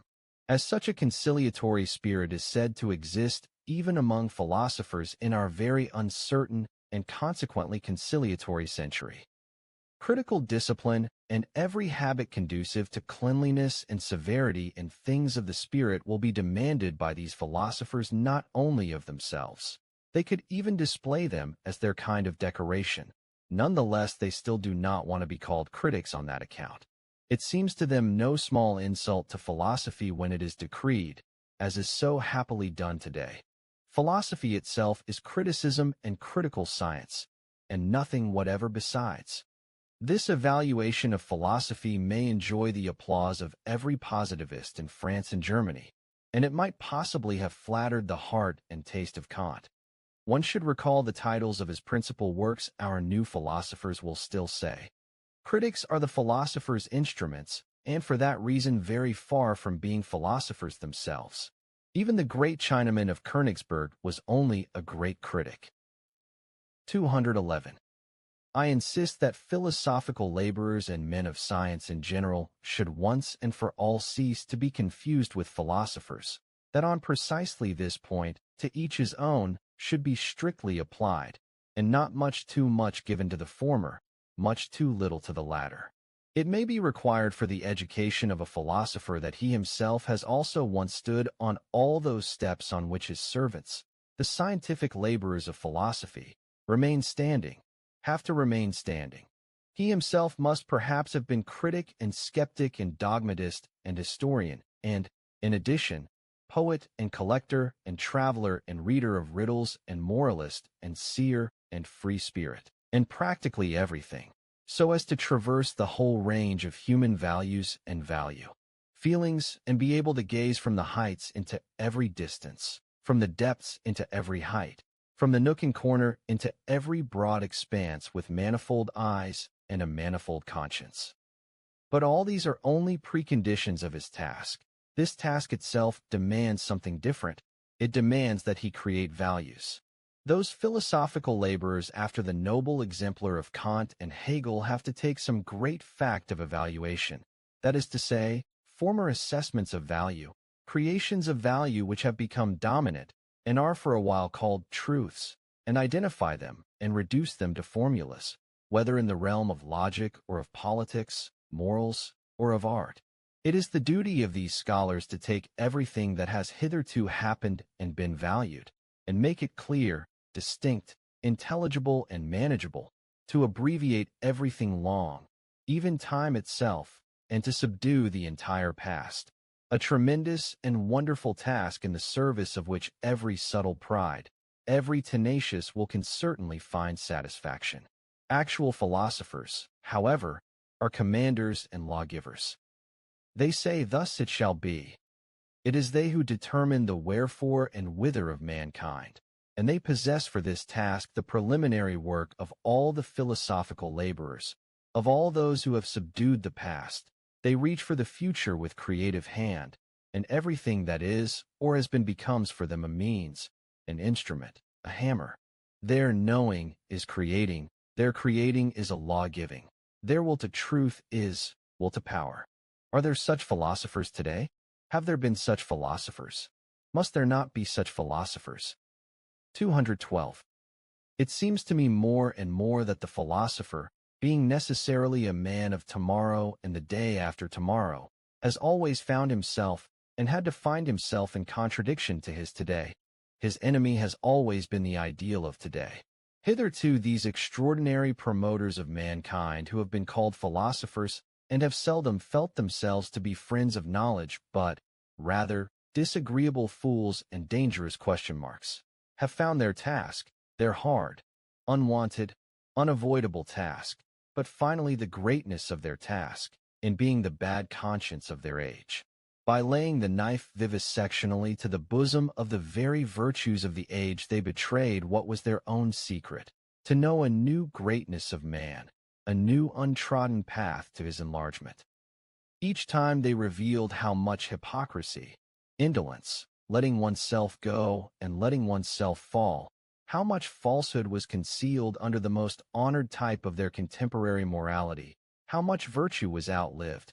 Each time they said, "We have to go thither, out yonder, where you today are least at home." In face of a world of modern ideas which would like to banish everyone into a corner and speciality, a philosopher, assuming there could be philosophers today, would be compelled to see the greatness of man, the concept greatness, precisely in his spaciousness and multiplicity, in his wholeness and diversity. He would even determine value and rank according to how much and how many things one could endure and take upon oneself, how far one could extend one's responsibility. Today, the taste of the age and the virtue of the age weakens and attenuates the will. Nothing is so completely timely as weakness of will. Consequently, in the philosopher's ideal, precisely strength of will, the hardness and capacity for protracted decisions, must constitute part of the concept greatness, with just as much justification as the opposite doctrine and the ideal of a shy, renunciatory, humble, selfless humanity was appropriate to an opposite age, to one such as, like the 16th century, suffered from its accumulation of will and the stormiest waters and flood tides of selfishness. In the age of Socrates, among men of nothing but wearied instincts, among conservative ancient Athenians who let themselves go, towards happiness, as they said, towards pleasure, as they behaved, and who at the same time had in their mouth the old pretentious words to which their lives had long ceased to give them any right. Irony was perhaps required for greatness of soul, that Socratic malicious certitude of the old physician and plebeian who cut remorselessly into his own flesh as he did into the flesh and heart of the noble, with a look which said distinctly enough, "Do not dissemble before me. Here, we are equal." Today, conversely, when the herd animal alone obtains and bestows honors in Europe, when equality of rights could all too easily change into equality in wrongdoing. I mean into a general war on everything rare, strange, privileged, the higher man, the higher soul, the higher duty, the higher responsibility, creative fullness of power and mastery. Today, being noble, wanting to be by oneself, the ability to be different, independence, and the need for self-responsibility pertains to the concept greatness, and the philosopher will betray something of his ideal when he asserts, "He shall be the greatest who can be the most solitary, the most concealed, the most divergent, the man beyond good and evil, the master of his virtues, the superabundant of will. This shall be called greatness, the ability to be as manifold as whole, as vast as full." And, to ask it again, is greatness possible today? 213. What a philosopher is hard to learn, because it cannot be taught. One has to know it from experience, or one ought to be sciently proud not to know it. But that nowadays all the world talks of things of which it cannot have experience is most and worst evident in respect of philosophers and the philosophical states of mind. Very few know them, or are permitted to know them, and all popular conceptions of them are false. Thus, for example, that genuinely philosophical combination of a bold, exuberant spirituality which runs presto and a dialectical severity and necessity which never takes a false step is to most thinkers and scholars unknown from experience, and consequently, if someone should speak of it in their presence, incredible. They imagine every necessity as a state of distress, as a painful compelled conformity and constraint. And thought itself they regard as something slow, hesitant, almost as toil, and often as worthy of the sweat of the noble, and not at all as something easy, divine, and a closest relation of high spirits and the dance. Thinking and taking something seriously, giving it weighty consideration. To them these things go together. That is the only way they have experienced it. Artists may here have a more subtle set. They know only too well that it is precisely when they cease to act voluntarily and do everything of necessity that their feeling of freedom, subtlety, fullness of power, creative placing, disposing, shaping reaches its height. In short, that necessity and freedom of will are then one in them. In the last resort, there exists an order of rank of states of soul with which the order of rank of problems accords. And the supreme problems repel, without mercy, everyone who ventures near them without being, through the elevation and power of his spirituality, predestined to their solution. Of what avail is it if nimble commonplace minds, or worthy clumsy mechanicals and empiricists crowd up to them, as they so often do today, and with their plebeian ambition approach, as it were this court of courts? But coarse feet may never tread such carpets. That has been seen to in the primal law of things. The doors remain shut against such importunates, though they may batter and shatter their heads against them. For every elevated world one has to be born or, expressed more clearly, bred for it. One has a right to philosophy, taking the word in the grand sense, only by virtue of one's origin. One's ancestors, one's blood, are the decisive thing here too. Many generations must have worked to prepare for the philosopher. Each of his virtues must have been individually acquired, tended, inherited, incorporated, and not only the bold, easy, delicate course and cadence of his thoughts, but above all the readiness for great responsibilities, the lofty glance that rules and looks down, the feeling of being segregated from the mob and its duties and virtues, the genial protection and defense of that which is misunderstood and calumniated, be it God or devil, the pleasure in and exercise of grand justice, the art of commanding, the breadth of will, the slow eye which seldom admires, seldom looks upward, seldom loves. Part 7. Our Virtues. 214. Our Virtues.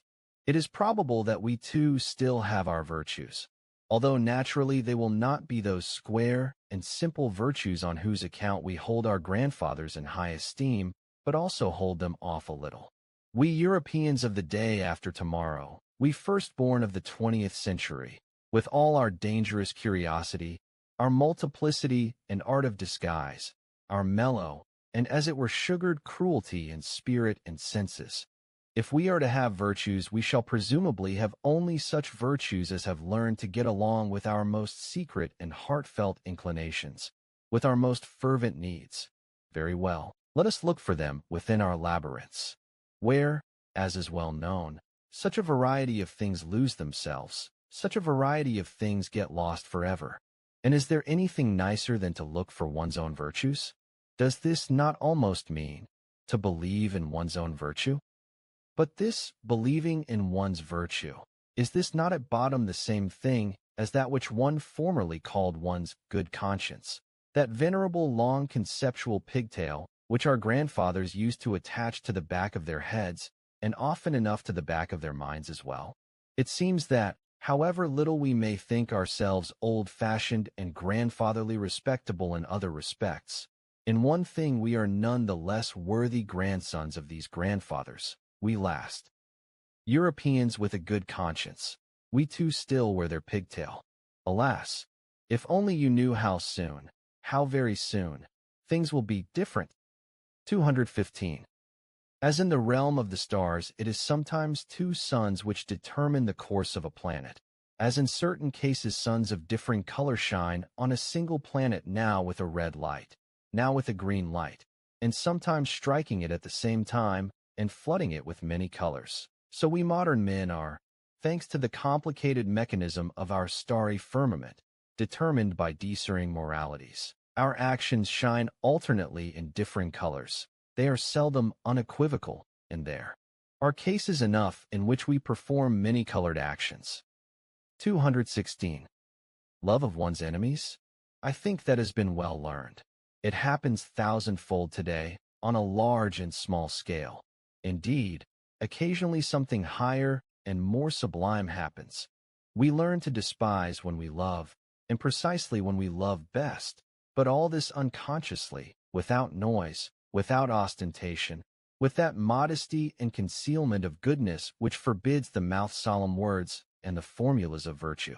Morality as a posture goes against our taste today. This too is progress, just as it was progress when religion as a posture finally went against the taste of our fathers, including hostility and Voltairean bitterness towards religion and whatever else formerly belonged to the gesture, language of freethinkers. It is the music in our conscience, the dance in our spirit, with which Puritan litanies, moral preaching, and Philistinism will not chime. 217. Beware of those who set great store on being credited with moral tact and subtlety in moral discrimination. If once they blunder in our presence, not to speak of in respect of us, they never forgive us. They unavoidably take to slandering and derogating us, even if they still remain our friends. Blessed are the forgetful, for they shall have done with their stupidities too. 218. The psychologists of France, and where else today are their psychologists, have still not yet exhausted the bitter and manifold pleasure they take in the bêtise bourgeoise, just as if, enough, they thereby betray something. Flaubert, for example, the worthy citizen of Rouen, in the end no longer saw, heard, or tasted anything else. It was his mode of self-torment and more refined cruelty. I now suggest, by way of a change, for this is getting boring, a new object of enjoyment. The unconscious cunning of the attitude adopted by all good, fat, worthy spirits of mediocrity towards more exalted spirits and their tasks. That subtle, barbed, Jesuitical cunning which is 1,000 times subtler than the taste and understanding of this middle class in its best moments. Subtler even than the understanding of its victims. Another demonstration that, of all forms of intelligence, discovered hitherto, instinct is the most intelligent. In brief, study, psychologists, the philosophy of the rule in its struggle with the exception. There you have a spectacle fit for the gods and for divine maliciousness. Or, still more clearly, carry out vivisection on the good man, on the homo boni voluntatis, on yourselves. 219. Moral judgment and condemnation is the favorite form of revenge of the spiritually limited on those who are less so. Likewise a form of compensation for their having been neglected by nature. Finally an occasion for acquiring spirit and becoming refined. Malice spiritualizes. Deep in their hearts they are glad there exists a standard according to which those overloaded with the goods and privileges of the spirit are their equals. They struggle for the equality of all before God, and it is virtually for that purpose that they need the belief in God. It is among them that the most vigorous opponents of atheism are to be found. Anyone who told them a lofty spirituality is incompatible with any kind of worthiness and respectability of the merely moral man would enrage them. I shall take care not to do so. I should, rather, like to flatter them with my proposition that a lofty spirituality itself exists only as the final product of moral qualities, that it is a synthesis of all those states attributed to the merely moral man after they have been acquired one by one through protracted discipline and practice, perhaps in the course of whole chains of generations. That lofty spirituality is the spiritualization of justice and of that benevolent severity which knows itself empowered to maintain order of rank in the world among things themselves, and not only among men. 220. Now that the disinterested are praised so widely, one has, perhaps not without some danger, to become conscious of what it is the people are really interested in, and what in general the things are about which the common man is profoundly and deeply concerned, including the educated, even the scholars, and, unless all appearance deceives, perhaps the philosophers as well. The fact then emerges that the great majority of those things which interest and stimulate every higher nature and more refined and fastidious taste appear altogether uninteresting to the average man. If he none the less notices a devotion to these things, he calls it disinterest and wonders how it is possible to act disinterestedly.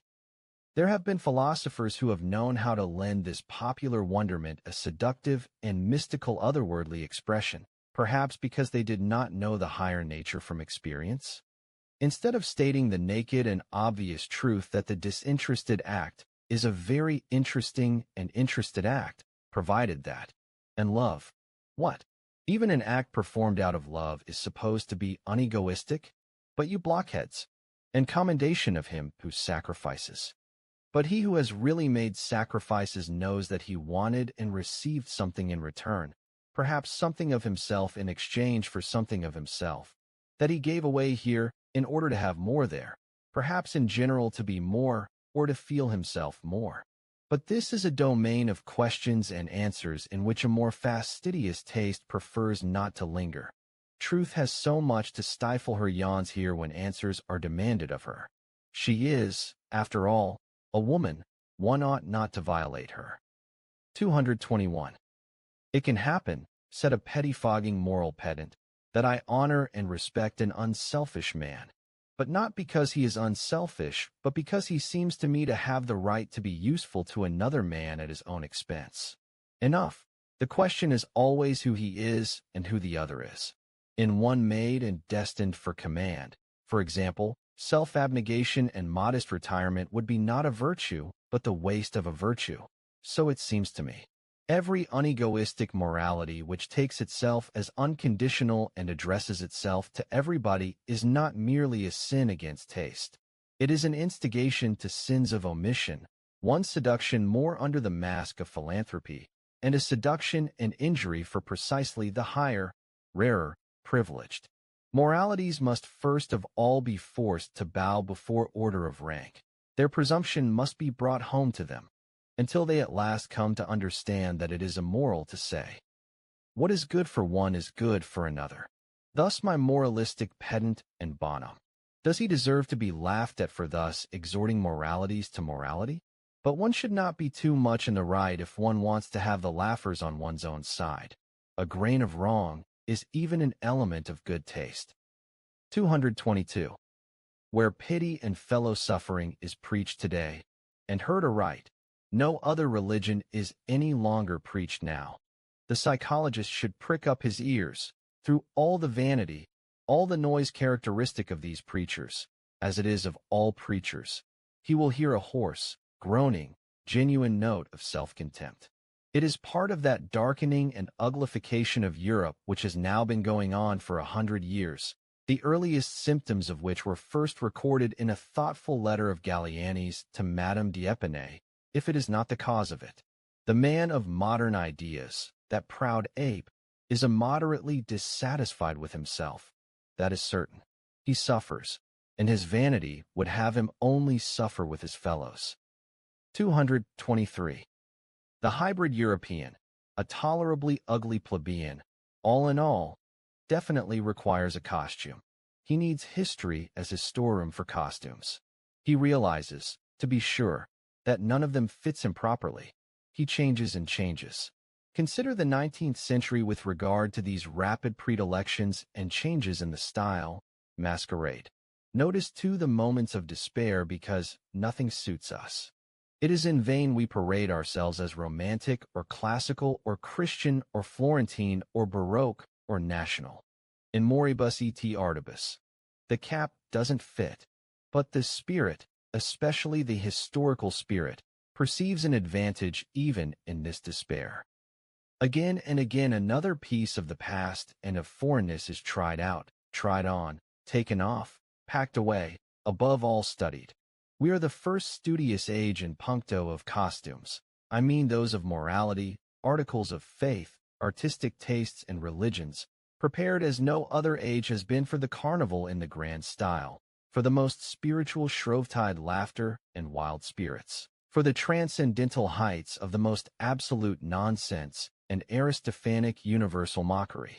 Perhaps it is precisely here that we are discovering the realm of our invention, that realm where we too can still be original, perhaps as parodists of world history and God's buffoons. Perhaps, even if nothing else of today has a future, precisely our laughter may still have a future. 224.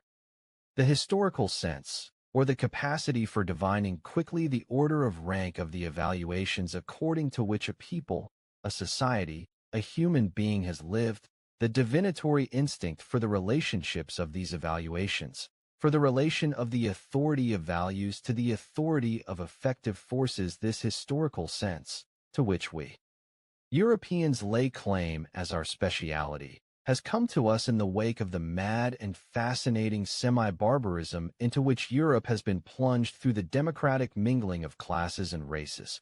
Only the 19th century knows this sense, as its sixth sense. The past of every form and mode of life, of cultures that formerly lay close beside or on top of one another, streams into us modern souls thanks to this mingling. Our instincts now run back in all directions. We ourselves are a kind of chaos. In the end, as I said before, the spirit perceives its advantage in all this. Through our barbarism in body and desires, we have secret access everywhere, such as a noble age never had. Above all, the access to the labyrinth of unfinished cultures and to every semi-barbarism which has ever existed on earth. And, insofar as the most considerable part of human culture hitherto has been semi-barbarism, historical sense means virtually the sense and instinct for everything, the taste and tongue for everything, which at once proves it to be an ignoble sense. We enjoy Homer again. For instance, perhaps it is our happiest advance that we know how to appreciate Homer, whom the men of a noble culture, the French of the 17th century, for example, such as Saint Evremond, who reproached him for his esprit vaste, and even their dying echo, Voltaire, cannot and could not assimilate so easily, whom they hardly permitted themselves to enjoy. The very definite yes and no of their palate, their easily aroused disgust, their hesitant reserve with regard to everything strange, their horror of the tastelessness even of a lively curiosity, and in general that unwillingness of a noble and self-sufficient culture to admit to a new desire, a dissatisfaction with one's own culture, an admiration for what is foreign. All this disposes them unfavorably towards even the best things in the world which are not their property and could not become their prey, and no sense is so unintelligible to such men as the historical sense and its obsequious plebeian curiosity. It is no different with Shakespeare, that astonishing Spanish-Moorish-Saxon synthesis of tastes over which an ancient Athenian of the circle of Aeschylus would have half killed himself with laughter or annoyance. But we accept precisely this confusion of colors, this medley of the most delicate, the coarsest, and the most artificial, with a secret confidence and cordiality. We enjoy him as an artistic refinement reserved precisely for us, and allow ourselves to be as little disturbed by the repellent fumes and the proximity of the English rabble in which Shakespeare's art and taste live as we do on the Chioggia of Naples, where we go our way enchanted and willing with all our senses alert, however much the sewers of the plebeian quarters may fill the air. That as men of the historical sense, we have our virtues is not to be denied.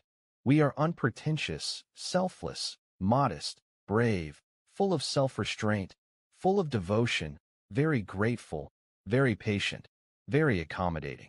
With all that, we are perhaps not very tasteful. Let us finally confess it to ourselves. That which we men of the historical sense find hardest to grasp, to feel, taste, love, that which at bottom finds us prejudiced and almost hostile, is just what is complete and wholly mature in every art and culture, that which constitutes actual nobility in works and in men, their moment of smooth sea and halcyon self-sufficiency, the goldness and coldness displayed by all things which have become perfect. Perhaps our great virtue of the historical sense necessarily stands opposed to good taste, or to the very best taste at any rate. And it is precisely the brief little pieces of good luck and transfiguration of human life that here and there come flashing up, which we find most difficult and laborsome to evoke in ourselves. Those miraculous moments when a great power voluntarily halted before the boundless and immeasurable, when a superfluity of subtle delight in sudden restraint and petrifaction, in standing firm and fixing oneself, was enjoyed on a ground still trembling. Measure is alien to us, let us admit it to ourselves. What we itch for is the infinite, the unmeasured. Like a rider on a charging steed, we let fall the reins before the infinite. We modern men, like semi-barbarians, and attain our state of bliss only when we are most in danger. 225. Whether it be hedonism or pessimism or utilitarianism or eudaimonism, all these modes of thought, which assess the value of things according to pleasure and pain, that is to say, according to attendant and secondary phenomena, are foreground modes of thought and naiveties which anyone conscious of creative powers and an artist's conscience will look down on with derision, though not without pity. Pity for you. That, to be sure, is not pity for social distress, for society and its sick and unfortunate, for the vicious and broken from the start who lie all around us. Even less is it pity for the grumbling, oppressed, rebellious slave classes who aspire after domination. They call it freedom. Our pity is a more elevated, more far-sighted pity. We see how man is diminishing himself, how you are diminishing him. And there are times when we behold your pity with an indescribable anxiety, when we defend ourselves against this pity, when we find your seriousness more dangerous than any kind of frivolity. You want, if possible, and there is no matter if possible, to abolish suffering, and we? It really does seem that we would rather increase it and make it worse than it has ever been. Well-being as you understand it. That is no goal. That seems to us an end. A state which soon renders man ludicrous and contemptible, which makes it desirable that he should perish. The discipline of suffering, of great suffering. Do you not know that it is this discipline alone which has created every elevation of mankind hitherto? That tension of the soul in misfortune which cultivates its strength, its terror at the sight of great destruction, its inventiveness and bravery in undergoing, enduring, interpreting, exploiting misfortune, and whatever of depth, mystery, mask, spirit, cunning, and greatness has been bestowed upon it. Has it not been bestowed through suffering, through the discipline of great suffering? In man, creature and creator are united. In man there is matter, fragment, excess, clay, mud, madness, chaos. But in man there is also creator, sculptor, the hardness of the hammer, the divine spectator, and the seventh day. Do you understand this antithesis? And that your pity is for the creature in man, for that which has to be formed, broken, forged, torn, burned, annealed, refined, that which has to suffer and should suffer? And our pity, do you not grasp whom our opposite pity is for when it defends itself against your pity as the worst of all pampering and weakening? Pity against pity, then. But, to repeat, there are higher problems than the problems of pleasure and pain and pity, and every philosophy that treats only of them is a piece of naivety. 226. We immoralists. This world which concerns us, in which we have to love and fear, this almost invisible, inaudible world of subtle commanding, subtle obeying, a world of almost in every respect, sophistical, insidious, sharp, tender. It is well defended, indeed, against clumsy spectators and familiar curiosity. We are entwined in an austere shirt of duty and cannot get out of it. And in this we are men of duty, we too. Sometimes, it is true, we may dance in our chains and between our swords. Often, it is no less true, we gnash our teeth at it and frown impatiently at the unseen hardship of our lot. But do what we will, fools and appearances speak against us and say these are men without duty. We always have fools and appearances against us. 227. Honesty. Granted that this is our virtue, from which we cannot get free, we free spirits. Well, let us labor at it with all love and malice and not weary of perfecting ourselves in our virtue, the only one we have. May its brightness one day overspread this aging culture and its dull, gloomy seriousness like a gilded azure mocking evening glow. And if our honesty should one day none the less grow weary and sigh and stretch its limbs and find us too hard and like to have things better, easier, gentler, like an agreeable vice, let us remain hard, we last of the Stoics. And let us send to the aid of our honesty whatever we have of devilry in us. Our disgust at the clumsy and casual, our nidum and vetitum, our adventurer's courage, our sharp and fastidious curiosity, our subtlest, most disguised, most spiritual will to power and world overcoming which wanders avidly through all the realms of the future. Let us go to the aid of our God with all our devils. It is probable that we shall be misunderstood and taken for what we are not. But what of that? People will say, their honesty is their devilry and nothing more. But what of that? And even if they were right, have all gods hitherto not been such devils grown holy and been rebaptized? And what do we know of ourselves, when all's said and done? And what the spirit which leads us on would like to be called, it is a question of names. And how many spirits we harbor? Our honesty, we free spirits. Let us see to it that our honesty does not become our vanity, our pomp and finery, our limitation, our stupidity. Every virtue tends towards stupidity, every stupidity towards virtue. Stupid to the point of saintliness, they say in Russia.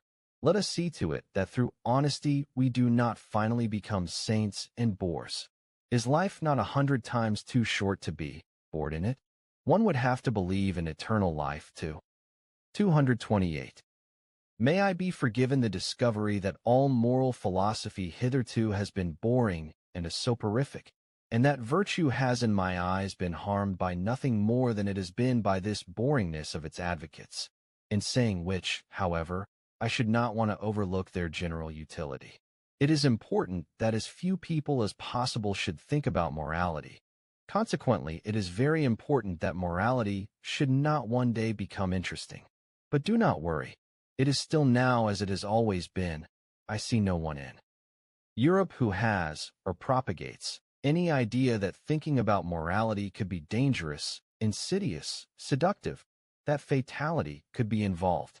Consider, for example, the indefatigable, inevitable English utilitarians, and with what clumsy and worthy feet they walk, stalk. A Homeric metaphor says it more plainly.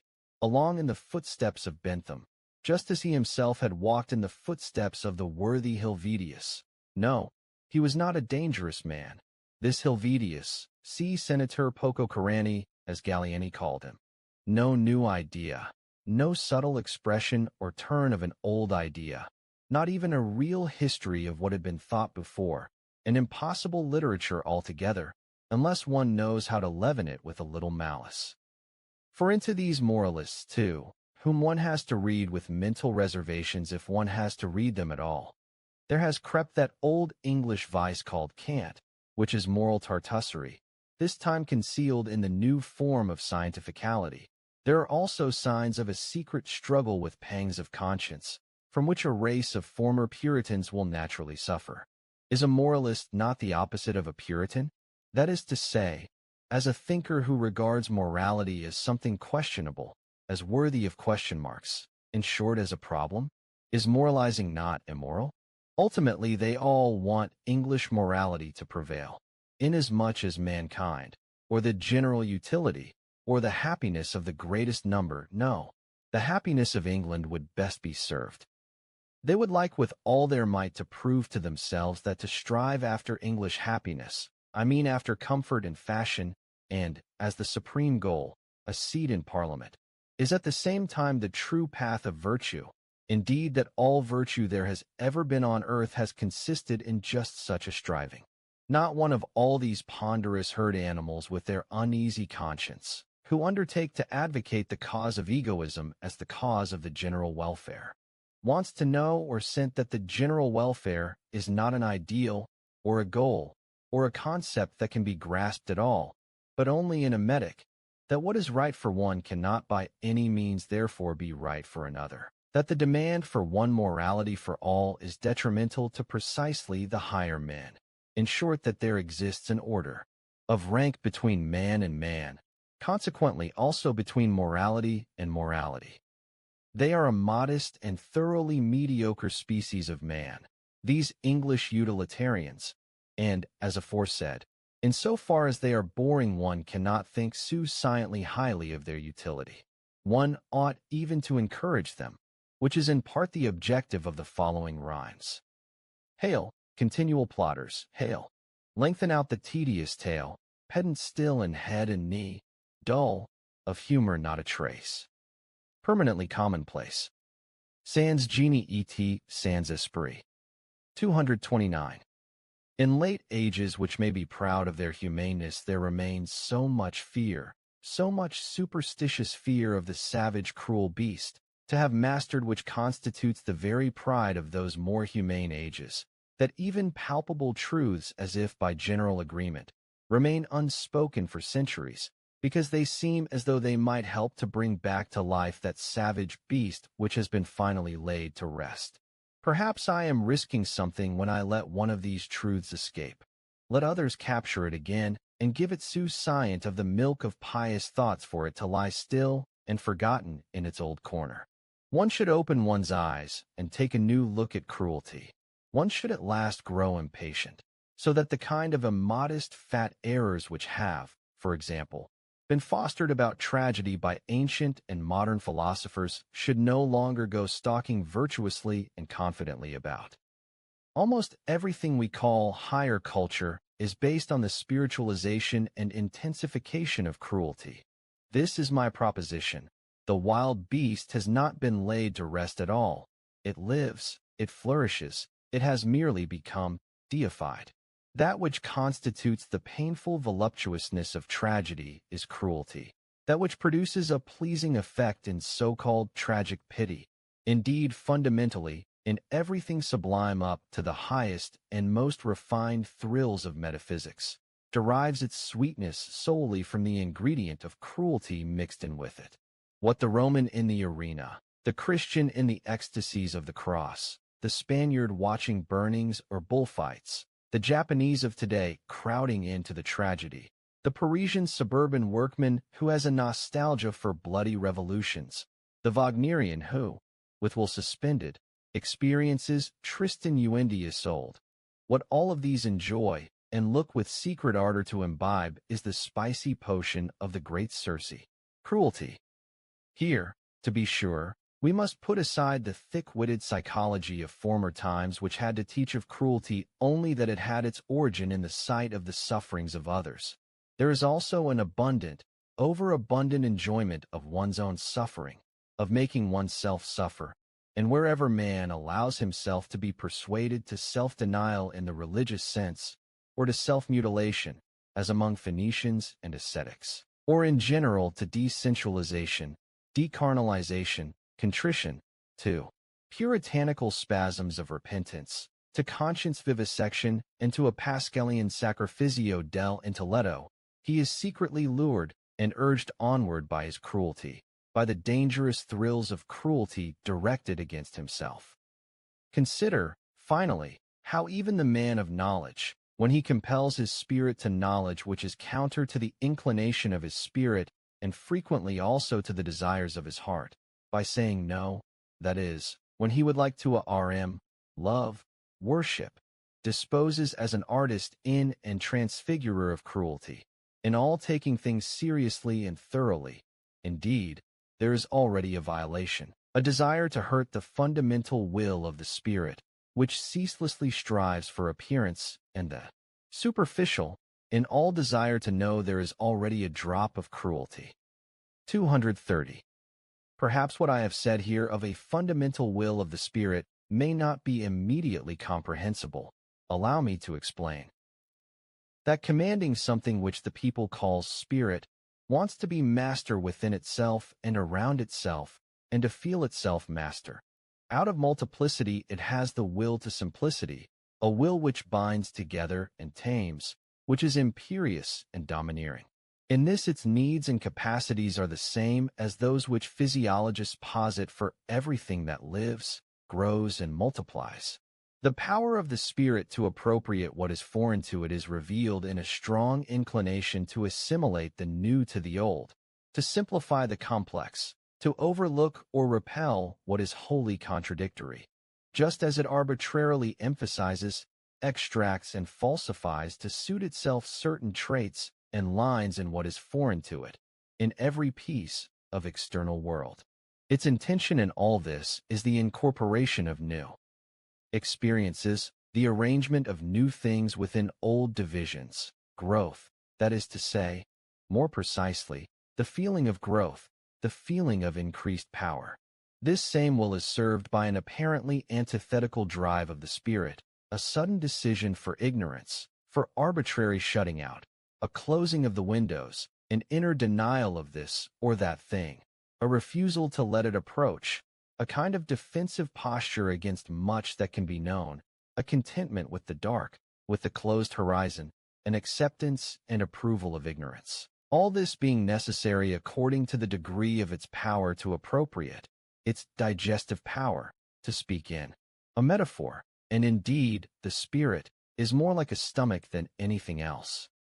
It is here that there also belongs the occasional will of the spirit to let itself be deceived, perhaps with a mischievous notion that such and such is not the case, that it is only being allowed to pass for the case, a joy in uncertainty and ambiguity, an exultant enjoyment of the capricious narrowness and secrecy of a nook and corner, of the all too close, of the foreground, of the exaggerated, diminished, displaced, beautified, an enjoyment of the capriciousness of all these expressions of power.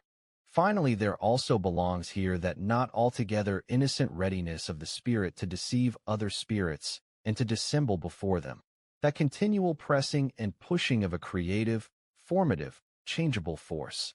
In this the spirit enjoys the multiplicity and cunning of its masks. It enjoys too the sense of being safe that this brings, for it is precisely through its protean arts that it is best concealed and protected.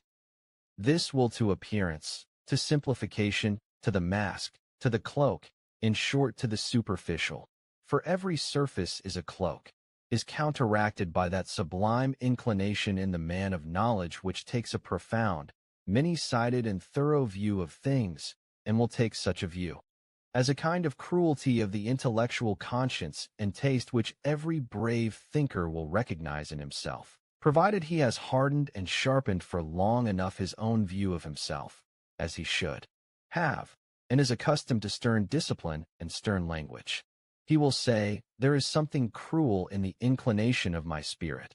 Let the amiable and virtuous try to talk him out of that. In fact, it would be nicer if, instead of with cruelty, we were perhaps credited with an extravagant honesty, we free, very free spirits, and perhaps that will actually one day be our posthumous fame. In the meantime, for it will be a long time before that happens, we ourselves are likely to be least inclined to dress up in moralistic verbal tinsel and valences of this sort. All our labor hitherto has spoiled us for this taste and its buoyant luxuriousness. They are beautiful, glittering, jingling, festive words. Honesty, love of truth, love of wisdom, sacrifice for the sake of knowledge, heroism of the truthful. There is something about them that makes one's pride swell.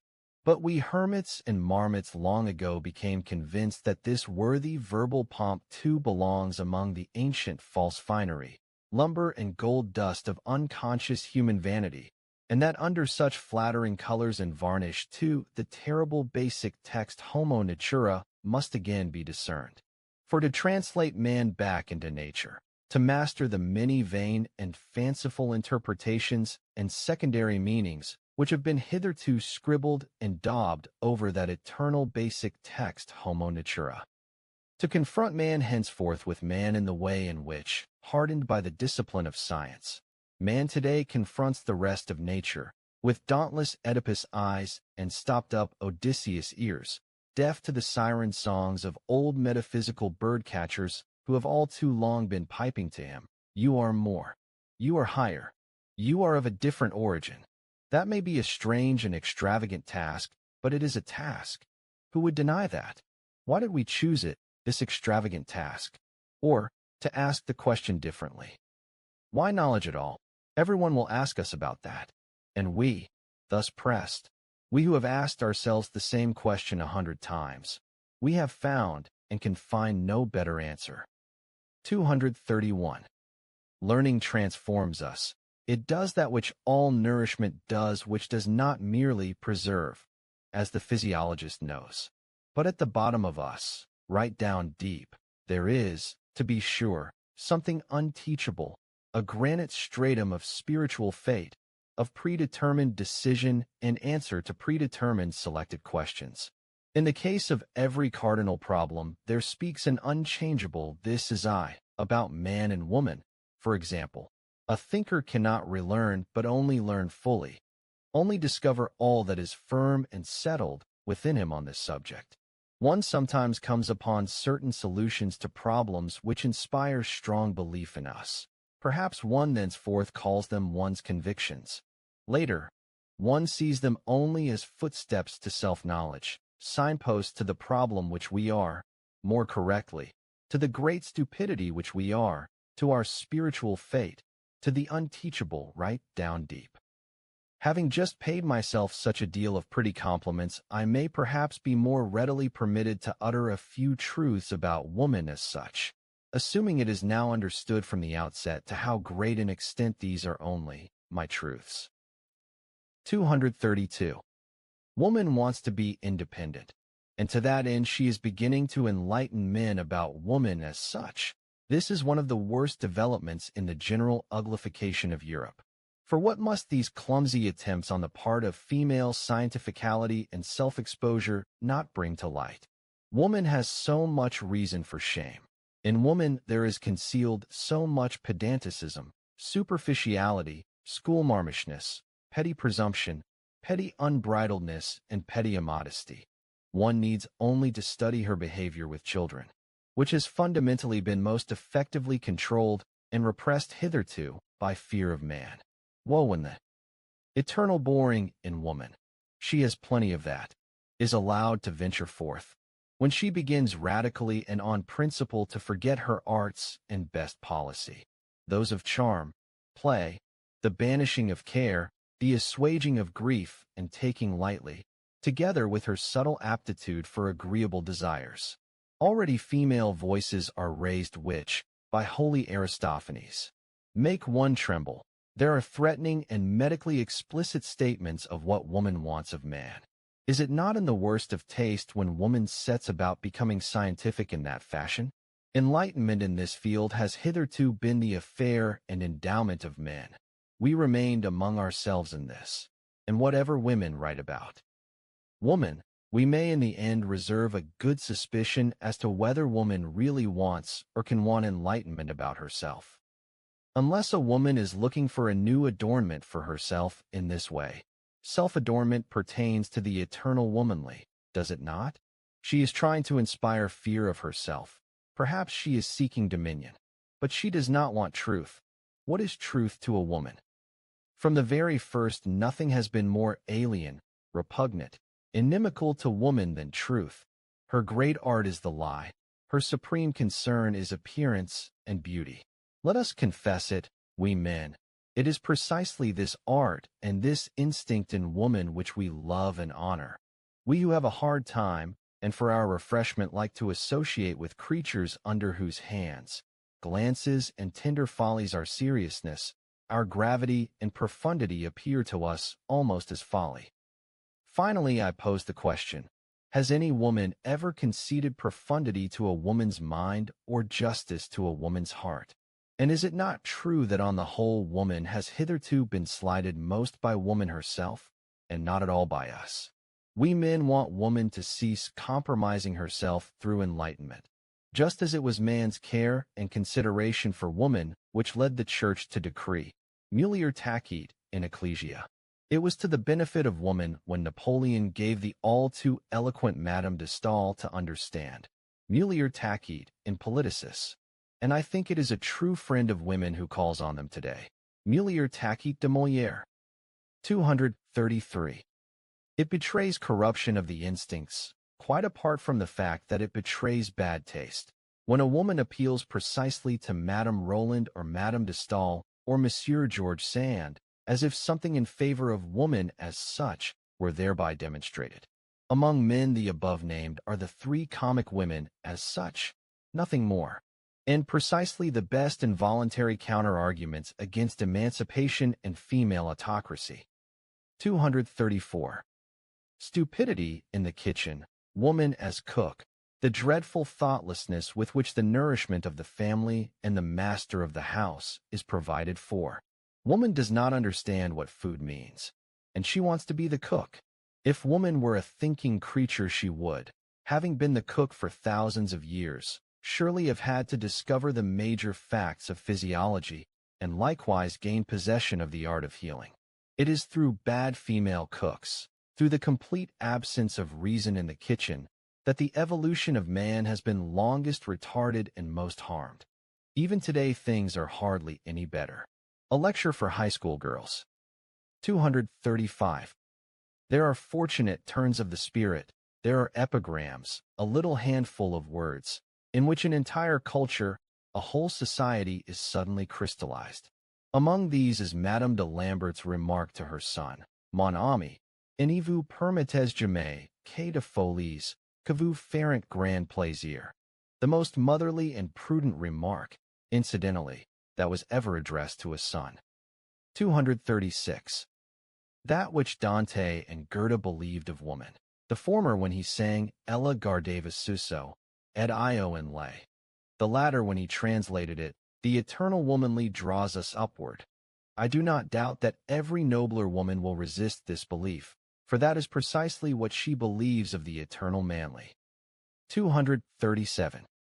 7 Proverbs for Women. How the slowest tedium flees when a man comes on his knees. Age and scientific thought give even virtue some support. Sober garb and total muteness dress a woman with astuteness. Who has brought me luck today? God, and my couturier. Young, a cavern decked about. Old, a dragon sallies out. Noble name, a leg that's fine, man as well. Oh, were he mine? Few words, much meaning, slippery ground, many a poor she-ass has found. Men have hitherto treated women like birds which have strayed down to them from the heights, as something more delicate, more fragile, more savage, stranger, sweeter, soulful, but as something which has to be caged up so that it shall not fly away. 238. To blunder over the fundamental problem of man and woman, to deny here the most abysmal antagonism and the necessity of an eternally hostile tension, perhaps to dream here of equal rights, equal education, equal claims and duties.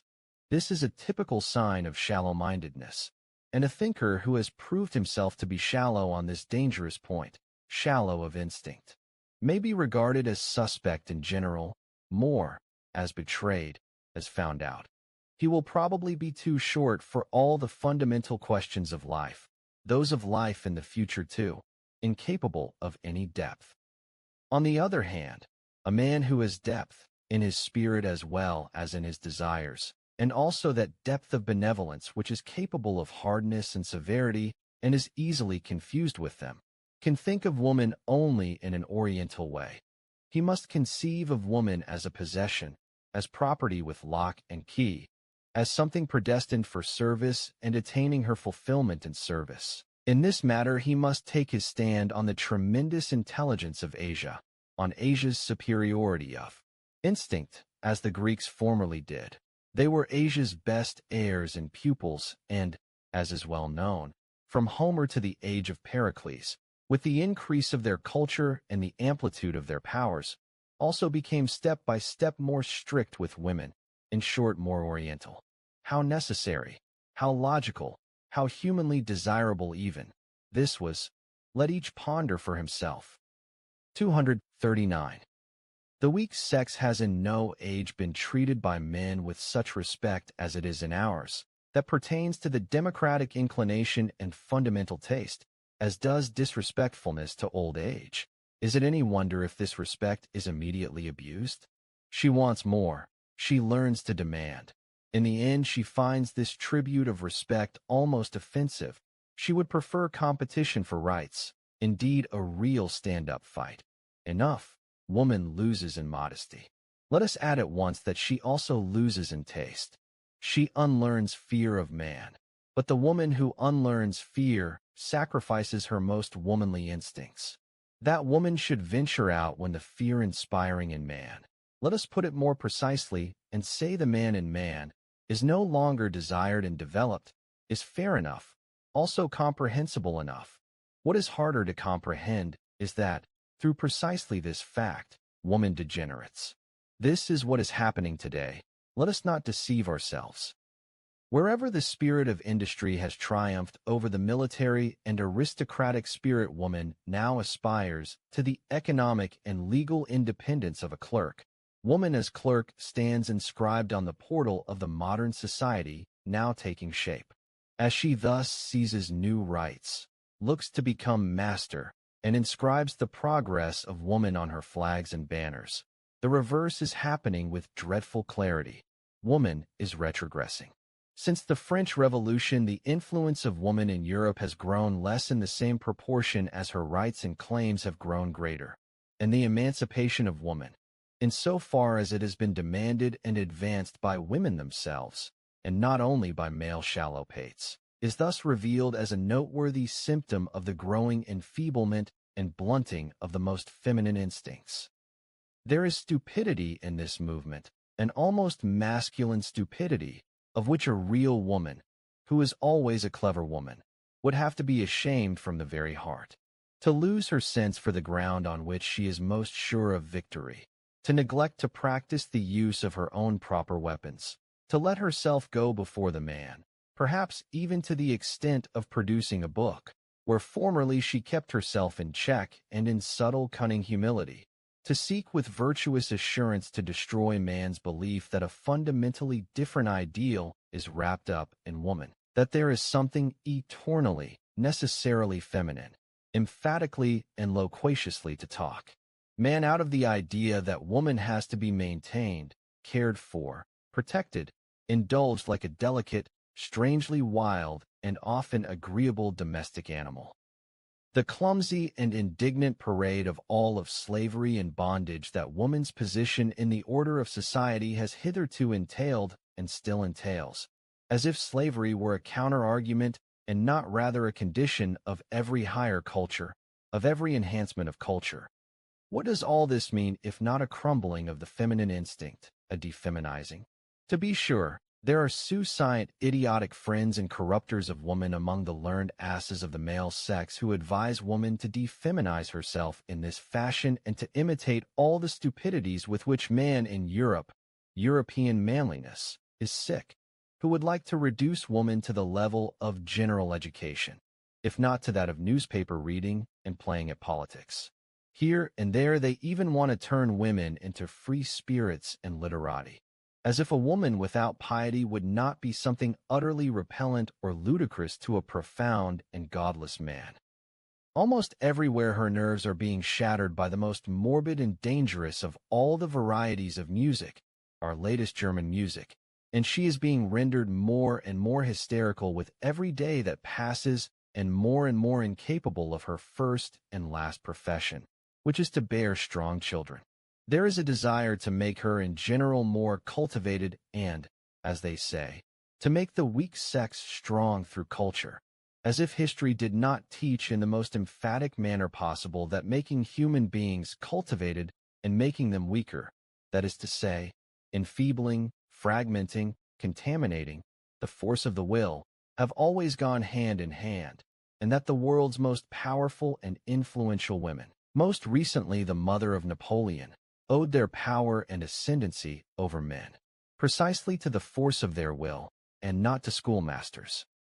That in woman which inspires respect and fundamentally fear is her nature, which is more natural than that of the man, her genuine, cunning, beast of prey suppleness, the tiger's claws beneath the glove, the naivety of her egoism, her ineducability and inner savagery, and how incomprehensible, capacious and prowling her desires and virtues are. That which, all fear notwithstanding, evokes pity for this dangerous and beautiful cat woman is that she appears to be more amicted, more vulnerable, more in need of love, and more condemned to disappointment than any other animal. Fear and pity. It is with these feelings that man has hitherto stood before woman, always with one foot in tragedy, which lacerates as it delights. What? And is this now over with? And is woman now being deprived of her enchantment? Is woman slowly being made boring? Oh, Europe, Europe, we know the horned beast which always attracted you most, which again and again threatens you with danger. Your ancient fable could once again become history. Once again a monstrous stupidity could master you and carry you off. And no God concealed within it, no, merely an idea, a modern idea. Part 8. Peoples and Fatherlands. 240. I have heard, once again for the first time, Richard Wagner's overture to the Meistersinger. It is a magnificent, overladen, heavy and late art, which has the pride to presuppose for its understanding that 2 centuries of music are still living. It is to the credit of the Germans that such a pride was not misplaced. What forces and juices, what seasons and zones are not mixed together here. Now it seems archaic, now strange, acid and too young. It is as arbitrary as it is pompous traditional. It is not infrequently puckish, still more often rough and uncouth. It has fire and spirit, and at the same time the loose yellow skin of fruits which ripen too late. It flows broad and full. And suddenly a moment of inexplicable hesitation, as it were a gap between cause and effect, an oppression-producing dreams, almost a nightmare. But already the old stream of well-being broadens and widens again. The stream of the most manifold well-being, of happiness old and new, very much including the happiness of the artist in himself, which he has no desire to conceal, his happy, astonished knowledge of the masterliness of the means he is here employing, newly acquired, untried. Artistic means, as his art seems to betray to us.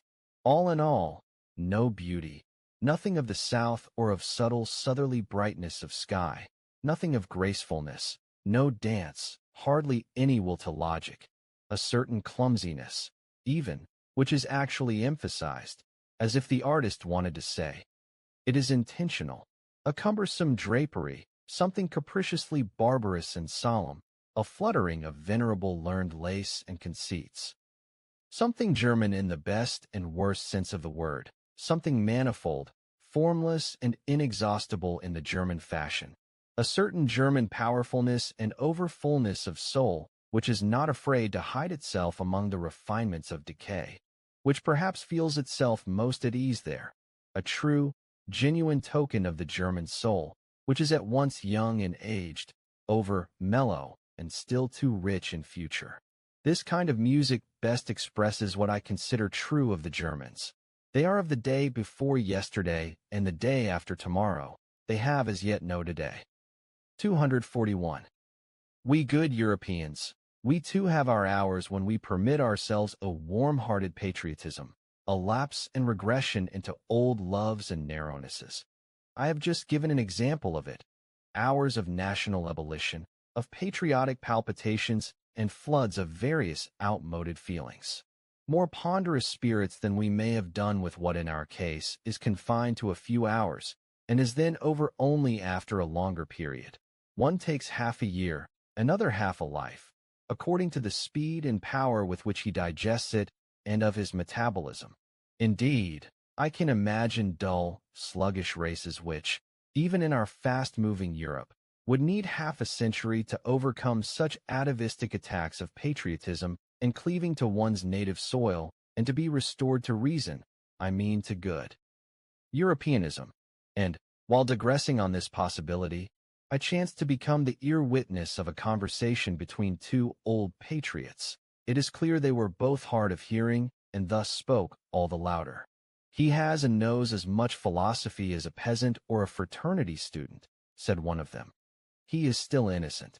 But what does that matter nowadays? It is the age of the masses. They fall on their faces before anything massive. And in politics likewise. A statesman who builds for them another Tower of Babel, some monstrosity of empire and power, they call great. What does it matter if we, more cautious and reserved than they, persist in the old belief that it is the great idea alone which can bestow greatness on a deed or a cause? Suppose a statesman were to put his nation in the position of having henceforth to pursue grand politics, for which it was ill-equipped and badly prepared by nature, so that it had to sacrifice its old and sure virtues for the sake of a new and doubtful mediocrity. Suppose a statesman were to condemn his nation to politicizing at all, while that nation had hitherto had something better to do and think about, and in the depths of its soul still retained a cautious disgust for the restlessness, emptiness, and noisy wrangling of those nations which actually do practice politics. Suppose such a statesman were to goad the slumbering passions and desires of his nation, turn its former deep denke and desire to stand aside into a stigma, and its predilection for foreign things and its secret infiniteness into a fault, devalue its most heartfelt inclinations in its own eyes, reverse its conscience, make its mind narrow and its taste national. What? A statesman who did all this, a statesman for whom his nation would have to atone for all future time, assuming it had a future, would such a statesman be great? Undoubtedly, the other patriot replied vehemently. Otherwise he would not have been able to do it. Perhaps you may say it was mad to want to do such a thing, but perhaps everything great has been merely mad to begin with. Misuse of words, cried the other. Strong, strong, strong and mad, not great. The old men had obviously grown heated as they thus shouted their truths in one another's faces. I, however, in my happiness and beyond, considered how soon a stronger will become master of the strong, and also that when one nation becomes spiritually shallower, there is a compensation for it. Another nation becomes deeper. 242. Whether that which now distinguishes the European be called civilization, or humanization, or progress, whether one calls it simply, without implying any praise or blame, the democratic movement in Europe, behind all the moral and political foregrounds indicated by such formulas, a great physiological process is taking place and gathering greater and ever greater impetus. The process of the assimilation of all Europeans, their growing detachment from the conditions under which races, dependent on climate and class, originate, their increasing independence of any definite milieu which, through making the same demands for centuries, would like to inscribe itself on soul and body, that is to say, the slow emergence of an essentially supranational and nomadic type of man, which, physiologically speaking, possesses as its typical distinction a maximum of the art and power of adaptation. This process of the becoming European, the tempo of which can be retarded by great relapses, but which will perhaps precisely through them gain in vehemence and depth, the still raging storm and stress of national feeling belongs here. Likewise the anarchism now emerging. This process will probably lead to results which its naive propagators and panegyrists, the apostles of modern ideas, would be least inclined to anticipate. The same novel conditions which will on average create a leveling and mediocratizing of man, a useful, industrious, highly serviceable, and able herd animal man, are adapted in the highest degree to giving rise to exceptional men of the most dangerous and enticing quality.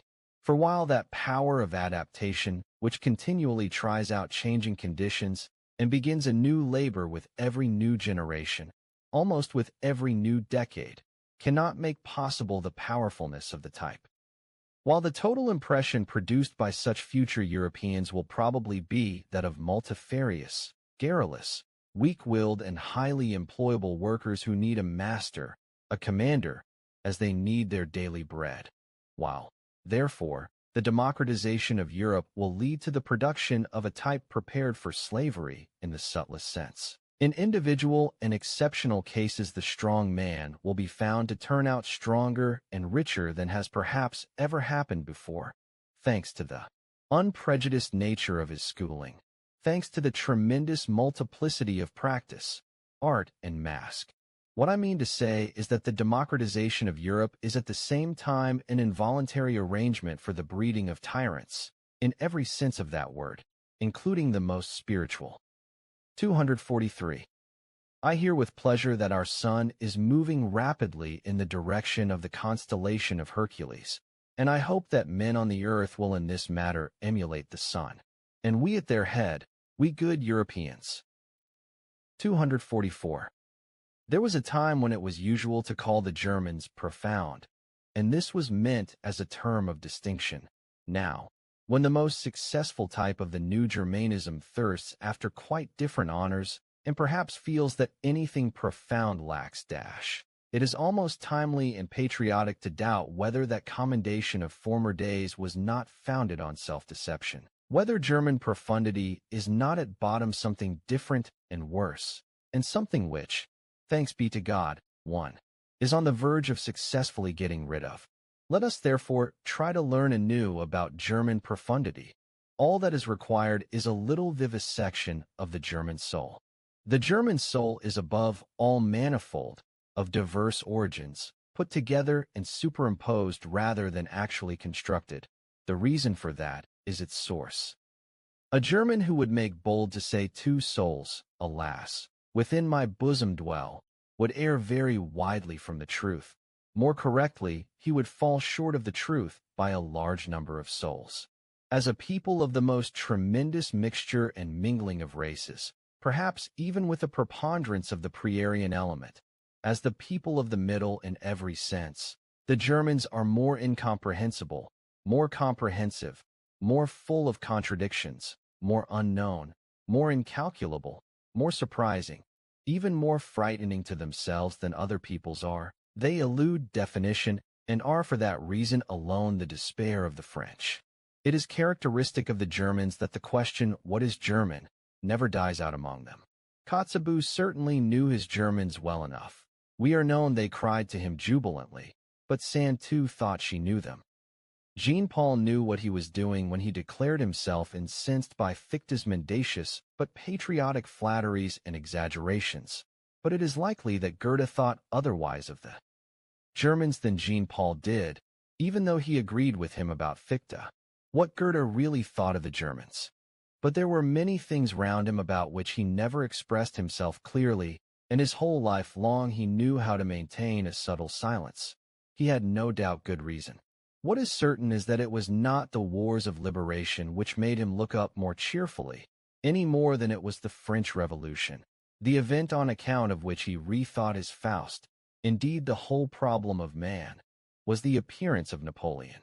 There exist statements by Goethe in which, as if he was from another country, he condemns with impatient severity that which the Germans take pride in.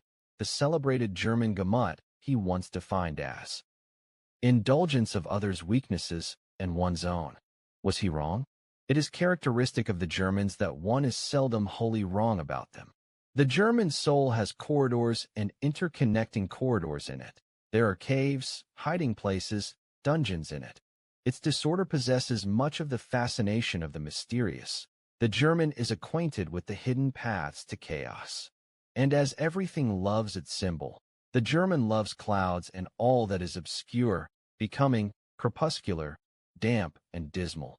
The uncertain, unformed, shifting, growing of every kind he feels to be profound. The German himself is not. He is becoming. He is developing. Development is thus the truly German discovery and lucky shot in the great domain of philosophical formulas, a ruling concept which, in concert with German beer and German music, is at work at the Germanization of all Europe. Foreigners are astonished and drawn by the enigmas which the contradictory nature at the bottom of the German soul propounds to them, which Hegel reduced to a system and Richard Wagner finally set to music.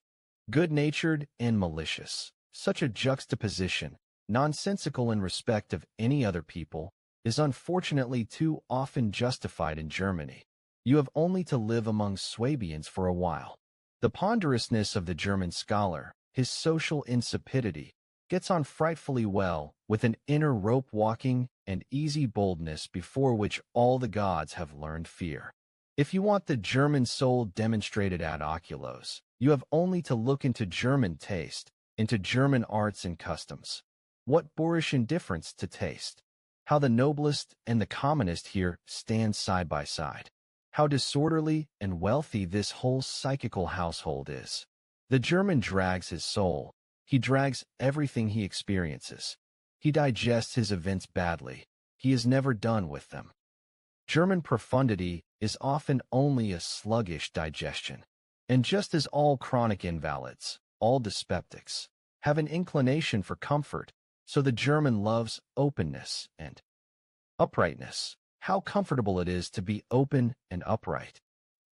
Perhaps it is the most dangerous and successful disguise the German knows how to use today, this confiding, accommodating, cards on the table German honesty. It is his real Mephistophelian art. With its aid he can still go far.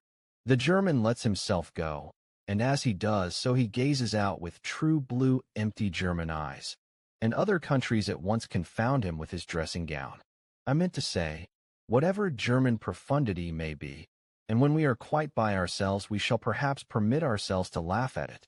We would do well to hold its appearance and good name in respect henceforth too, and not to sell former old reputation as the profound nation too cheaply for Prussian dash and Berlin wit and sand.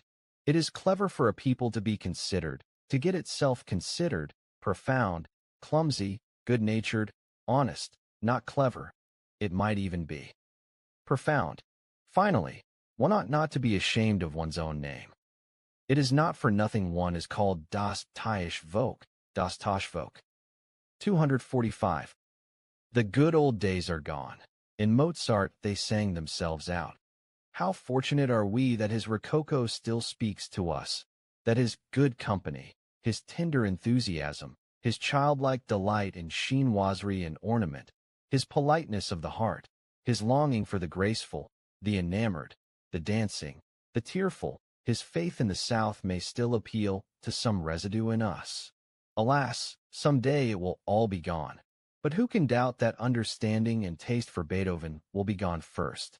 For Beethoven was only the closing cadence of a transition of style and stylistic breach and not, as Mozart was, the closing cadence of a great centuries-old European taste.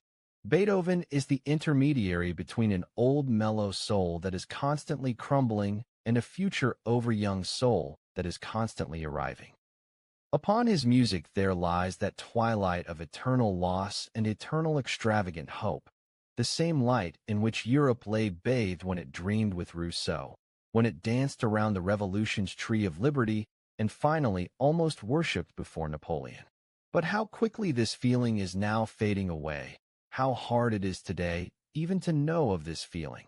How strange to our ears sounds the language of Rousseau, Schiller, Shelley, Byron, in whom together the same European destiny that in Beethoven knew how to sing found its way into words. Whatever German music came afterwards belongs to Romanticism, that is to say to a movement which was, historically speaking, even breiter, even more fleeting, even more superficial than that great interlude, that transition of Europe from Rousseau to Napoleon and to the rise of democracy. Weber, but what are Freischütz and Oberon to us today? Or Marskner's Hans Heiling and Vamper?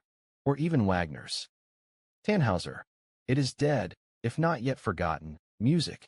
All this music of Romanticism was, moreover, insouciantly noble, insouciantly musical, to maintain itself anywhere but in the theater and before the mob. It was from the very first second-rate music to which genuine musicians paid little regard. It was otherwise with Felix Mendelssohn, that halcyon master who was, on account of his lighter, purer, happier soul, speedily honored and just as speedily forgotten as the beautiful intermezzo of German music. But as for Schumann, who took things seriously and was also taken seriously from the first, he was the last to found a school. Do we not now think it a piece of good fortune, a relief, a liberation that this Schumann Romanticism has been overcome? Schumann, fleeing into the Saxon Switzerland of his soul, his nature half Werther, half Jean-Paul, not at all like Beethoven, not at all Byronic.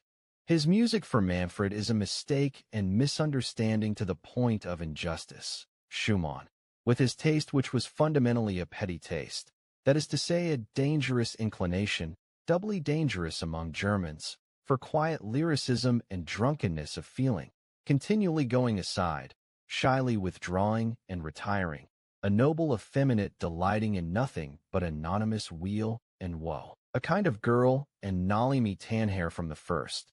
This Schumann was already a merely German event in music, no longer a European event, as Beethoven was, as to an even greater extent Mozart had been. In him German music was threatened with its greatest danger, that of losing the voice for the soul of Europe and sinking into a merely national affair. 246. What a torment books written in German are for him, who has a third ear! How disgustedly he stands beside the slowly turning swamp of sounds without resonance, of rhythms that do not dance, which the Germans call a book, not to mention the German who reads books. How lazily, how reluctantly, how badly he reads. How many Germans know, or think they ought to know, that there is art in every good sentence, art that must be grasped if the sentence is to be understood. A misunderstanding of its tempo, for example, and the sentence itself is misunderstood. That one must be in no doubt about the syllables that determine the rhythm, that one should feel the disruption of a too severe symmetry as intentional and as something attractive, that one should lend a refined and patient ear to every staccato, every rubato, that one should divine the meaning in the sequence of vowels and diphthongs, and how delicately and richly they can color and recolor one another through the order in which they come.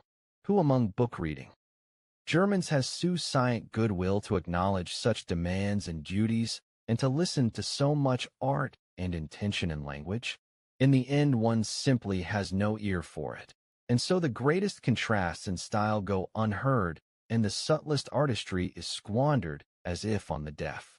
These were my thoughts when I noticed how two masters of the art of prose were clumsily and unsuspectingly confused with one another, one from whom words fall cold and hesitantly as from the roof of a damp cavern. He calculates on the heavy dullness of their sound and echo, and another who handles his language like a supple blade and feels from his arm down to his toes the perilous delight of the quivering, over-sharp steel that wants to bite, hiss, cut. 247. How little German style has to do with sound and the ears is shown by the fact that precisely our good musicians write badly. The German does not read aloud, does not read for the ear, but merely with his eyes.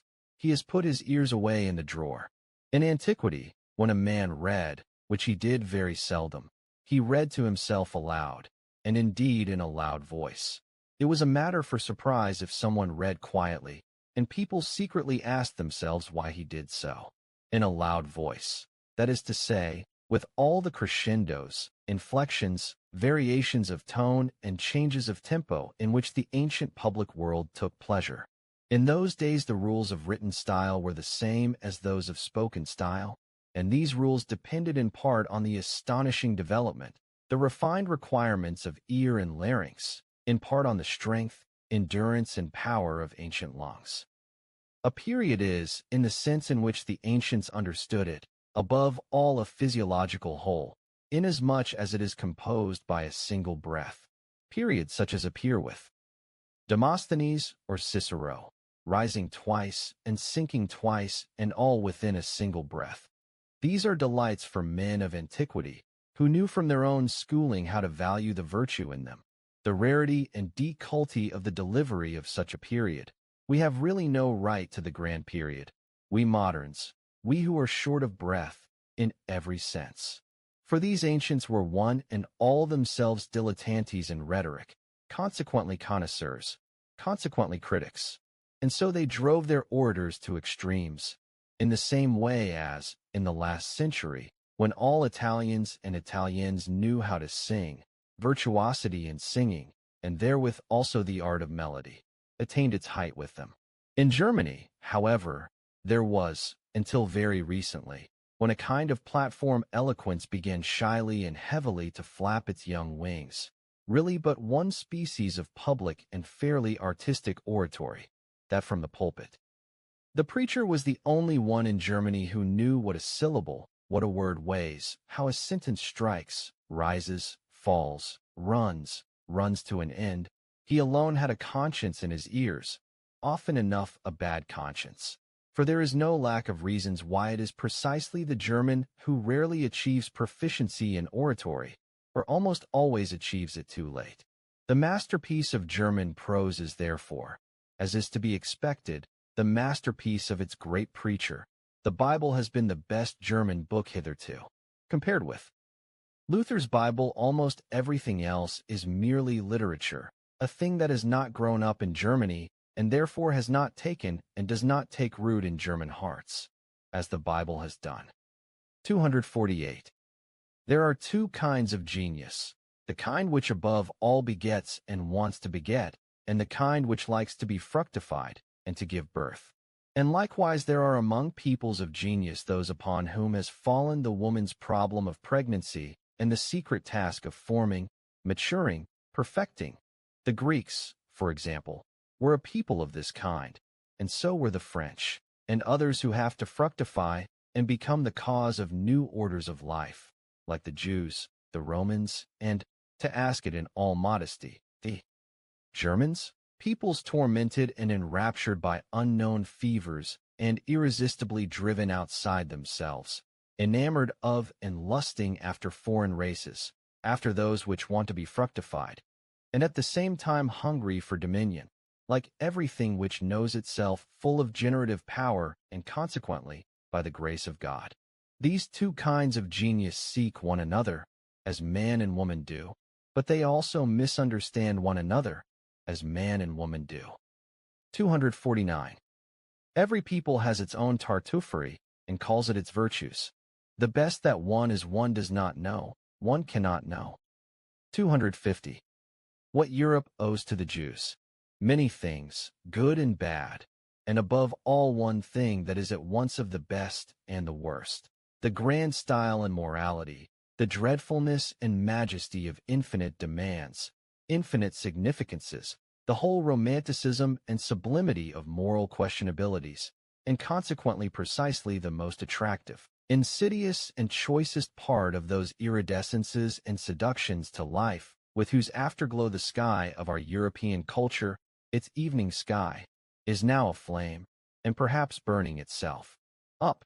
We artists among the spectators and philosophers are grateful to the Jews for this. 251. If a people is suffering and wants to suffer from nationalistic nervous fever and political ambition, it must be expected that all sorts of clouds and disturbances, in short, little attacks of stupidity, will pass over its spirit into the bargain.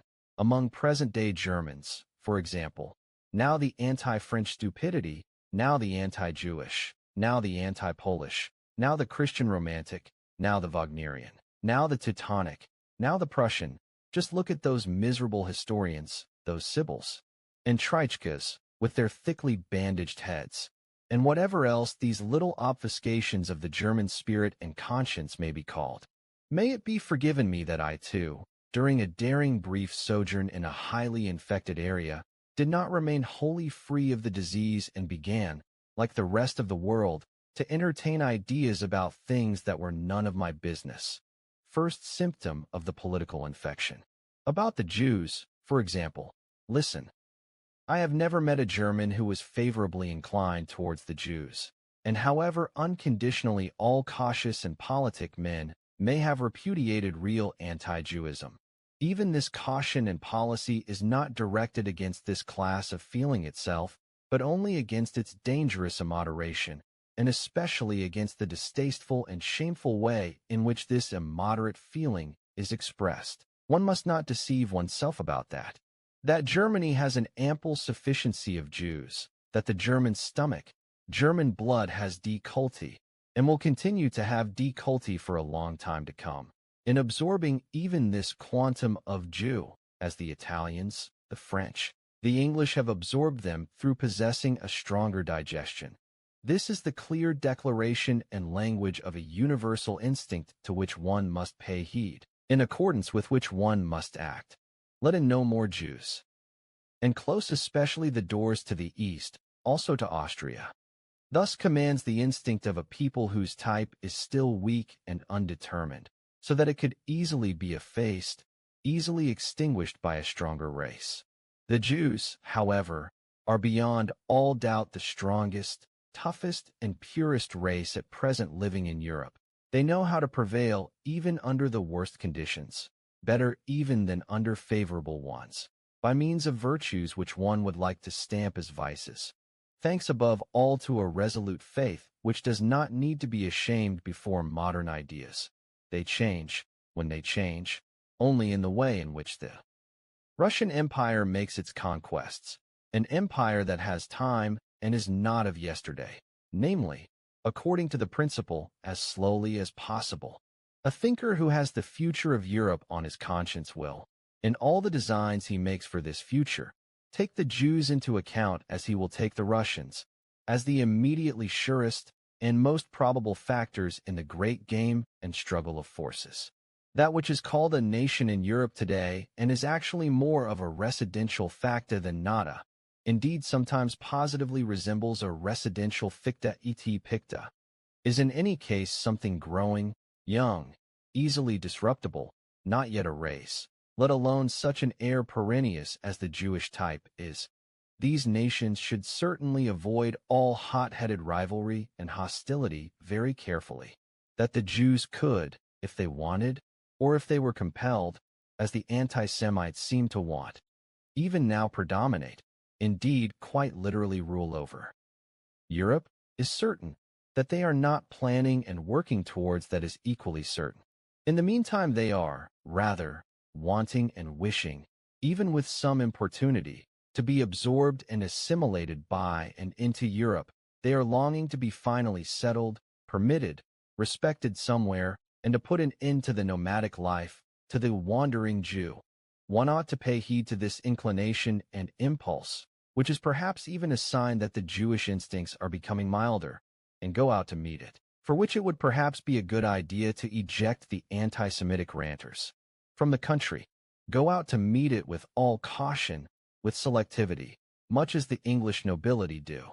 It is plain that the stronger and already more firmly formed types of the new Germanism could enter into relations with them with the least hesitation. The aristocratic Auxerre of the March, for example. It would be interesting in many ways to see whether the genius of money and patience, and above all a little mind and spirituality, of which there is a plentiful lack in the persons above mentioned, could not be added and bred into the hereditary art of commanding and obeying, in both of which the above-mentioned land is today classic. But here it is fitting that I should break off my cheerful Germanomaniac address, for already I am touching on what is to me serious, on the European problem as I understand it, on the breeding of a new ruling caste for Europe. 252. They are no philosophical race, these English. Bacon signifies an attack on the philosophical spirit in general, Hobbes, Hume, and Locke a debasement and devaluation of the concept philosopher for more than a century.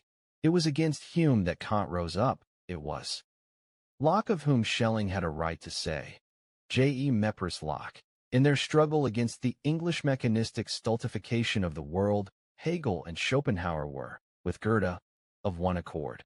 Those two hostile brother geniuses who strove apart towards the antithetical poles of the German spirit, and in doing so wronged one another, as only brothers wrong one another. What is lacking in England, and always has been lacking, was realized well enough by that semi-actor and rhetorician, the tasteless muddlehead Carlyle, who tried to conceal behind passionate grimaces what he knew about himself. Namely, what was lacking in Carlyle: real power of spirituality, real depth of spiritual insight, in short, philosophy. It is characteristic of such an unphilosophical race that they should cling firmly to Christianity. They need its discipline if they are to become moral and humane. The Englishman, gloomier, more sensual, stronger of will, and more brutal than the German, is for just that reason, as the more vulgar of the two, also more pious than the German. He is in greater need of Christianity.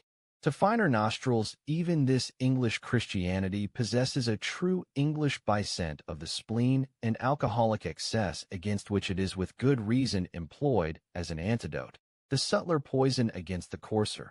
And indeed a subtle poisoning is in the case of coarse peoples already a certain progress, a step towards spiritualization. English coarseness and peasant seriousness still finds its most tolerable disguise in Christian gestures and in praying and psalm singing.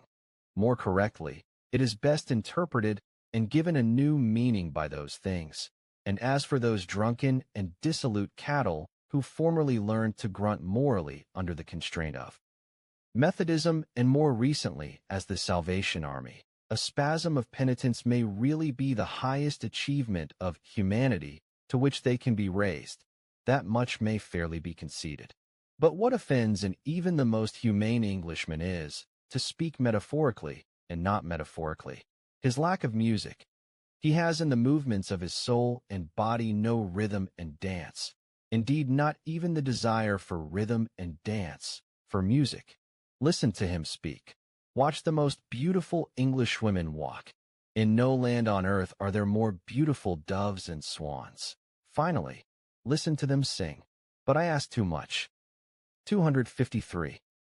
There are truths which are recognized best by mediocre minds because they are most suited to them. There are truths which possess charm and seductive powers only for mediocre spirits. One is brought up against this perhaps disagreeable proposition just at the moment because the spirit of respectable but mediocre Englishmen, I name Darwin, John Stuart Mill, and Herbert Spencer, is starting to gain ascendancy in the mid-region of European taste. Who indeed would doubt that it is useful for such spirits to dominate for a while? It would be a mistake to regard exalted spirits who fly off on their own as especially well adapted to identifying, assembling, and making deductions from a host of little common facts. As exceptions they are, rather, from the first in no very favorable position with respect to the rules.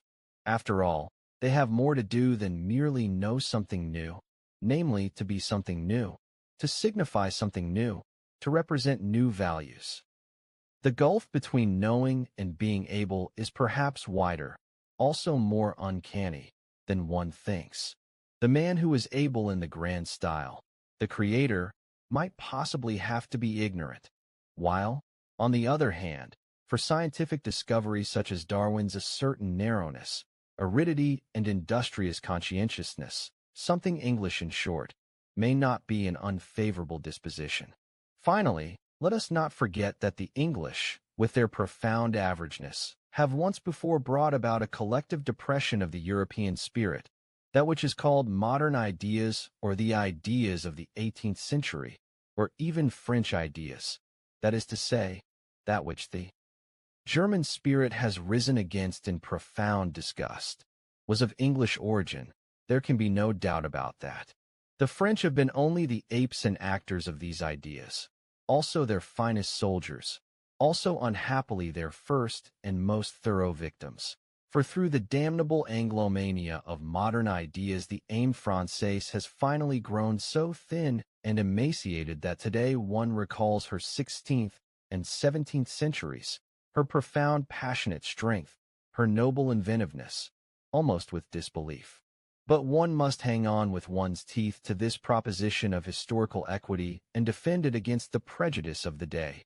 European noblesse, of feeling, of taste, of custom, in short noblesse in every exalted sense of the word, is the work and invention of France. European vulgarity, the plebeianism of modern ideas, that of England. 254. Even now France is still the seat of Europe's most spiritual and refined culture and the leading school of taste. But one has to know how to find this France of taste. He who belongs to it keeps himself well hidden.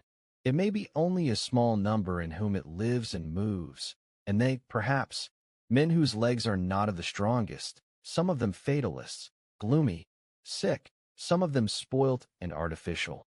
Such men as have an ambition to hide themselves. One thing they all have in common. They shut their ears to the raving stupidity and the noisy yapping of the democratic bourgeois. Indeed, it is a coarse and stupid France that trundles in the foreground today. It recently celebrated, at Victor Hugo's funeral, a veritable orgy of tastelessness and at the same time self-admiration. Something else, too, they have in common. A great will to resist spiritual Germanization, and an even greater inability to do so.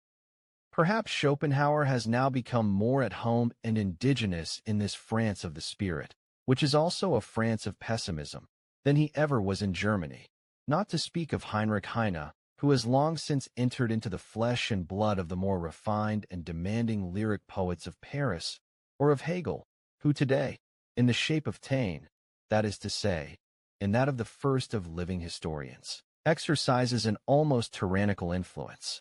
As for Richard Wagner, however, the more French music learns to shape itself according to the actual needs of the âme moderne, the more will it Wagnerize, that one can safely predict. It is doing so silently already.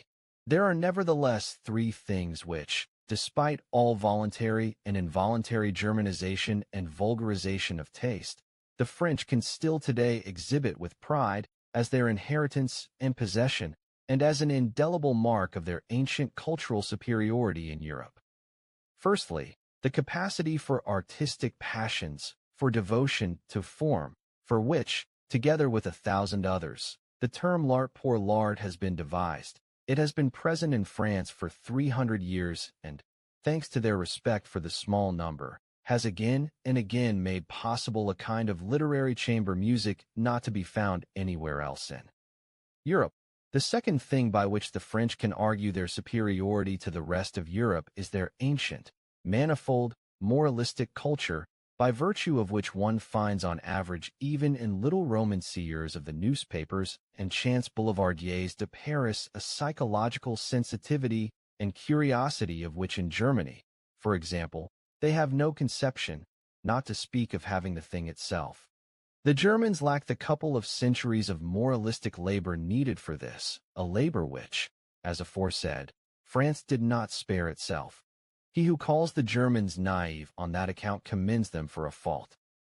As antithesis to German inexperience and innocence in Voluptate Psychologica, which is not too distantly related to the boringness of German company, and as the most successful expression of a genuine French curiosity and inventiveness in this domain of delicate thrills, one should observe Henri Bayle, that remarkable anticipator and forerunner who ran with a Napoleonic tempo through his Europe, through several centuries of the European soul, as a detector and discoverer of his soul.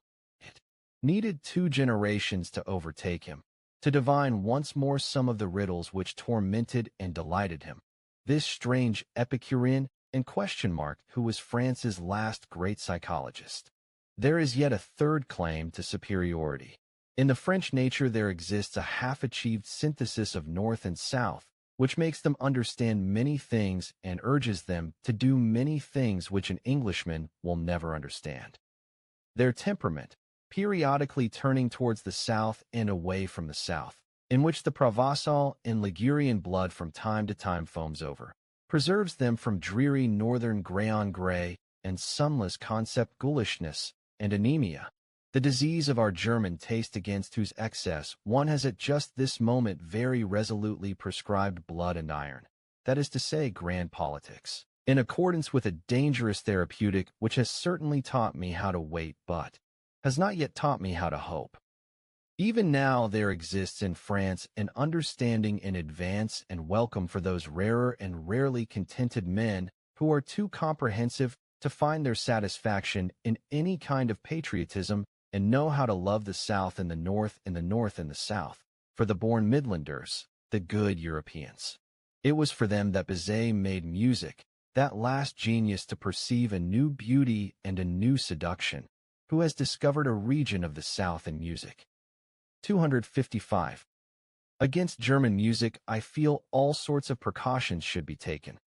Suppose one loves the South as I love it, as a great school of convalescence, for all the diseases of senses and spirit, as a tremendous abundance of sun and transfiguration by sun, spreading itself over an autonomous existence which believes in itself. Well, such a person will learn to be somewhat on guard against German music because, by spoiling his taste again, it will also spoil his health again. Such a Southerner, not by descent but by faith, must, if he dreams of the future of music, also dream of the redemption of music from the North, and have in his ears the prelude to a deeper, mightier, perhaps wickeder and more mysterious music, a super-German music which does not fade, turn yellow, turn pale at the sight of the blue voluptuous sea and the luminous sky of the Mediterranean, as all German music does, a super-European music which holds its own even before the brown sunsets of the desert, whose soul is kindred to the palm tree and knows how to roam and be at home among great beautiful solitary beasts of prey. I could imagine a music whose rarest magic would consist in this, that it no longer knew anything of good and evil, except that perhaps some sailor's homesickness, some golden shadow and delicate weakness would now and then flit across it, an art that would see fleeing towards it from a great distance the colors of a declining, now almost incomprehensible moral world, and would be hospitable and deep enough to receive such late fugitives. 256. Thanks to the morbid estrangement which the lunacy of nationality has produced and continues to produce between the peoples of Europe, thanks likewise to the short-sighted and hasty-handed politicians who are with its aid on top today and have not the slightest notion to what extent the politics of disintegration they pursue must necessarily be only an interlude. Thanks to all this, and to much else that is altogether unmentionable today, the most unambiguous signs are now being overlooked or arbitrarily and lyingly misinterpreted, which declare that Europe wants to become one. In all the more profound and comprehensive men of this century, the general tendency of the mysterious workings of their souls has really been to prepare the way to this new synthesis and to anticipate experimentally the European of the future. Only in their foregrounds, or in hours of weakness, in old age perhaps, were they among the men of the fatherland. They were only taking a rest from themselves when they became patriots. I think of men such as Napoleon, Goethe, Beethoven, Stendhal, Heinrich Heine, Schopenhauer. I must not be blamed if I also include Richard Wagner among them. One should not let oneself be misled about him by his own misunderstandings. Geniuses of his sort seldom have the right to understand themselves, and even less, to be sure, by the unseemly noise with which he is opposed and resisted today in France. The fact nonetheless remains that French late Romanticism of the 40s and Richard Wagner belong most closely and intimately together. They are related, fundamentally related, in all the heights and depths of their needs. It is Europe, the one Europe, whose soul forces its way longingly up and out through their manifold and impetuous art. Whither? Into a new light? Towards a new sun?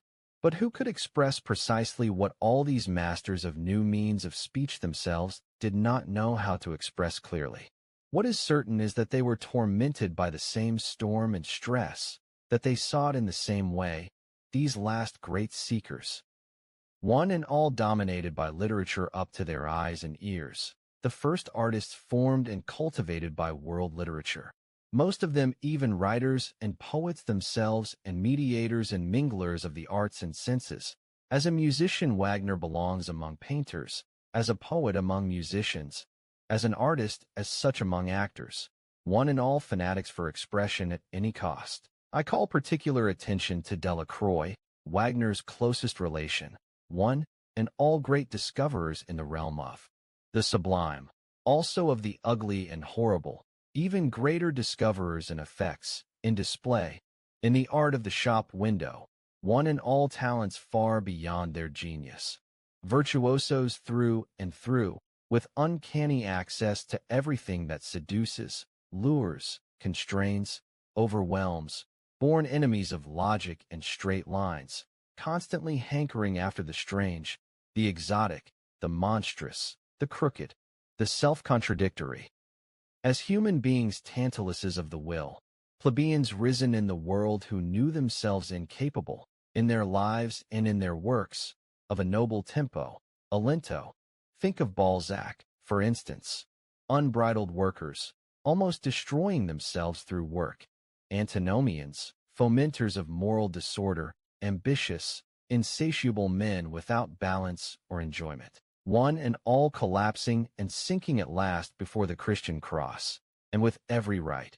For who among them would have been profound or primary enough for a philosophy of anti-dash? Christ, on the whole an audacious, daring, splendidly violent, high-flying type of higher men who bore others up with them, and whose lot it was to teach their century. And it is the century of the mob. The concept higher man. Let the German friends of Richard Wagner deliberate whether there is in Wagnerian art anything simply German, or whether it is not precisely its distinction that it derives from super-German sources and impulses. In considering which, it should not be underestimated how indispensable Paris was for the cultivation of his type, how the depth of his instinct drew him precisely thither at the most decisive time, and how his whole manner of appearance and self-apostolate could perfect itself only by his seeing its French socialist model.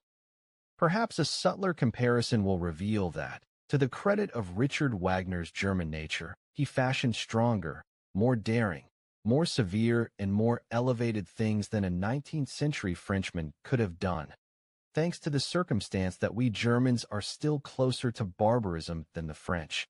Perhaps the most remarkable thing Wagner created is even inaccessible, inimitable to the entire, so late Latin race forever and not only for the present, the figure of Siegfried, that very free human being who may indeed be much too free, too hard, too cheerful, too healthy, too anti-Catholic for the taste of peoples of an ancient, mellow culture.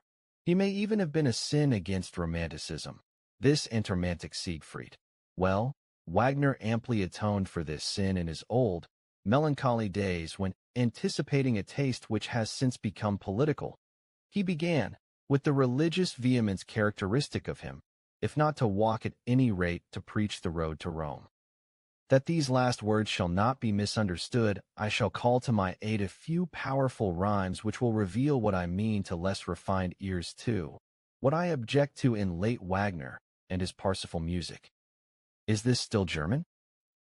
From German heart this sultry ululating? Of German body this self-lacerating? German, this altar-priest prostration, this incense-perfumed stimulation? German, this reeling, stumbling, tumbling, this muddy, booming, bim-bam bumbling, this nunnish ogling, Ave-hour bell chiming, this false ecstatic higher than heaven climbing? Is this still German? Reflect, and then your answer frame. For what you hear is Rome, Rome's faith in all but name. Part 9. What is noble? 257. Every elevation of the type man has hitherto been the work of an aristocratic society, and so it will always be, a society which believes in a long scale of orders of rank and differences of worth between man and needs slavery, in some sense or other, without the pathos of distance such as develops from the incarnate differences of classes, from the ruling caste's constant looking out and looking down on subjects and instruments, and from its equally constant exercise of obedience and command, its holding down and holding at a distance, That other, more mysterious pathos could not have developed either, that longing for an ever-increasing widening of distance within the soul itself, the formation of ever higher, rarer, more remote, tenser, more comprehensive states, in short, precisely the elevation of the type man, the continual self-overcoming of man, to take a moral formula in a supermoral sense. As to how an aristocratic society, that is to say, the precondition for this elevation of the type man, originates, one ought not to yield to any humanitarian illusions. Truth is hard. Let us admit to ourselves unflinchingly how every higher culture on earth has hitherto begun. Men of a still natural nature, barbarians in every fearful sense of the word, men of prey still in possession of an unbroken strength of will and lust for power, threw themselves upon weaker, more civilized, more peaceful, perhaps trading or cattle-raising races, or upon old mellow cultures, the last vital forces in which were even then flickering out in a glittering firework display of spirit and corruption. The noble caste was in the beginning always the barbarian caste. Their superiority lay, not in their physical strength, but primarily in their psychical. They were more complete human beings, which, on every level, also means as much as more complete beasts. 258. Corruption as the indication that anarchy threatens within the instincts, and that the foundation of the emotions which is called life has been shaken. Corruption is something fundamentally different according to which life form it appears in.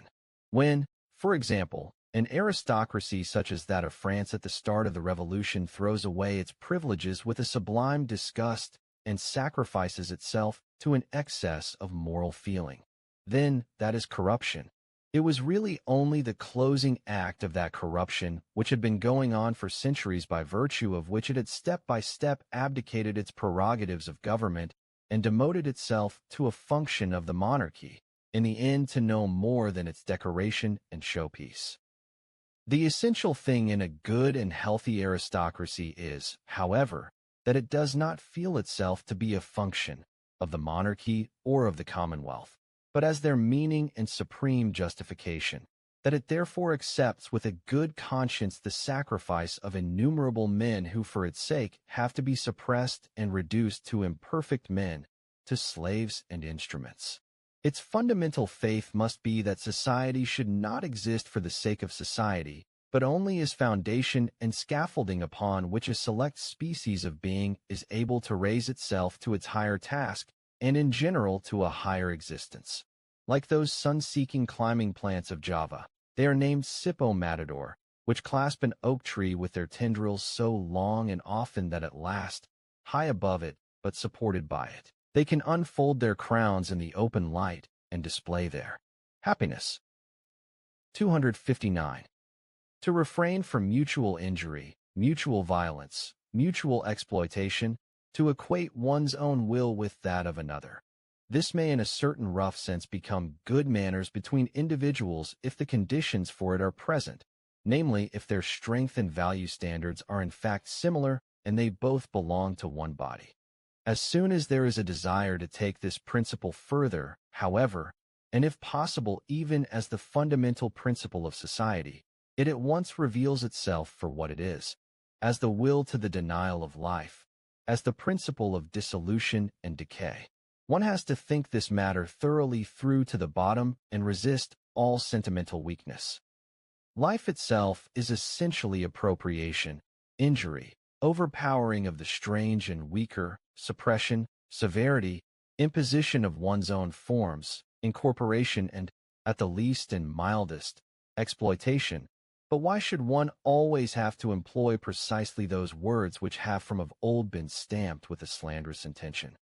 Even that body within which, as was previously assumed, individuals treat one another as equals, this happens in every healthy aristocracy, must, if it is a living and not a decaying body, itself do all that to other bodies which the individuals within it refrain from doing to one another. It will have to be the will to power incarnate. It will want to grow, expand, draw to itself, gain ascendancy, not out of any morality or immorality, but because it lives, and because life is will to power.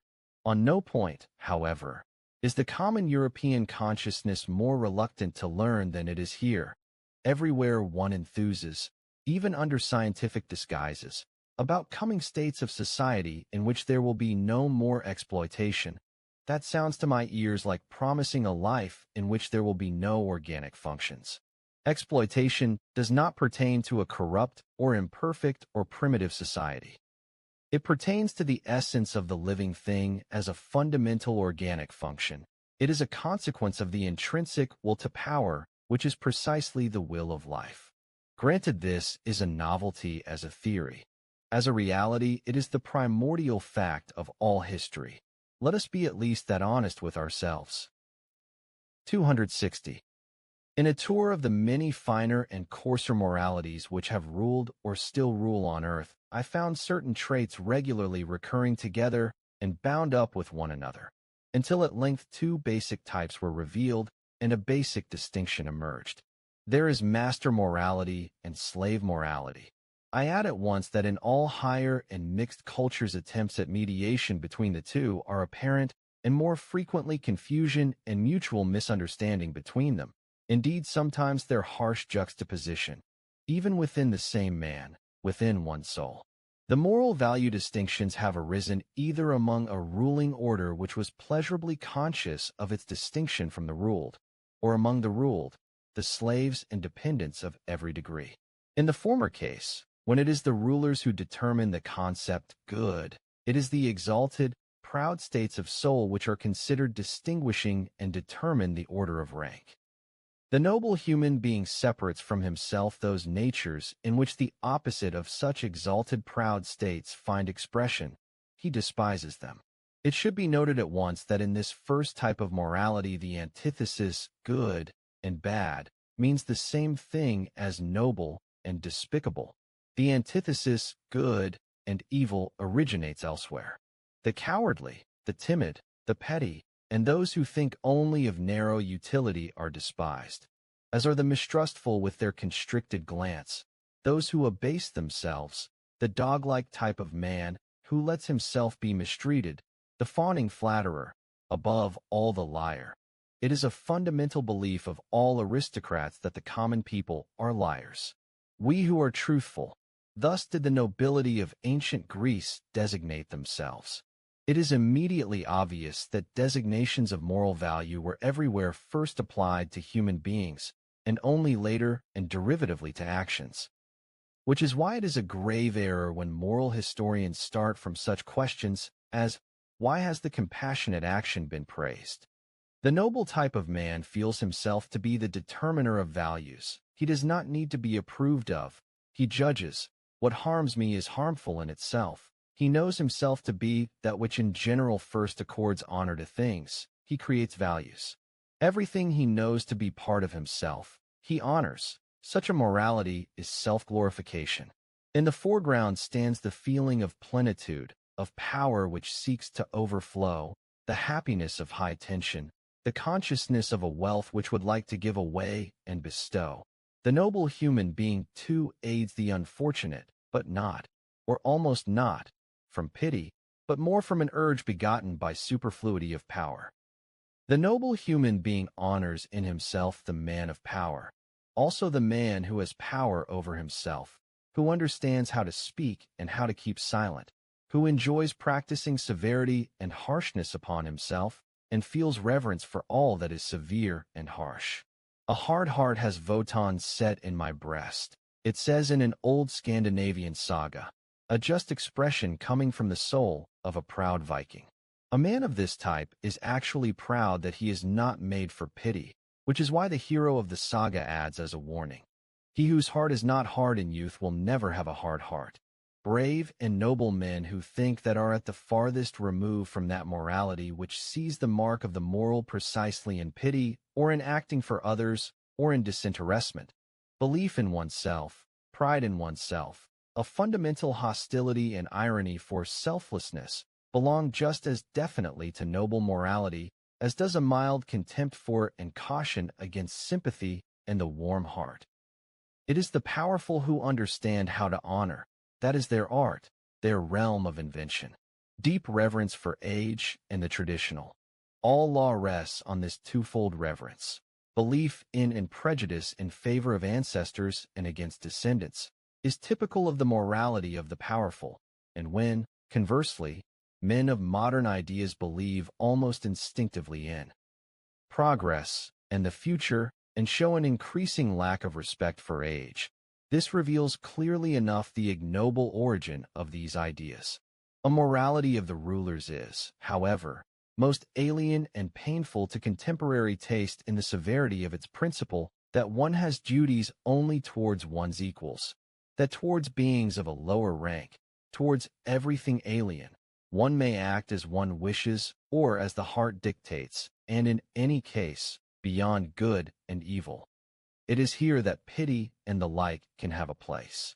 The capacity for and the duty of protracted gratitude and protracted revenge, both only among one's equals, subtlety in requital, a refined conception of friendship, a certain need to have enemies as conduit systems, as it were, for the emotions of envy, quarrelsomeness, arrogance, fundamentally so as to be able to be a good friend. All these are typical marks of noble morality which, as previously indicated, is not the morality of modern ideas and is therefore hard to enter into today, also hard to unearth and uncover. It is otherwise with the second type of morality, slave morality. Suppose the abused, oppressed, suffering, unfree, those uncertain of themselves and weary should moralize.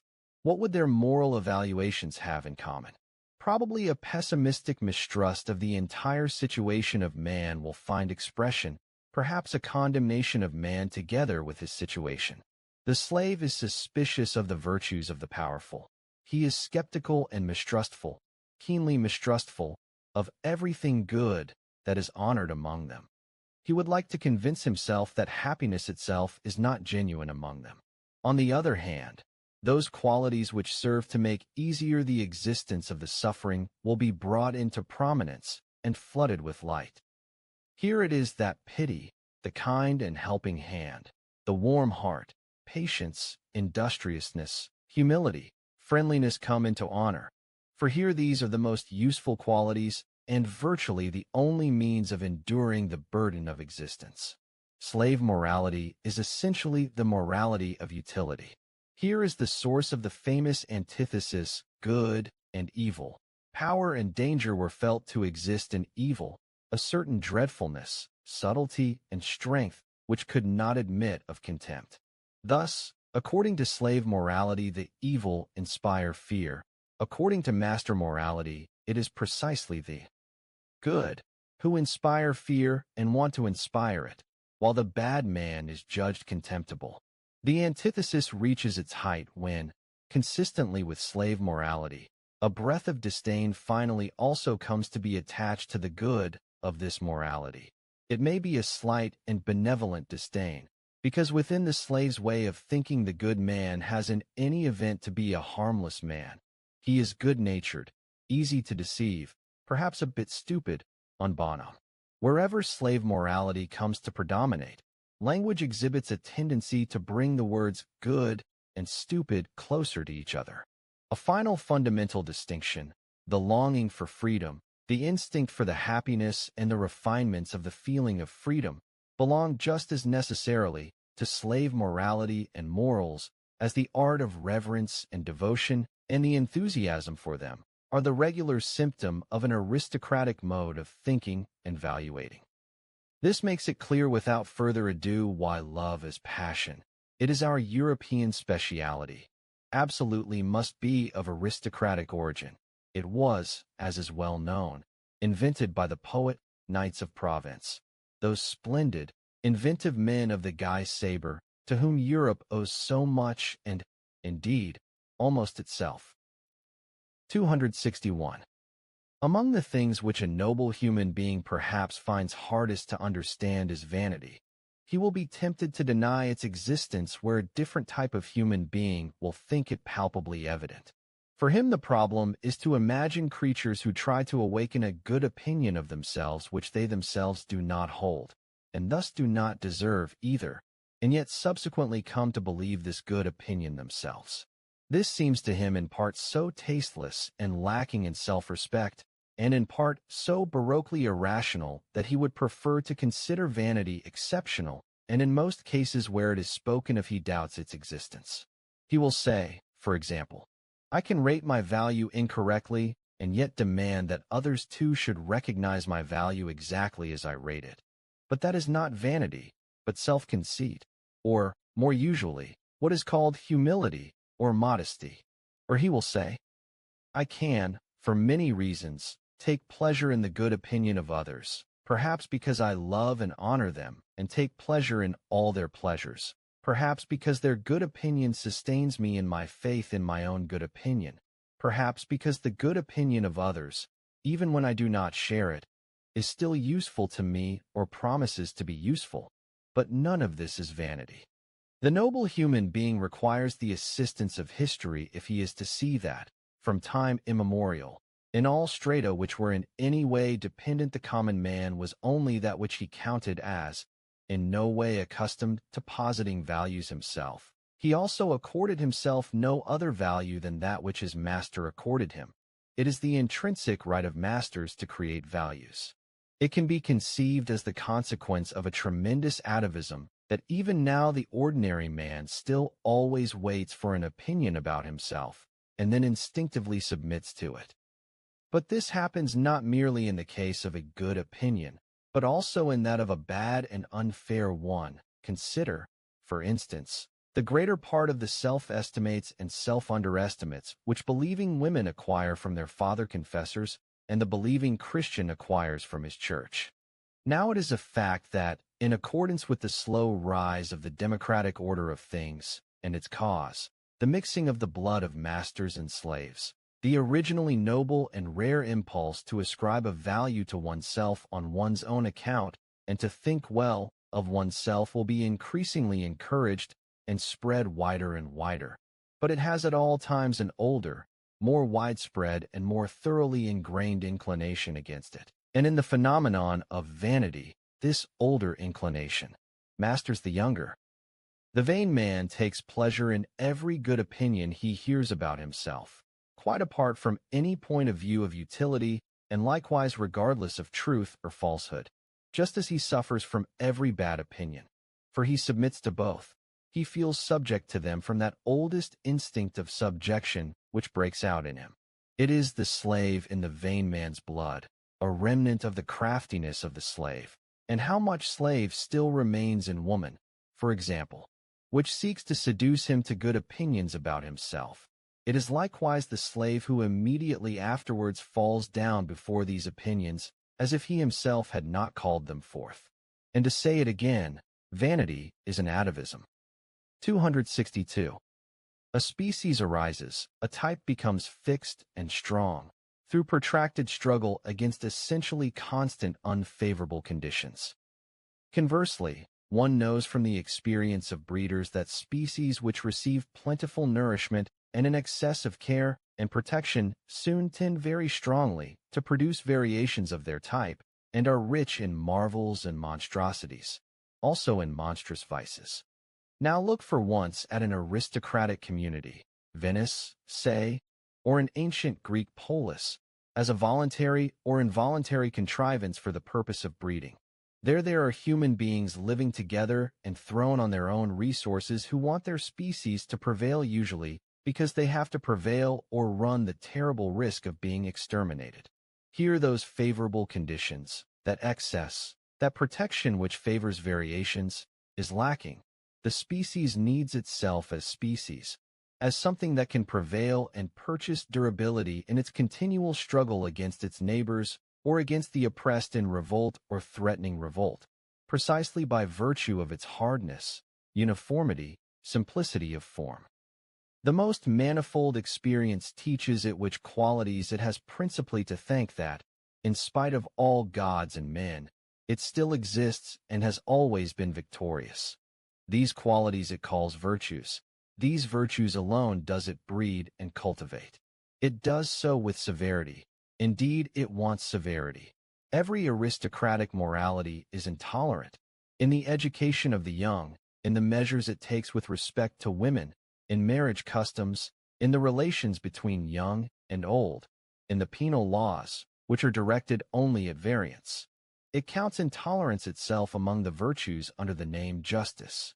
A type with few but very marked traits, a species of stern, warlike, prudently silent, determined and taciturn man, and as such, men of the finest feeling for the charm and nuances of society, is in this way firmly fixed beyond the changes of generations. Continual struggle against ever-constant unfavorable conditions is, as aforesaid, that which fixes and hardens a type. In the end, however, there arises one day an easier state of affairs, and the tremendous tension relaxes. Perhaps there are no longer any enemies among their neighbors, and the means of life, even for the enjoyment of life, are there in plenty. With one stroke the bond and constraint of the ancient discipline is broken. It is no longer felt to be a necessity, a condition of existence. If it were to persist, it could be only as a form of luxury, as an archaizing taste. Variation, whether as deviation into the higher, rarer, more refined, or as degeneration and monstrosity, is suddenly on the scene in the greatest splendor and abundance. The individual dares to be individual and stand out. At these turning points of history there appears side by side, and often entangled and entwined together, a glorious, manifold, jungle-like growth and upstirring, a kind of tropical tempo in competition and growing, and a tremendous perishing and self-destruction, thanks to the savage egoisms which, turning on one another and as it were exploding, wrestle together for sun and light, and no longer know how to draw any limitation, any restraint, any forbearance from the morality reigning hitherto. It was this morality which stored up such enormous energy, which bent the bow in such a threatening manner. Now it is spent, now it is becoming outlived. The dangerous and uncanny point is reached where the grander, more manifold, more comprehensive life lies beyond the old morality. The individual stands there, reduced to his own law-giving, to his own arts and stratagems for self-preservation, self-enhancement, self-redemption. Nothing but new whys and wherewithals, no longer any common formulas, misunderstanding and alliance with disrespect, decay, corruption, and the highest desires horribly tangled together. The genius of the race overflowing out of every cornucopia of good and bad, spring and autumn falling fatally together, full of novel charms and veils such as pertain to youthful, still unexhausted, still unwearied corruption. Danger is again present, the mother of morality, great danger. Only this time it comes from the individual, from neighbor and friend, from the street, from one's own child, from one's own heart, from the most personal and secret recesses of wish and will. What will the moral philosophers who come up in this age now have to preach? They discover, these acute observers and idlers, that the end is fast approaching, that everything around them is corrupt and corrupting, that nothing can last beyond the day after tomorrow, one species of man excepted, the incurably mediocre. The mediocre alone have the prospect of continuing on and propagating themselves. They are the men of the future, the sole survivors. Be like them. Become mediocre is henceforth the only morality that has any meaning left, that still finds ears to hear it. But it is decult to preach this morality of mediocrity, for it can never admit what it is and what it wants. It has to speak of moderation and dignity and duty and love of one's neighbor. It will scarcely be able to conceal its irony. 263. There is an instinct for rank which is more than anything else already the sign of a high rank. There is a delight in the nuances of reverence, which reveals a noble origin and noble habits. The refinement, goodness, and loftiness of a soul is put to a perilous test whenever something passes before it that is of the first rank, but not yet protected from importunate clumsiness and claws by the awe of authority. Something that goes its way unsignalized, undiscovered, tempting, perhaps arbitrarily obscured and disguised, like a living touchstone. He whose task and practice it is to explore the soul will avail himself of precisely this art in many forms in order to determine the ultimate value of a soul, the unalterable innate order of rank to which it belongs. He will test it for its instinct of reverence. Discerance engendre hain. The commonness of some natures suddenly spurts up like dirty water whenever some sacred vessel, some precious object from a closed shrine, some book with the marks of a great destiny is carried by. And on the other hand, there is an involuntary falling silent, a hesitation of the eye, a cessation of all gestures, which reveal that a soul feels the proximity of something most worthy of respect. The way in which reverence for the Bible has hitherto been generally maintained in Europe is perhaps the best piece of discipline and refinement of manners that Europe owes to Christianity. Such books of profundity and ultimate significance require for their protection an external tyranny of authority, in order that they may achieve those millennia of continued existence which are needed if they are to be exhausted and unriddled. Much has been gained when the feeling has at last been instilled into the masses, into the shallow pates and greedy guts of every sort, that there are things they must not touch, that there are holy experiences before which they have to take off their shoes and keep their unclean hands away. It is almost their highest advance towards humanity.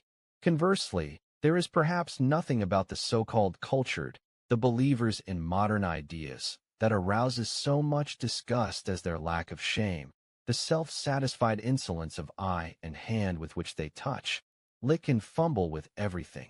And it is possible that more relative nobility of taste and reverential tact is to be discovered today among the people, among the lower orders, and especially among peasants, than among the newspaper-reading demimonde of the spirit, the cultured.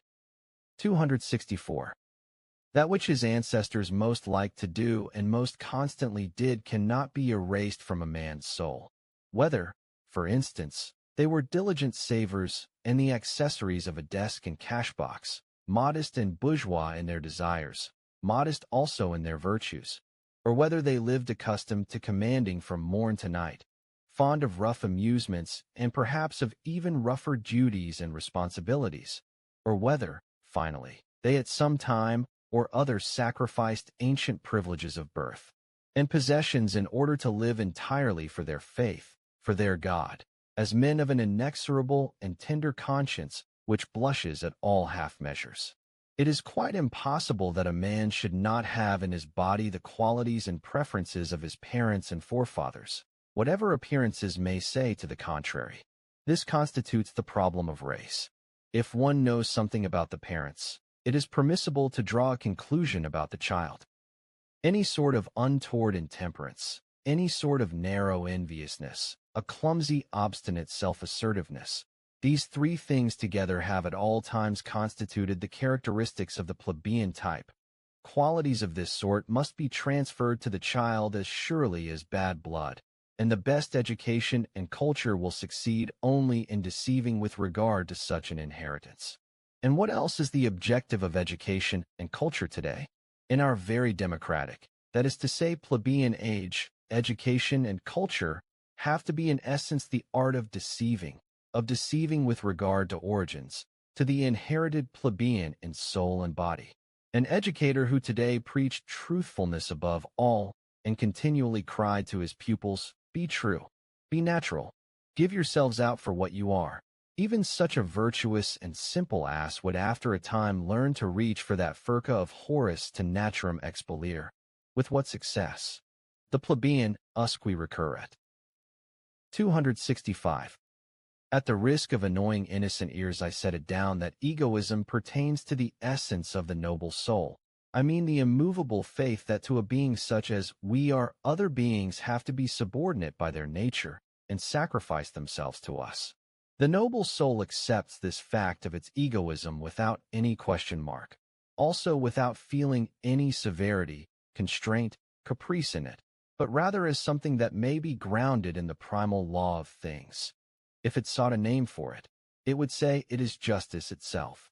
Under certain circumstances which make it hesitate at first, it will admit that there are others with rights equal to its own, As soon as it is clear as to this question of rank, it moves among these its equals and equal in rights with the same sure modesty and tender reverence as it applies to itself, in accordance with an innate celestial mechanism which all stars understand. This refinement and self-limitation in Tracy with its equals is one more aspect of its egoism. Every star is such an egoist. It honors itself in them, and in the rights it concedes them. It is in no doubt that the exchange of honors and rights, as the essence of social intercourse, is likewise part of the natural condition of things. The noble soul gives as it takes, out of the passionate and sensitive instinct of requital which lies in its depths. The concept favor has no meaning or good odor interpairs. There may be a sublime way of letting gifts from above as it were befall one, and drinking them up thirstily like drops. But for this sort of behavior the noble soul has no aptitude. Its egoism hinders it here. It does not like to look up at all. It prefers to look either in front, horizontally and slowly, or down. It knows it is at a height. 266. One can truly respect only him who does not look out for himself. Goethe to Ratschlosser. 267. The Chinese have a proverb which mothers even teach their children. Sin. Make your heart small. This is the characteristic basic tendency in late civilizations. I do not doubt that the first thing an ancient Greek would remark in us Europeans of today would also be self-diminution. Through that alone we should be. Contrary to his taste. 268. What ultimately is commonness? Words are sounds designating concepts. Concepts, however, are more or less definite images designating frequently recurring and associated sensations, groups of sensations. To understand one another, it is not sufficient to employ the same words. We have also to employ the same words to designate the same species of inner experiences. We must ultimately have our experience in common. That is why the members of one people understand one another better than do members of differing peoples even when they use the same language.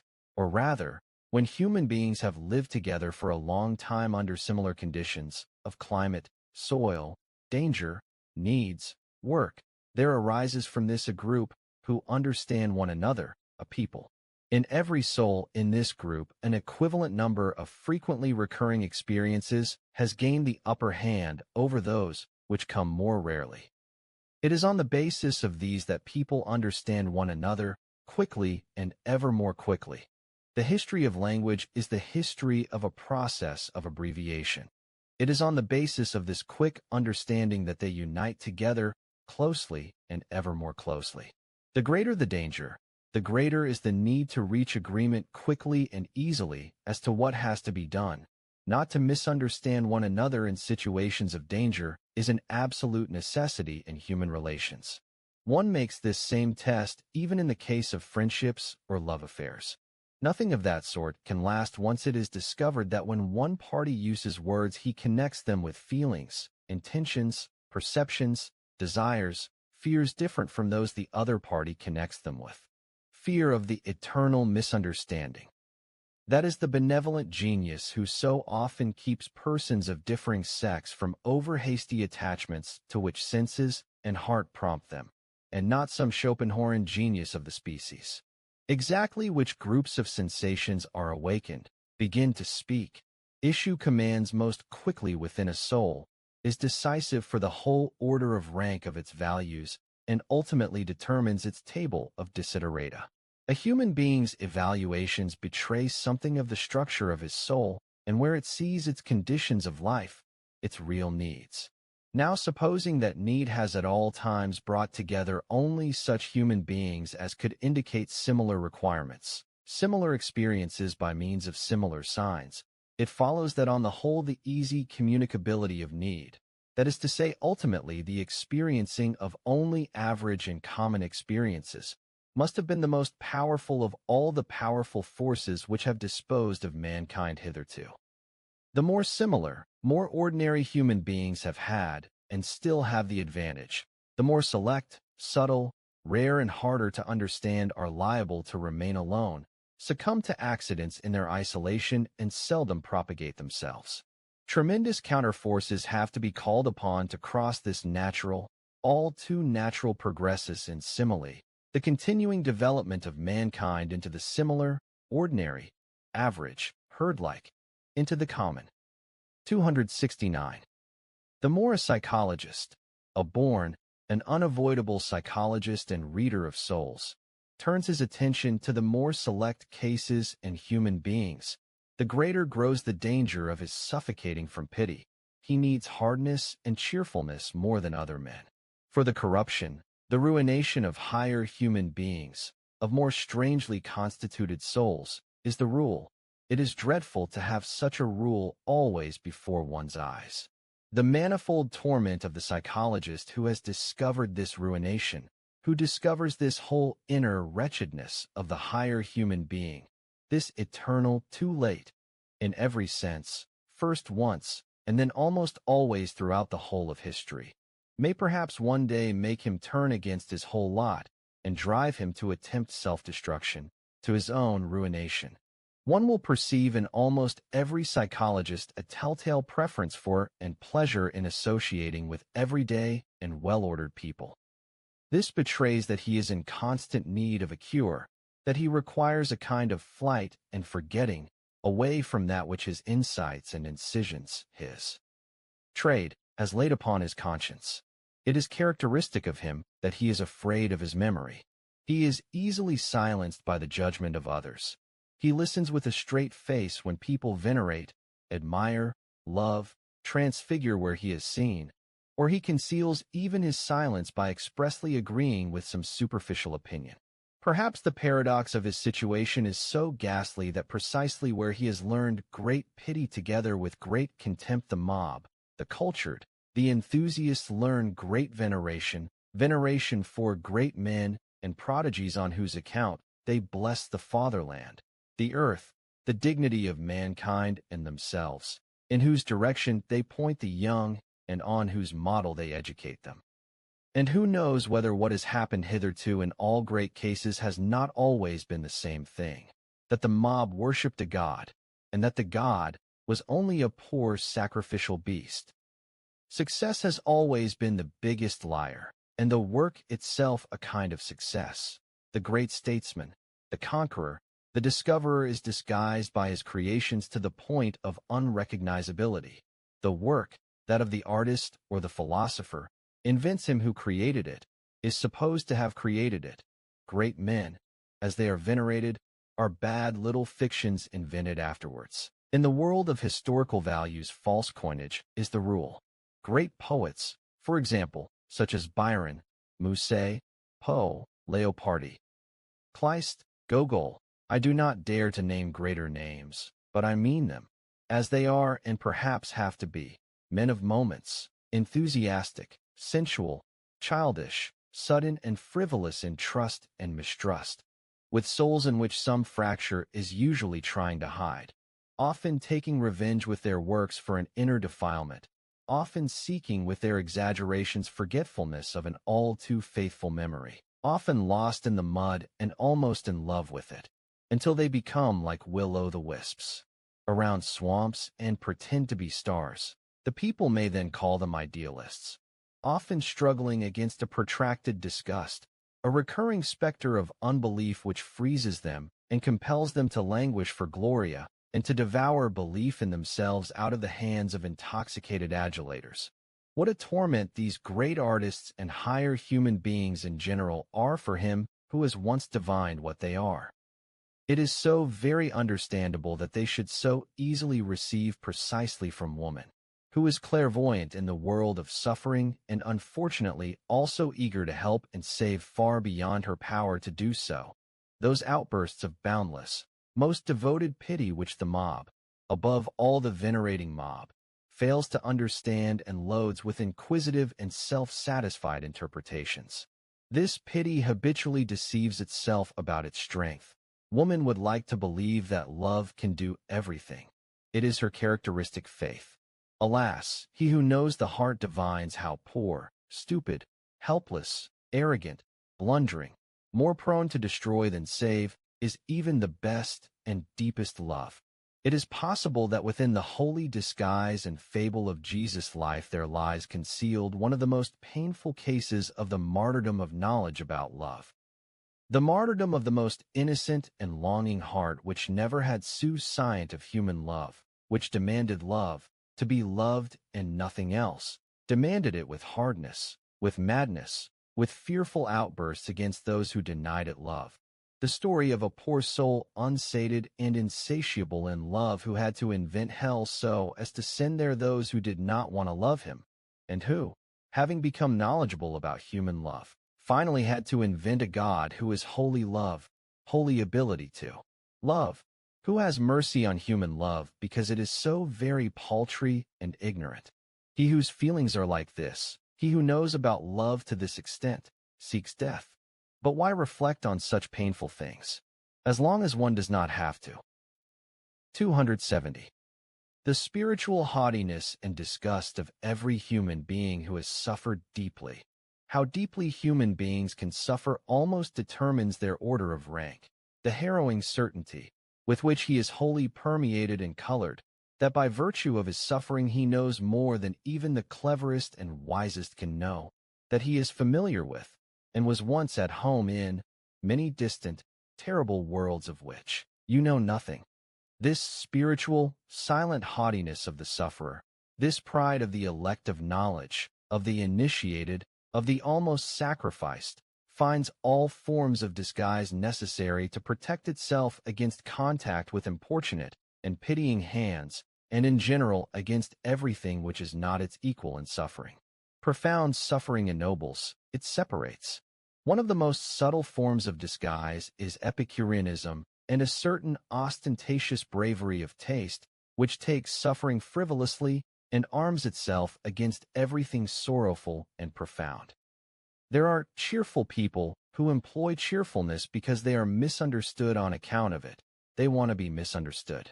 There are men of science who employ science because it produces a cheerful appearance, and because scientificality gives the impression a person is superficial.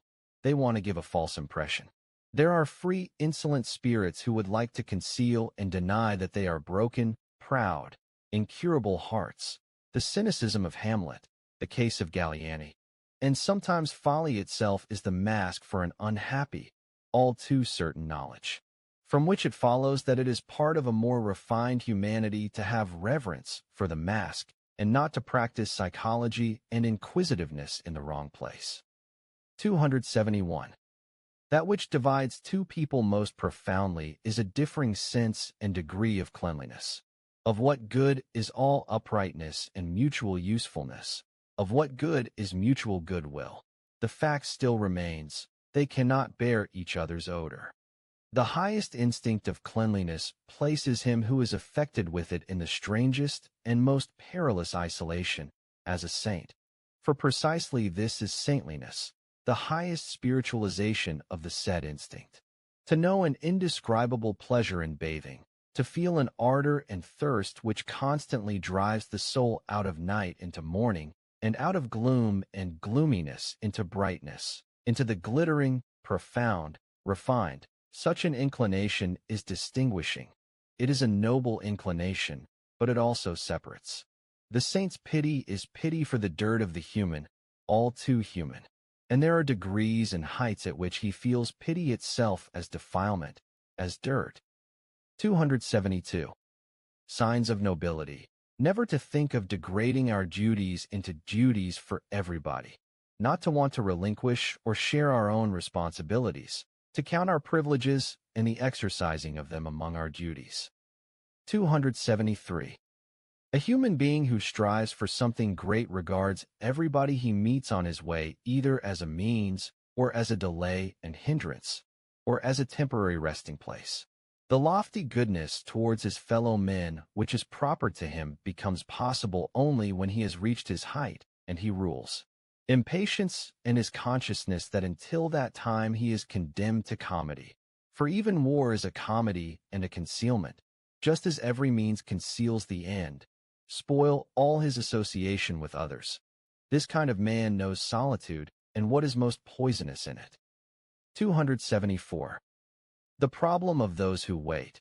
It requires luck and much that is incalculable if a higher human being in whom there slumbers the solution of a problem is to act, break out, one might say, at the right time. Usually it does not happen, and in every corner of the earth there are people waiting who hardly know to what extent they are waiting, but even less that they are waiting in vain. Sometimes the awakening call, that chance event which gives permission to act, comes but too late, when the best part of youth and the strength to act has already been used up in sitting still. And how many a man has discovered to his horror, when he rose up, that his limbs had gone to sleep and his spirit was already too heavy. It is too late, he has said to himself, having lost faith in himself and henceforth forever useless. Could it be that, in the realm of genius, Raphael without hands is, taking the phrase in its widest sense, not the exception but the rule? Perhaps genius is not so very rare. Perhaps what is rare is the 500 hands needed to tyrannize over the Kairos, the right time, to take chance by the forelock. 275. He who does not want to see what is elevated in a man looks all the more keenly for what is low and foreground in him, and thereby gives himself away. 276. In every kind of injury and loss the lower and coarser soul is better off than the nobler. The dangers facing the latter are bound to be greater. The probability that it will come to grief and perish is, considering the multiplicity of the conditions of its life, enormous. When a lizard loses a finger, that finger grows again. Not so in the case of man. 277. Annoying. The same old story. When one has finished one's house, one realizes that while doing so one has learnt unawares something one absolutely had to know before one began to build. The everlasting pitiful too late. The melancholy of everything finished. 278. Wanderer, who are you? I see you go your way without scorn, without love, with unfathomable eyes, moist and sad as a sounding lead that has returned to the light unsated from every deep. What was it looking for down there? With a breast that does not sigh, with a lip that hides its disgust, with a hand which now reaches out but slowly. Who are you? What have you done? Repose here. This place is hospitable to everyone. Refresh yourself. And whoever you may be, what would you like now? What will refresh you? You have only to name it. Whatever I have I offer you. Refreshment? Refreshment? Oh, inquisitive man, what are you saying? But please give me, what? What? Say it, one more mask. A second mask. 279. Men of profound sorrow give themselves away when they are happy. They have a way of grasping happiness as if they wanted to crush and smother it, from jealousy. Alas, they know too well that it will flee away. 280. Bad. Bad. What? Is he not going backwards? Yes. But you will understand him if you complain about it. He goes backwards as everyone goes backwards who wants to take a big jump. 281. Will they believe me? But I insist they believe me. I have always thought little of and about myself. Only in very rare instances have I done so. Only when compelled. Always without wanting to go in for it. Liable to digress from myself. Never with any faith in the outcome. Thanks to an unconquerable mistrust of the possibility of self-knowledge which has led me so far as to sense a contradictio in adjecto, even in the concept. Immediate knowledge, which theoreticians permit themselves, this whole fact is almost the most certain thing I know about myself. There must be a kind of aversion in me to believing anything definite about myself.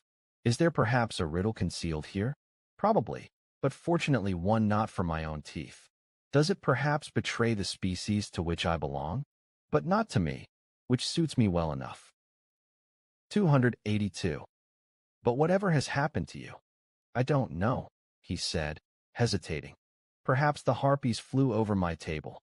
It sometimes happens today that a mild, moderate, reserved man suddenly breaks out into a rage, smashes the plates, throws the table over, screams, raves, insults everybody, and ends by going off ashamed, furious with himself. Where? Why? To starve all alone? To choke on his recollections? He who has the desires of an elevated, fastidious soul, and rarely finds his table laid and his food ready, will be in great danger at all times. But today the danger he is in has become extraordinary. Thrown into a noisy and plebeian age with which he has no wish to eat out of the same dish, he can easily perish of hunger and thirst, or, if he does eventually set to, of a sudden nausea. We have all no doubt eaten at tables where we did not belong. And precisely the most spiritual of us who are most decult to feed know that dangerous dyspepsia, which comes from a sudden insight and disappointment about our food and table companions, the after-dinner nausea. 283.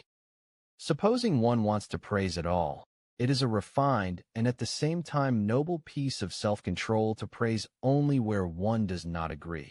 For in the other case one would be praising oneself, which is contrary to good taste, but it is a sort of self-control which offers a nice instigation and occasion for constantly being misunderstood.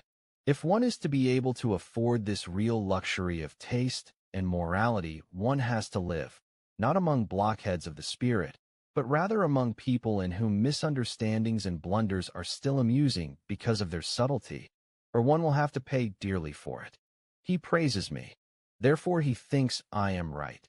This asinine conclusion spoils half the life of us hermits, for it makes asses come along to be our friends and neighbors. 284. To live with a tremendous and proud self-possession, always beyond. To have and not have one's emotions, one's for and against, at will, to condescend to have them for a few hours, to seat oneself on them as on horses, often as on asses, for one has to know how to employ their stupidity as well as their fire. To keep one's 300 foregrounds, also one's dark glasses, for there are instances where no one may look into our eyes, still less into our grounds. And to choose for company that cheerful and roguish vice, politeness, and to remain master of one's four virtues, courage, insight, sympathy, solitude. For solitude is with us a virtue. It is a sublime urge and inclination for cleanliness which divines that all contact between man and man, in society, must inevitably be unclean. All community makes somehow, somewhere, sometime, common. 285. The greatest events and thoughts, but the greatest thoughts are the greatest events, are comprehended last. The generations which are their contemporaries do not experience such events. They live past them. What happens here is similar to what happens in the realm of the stars. The light of the furthest stars comes to men last, and before it has arrived man denies that there are stars there. How many centuries does a spirit need to be comprehended? That too is a standard. With that too there is created an order of rank and etiquette such as is needed for spirit and star. 286. Here is the prospect free, the spirit exalted. But there is an opposite kind of man who is also on the heights, and for whom the prospect is also free, but who looks down. 287. What is noble? What does the word noble mean to us today? What, beneath this heavy, overcast sky of the beginning rule of the rabble, which makes everything leaden and opaque, betrays and makes evident the noble human being? It is not his actions which reveal him. Actions are always ambiguous, always unfathomable. Neither is it his works. One finds today among artists and scholars sous-scients who reveal by their works that they are driven on by a profound desire for the noble. But precisely this need for the noble is fundamentally different from the needs of the noble soul itself, and in fact an eloquent and dangerous sign of its lack. It is not the works, it is the faith which is decisive here, which determines the order of rank here. To employ an old religious formula in a new and deeper sense, some fundamental certainty which a noble soul possesses in regard to itself, something which may not be sought or found, and perhaps may not be lost either. The noble soul has reverence for itself. 288. There are people unavoidably possessed of spirit. Let them twist and turn how they may and hold their hands before their treacherous eyes, as if the hand were not also a traitor. In the end it always comes out that they have something they are hiding, namely spirit. One of the subtlest ways of deceiving, for as long as possible at any rate, and of successfully posing as more stupid than one is, which in everyday life is often as desirable as an umbrella, is called enthusiasm, plus what belongs with it, for example virtue. For, as Galliani, who ought to know, said, virtu est enthusiasm. 289. One always hears in the writings of a hermit something of the echo of the desert, something of the whisper and shy vigilance of solitude. In his strongest words, even in his cry, there still resounds a new and more dangerous kind of silence and concealment.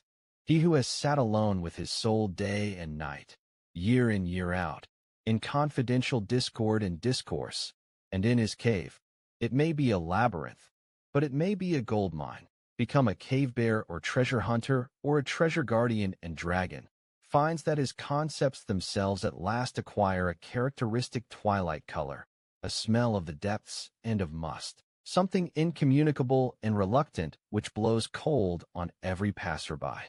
The hermit does not believe that a philosopher, supposing that a philosopher has always been first of all a hermit, has ever expressed his real and final opinions in books. Does one not write books precisely to conceal what lies within us? Indeed, he will doubt whether a philosopher could have final and real opinions at all, whether behind each of his caves there does not and must not lie another, deeper cave, a stranger, more comprehensive world beyond the surface, an abyss behind every ground, beneath every foundation. Every philosophy is a foreground philosophy. That is a hermit's judgment. There is something arbitrary in the fact that he stopped, looked back, looked around here, that he stopped digging and laid his spade aside here. There is also something suspicious about it. Every philosophy also conceals a philosophy. Every opinion is also a hiding place. Every word also a mask. 290. Every profound thinker is more afraid of being understood than of being misunderstood. The latter may perhaps wound his vanity, but the former will wound his heart, his sympathy, which says always, alas, why do you want to have as hard a time of it as I had? 291. Man, a manifold, mendacious, artificial, and untransparent animal, uncanny to the other animals less on account of his strength than on account of his cunning and cleverness, invented the good conscience so as to enjoy his soul for once as simple, and the whole of morality is a protracted audacious forgery by virtue of which alone it becomes possible to feel pleasure at the sight of the soul. From this point of view, there is perhaps much more in the concept art than is generally believed. 292.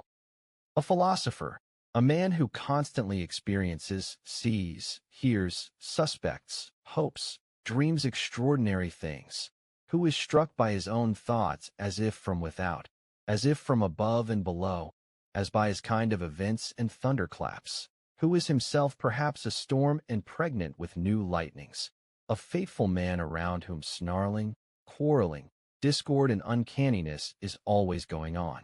A philosopher, alas, a creature which often runs away from itself, is often afraid of itself, but which is too inquisitive not to keep coming to itself again. 293.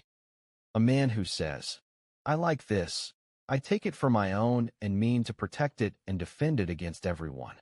A man who can do something, carry out a decision, remain true to an idea, hold on to a woman, punish and put down insolence. A man who has his anger and his sword, and to whom the weak, suffering, oppressed, and the animals too are glad to submit and belong by nature. In short, a man who is by nature a master. When such a man has pity, well, that pity has value. But of what account is the pity of those who suffer? Or, worse, of those who preach pity? There exists almost everywhere in Europe today a morbid sensitivity and susceptibility to pain, likewise a repellent intemperance and lamentation, a tenderization which, with the aid of religion and odds and ends of philosophy, would like to deck itself out as something higher. There exists a downright cult of suffering. The unmanliness of that which is in such fanatic circles baptized pity is, I think, the first thing which leaps to the eye. This latest species of bad taste must be resolutely and radically excommunicated, and I would like to see the good amulet guy saber worn around neck and hearts so as to ward it off. Gay science, to make the matter plain. 294. The Olympian vice, in spite of that philosopher who, being a real Englishman, sought to bring laughter into disrepute among all thinking minds. Laughter is a bad infirmity of human nature which every thinking man will endeavor to overcome. Hobbes. I would go so far as to venture an order of rank among philosophers according to the rank of their laughter, rising to those capable of golden laughter. And if gods too philosophize, as many an inference has driven me to suppose, I do not doubt that while doing so they also know how to laugh in a new and superhuman way, and at the expense of all serious things. Gods are fond of mockery. It seems they cannot refrain from laughter even when sacraments are in progress. 295. The genius of the heart as it is possessed by that great hidden one, the tempter God and born Pied Piper of consciences whose voice knows how to descend into the underworld of every soul, who says no word and gives no glance in which there lies no touch of enticement, to whose mastery belongs knowing how to seem, not what he is, but what to those who follow him is one constraint more to press ever closer to him, to follow him ever more inwardly and thoroughly, the genius of the heart who makes everything loud and self-satisfied fall silent and teaches it to listen, who smooths rough souls and gives them a new desire to savor, the desire to lie still as a mirror, that the deep sky may mirror itself in them. The genius of the heart who teaches the stupid and hasty hand to hesitate and grasp more delicately, who divines the hidden and forgotten treasure, the drop of goodness and sweet spirituality under thick and opaque ice, and is a divining rod for every grain of gold which has lain long in the prison of much mud and sand. The genius of the heart from whose touch everyone goes away richer, not favored and surprised, not as if blessed and oppressed with the goods of others, but richer in himself, newer to himself than before, broken open, blown upon and sounded out by a thawing wind, more uncertain perhaps, more delicate, more fragile, more broken, but full of hopes that as yet have no names, full of new will and current, full of new ill will and countercurrent. But what am I doing, my friends? Of whom am I speaking to you? Have I so far forgot myself that I have not even told you his name? Unless you have already yourselves divined who this questionable God and Spirit is who wants to be praised in such a fashion. For as happens to everyone who has always been on the move and in foreign lands from his childhood up, so many a strange and not undangerous spirit has crossed my path too, but above all he of whom I was just speaking, and he again and again, no less a personage in fact than the god Dionysus, that great ambiguous and tempter god to whom, as you know, once I brought in all secrecy and reverence my firstborn, being, as it seems to me, the last to have brought him a sacrifice, for I have found no one who could have understood what I was then doing. Meanwhile, I have learned much, all too much more about the philosophy of this god, and, as I have said, from mouth to mouth, I, the last disciple and initiate of the god Dionysus, and perhaps I might at last begin to give you, my friends, a little taste of this philosophy, in so far as I am permitted to, in a hushed voice, as is only proper, for it involves much that is secret, new, unfamiliar, strange, uncanny. The very fact that Dionysus is a philosopher, and that gods too therefore philosophize, seems a by no means harmless novelty and one calculated to excite suspicion precisely among philosophers. Among you, my friends, it will meet with a friendlier reception, unless it comes too late and not at the right time. For, as I have discovered, you no longer like to believe in God and gods now. Perhaps I shall also have to go further in the frankness of my story than may always be agreeable to the strict habits of your ears. Certainly the above-named god went further, very much further, in conversations of this sort, and was always many steps ahead of me. Indeed, if it were permitted to follow the human custom of applying to him beautiful, solemn titles of pomp and virtue. I would have to extol his courage as investigator and discoverer, his daring honesty, truthfulness, and love of wisdom. But such a God has nothing to do with all this venerable lumber and pomp. Keep that, he would say, for yourself and your like, and for anyone else who needs it. I have no reason to cover my nakedness. One will see that this species of divinity and philosopher is perhaps lacking in shame. Thus he once said, "Under certain circumstances I love mankind," alluding to Ariadne, who was present. Man is to me an agreeable, brave, ingenious animal without equal on earth. He knows how to make his way through every labyrinth. I like him. I often ponder how I might advance him and make him stronger, more evil and more profound than he is. Stronger, more evil and more profound? I asked in alarm. Yes, he repeated. Stronger, more evil and more profound. Also more beautiful. And as he said that, the tempter god smiled his halcyon smile, as though he had just paid a charming compliment. Here one will also see that this divinity is lacking not only in shame, and there is in general good reason to suppose that in several respects the gods could all benefit from instruction by us human beings. We human beings are more humane. 296. Alas, and yet what are you, my written and painted thoughts? It is not long ago that you were still so many-colored, young and malicious, so full of thorns and hidden spices you made me sneeze and laugh. And now, you have already taken off your novelty, and some of you, I fear, are on the point of becoming truths. They already look so immortal, so pathetically righteous, so boring. And has it ever been otherwise? For what things do we write and paint? We mandarins with Chinese brushes, we immortalizers of things which let themselves be written, what alone are we capable of painting? Alas, only that which is about to wither and is beginning to lose its fragrance.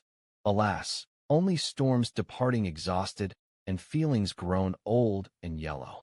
Alas, only birds strayed and grown weary in flight, who now let themselves be caught in the hand. In our hand, we immortalize that which cannot live and fly much longer, weary and mellow things alone. And it is only your afternoon, my written and painted thoughts, for which alone I have the colors, many colors perhaps, many colored tendernesses, and 50 yellows and browns and greens and reds. But no one will divine from these how you looked in your morning, you sudden sparks and wonders of my solitude, you my old beloved, wicked thoughts. From high mountains, Epode. O life's midday, O festival, O garden of summer, I wait in restless ecstasy, I stand and watch and wait. Where are you, friends? It is you I await, in readiness day and night. Come now, it is time you were here. Was it not for you the glacier today exchanged its gray for roses? The brook seeks you, and wind and clouds press higher in the blue. Longingly they crowd aloft to look for you. For you have I prepared my table in the highest height.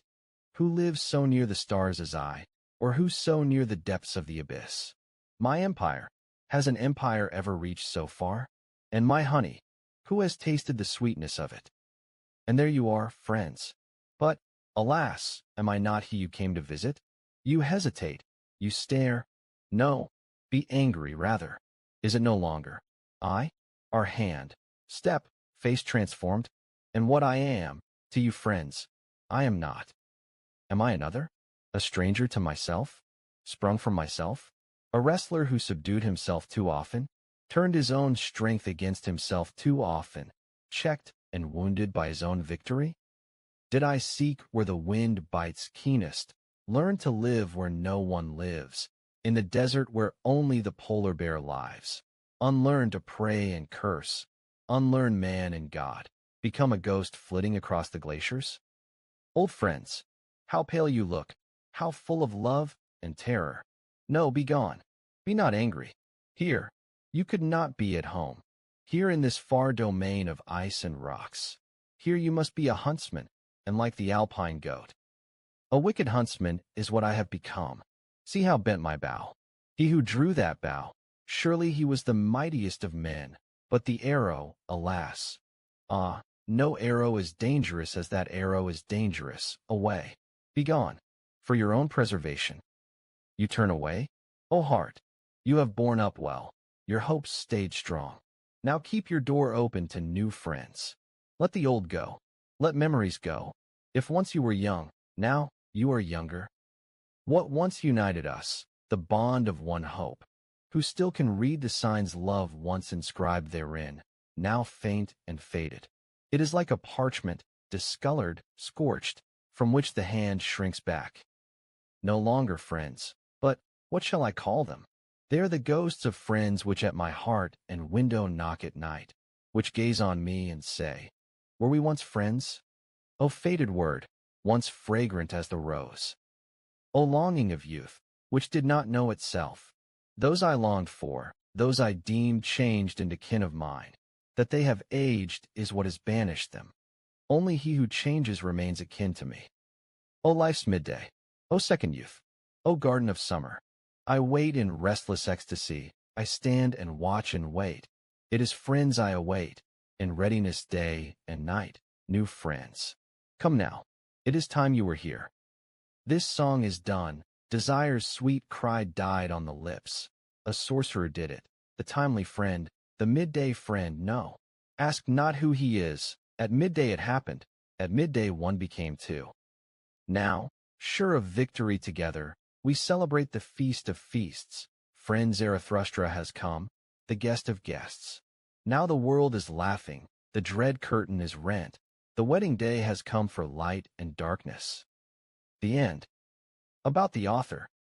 Friedrich Nietzsche, from 1844 to 1900, was a German philosopher, cultural critic, classical philologist, and writer whose ideas profoundly shaped modern intellectual history. Born in Aachen, Germany, Nietzsche demonstrated exceptional academic talent from an early age and became a professor of classical philology at the University of Basel at just 24 years old. Throughout his career, Nietzsche examined religion, morality, culture, and the foundations of human belief. His works challenged traditional philosophical and religious assumptions, advocating for independent thought and the re-evaluation of accepted values. Among his most celebrated books are Thus Spoke Zarathustra, The Gay Science, Beyond Good and Evil, On the Genealogy of Morality, and The Birth of Tragedy. Nietzsche's writing is known for its distinctive style, combining philosophical analysis with literary expression, aphorisms, and powerful imagery.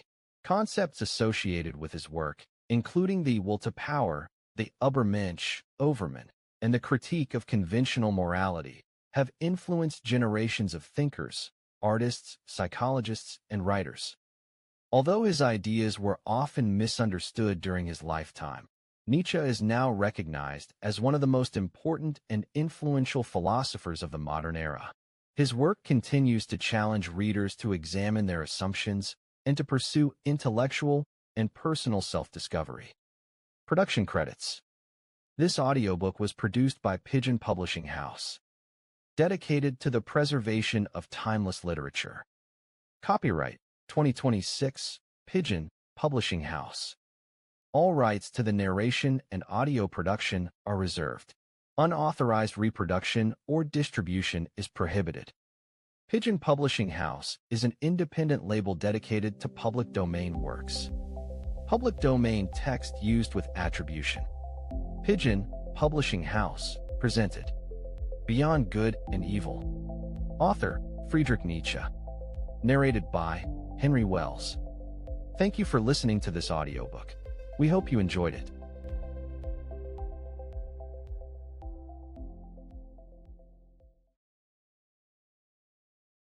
Thank you for listening to this audiobook. If anything you heard today helped you, challenged you, or gifted you a useful idea, remember to support us with a 5-star rating, follow the podcast, and leave a comment with your reflection of the day. And if you want to keep growing, we'll be waiting for you in our other compilations. Pigeon Audiobooks, Philosophy, Pigeon Audiobooks, Finance, Pigeon Audiobooks, Classics, and Pigeon Audiobooks, Top 100 Bestsellers. There you'll find a complete library to elevate your mind and your results. See you in the next episode. And never forget, knowledge is the greatest act of rebellion against the system.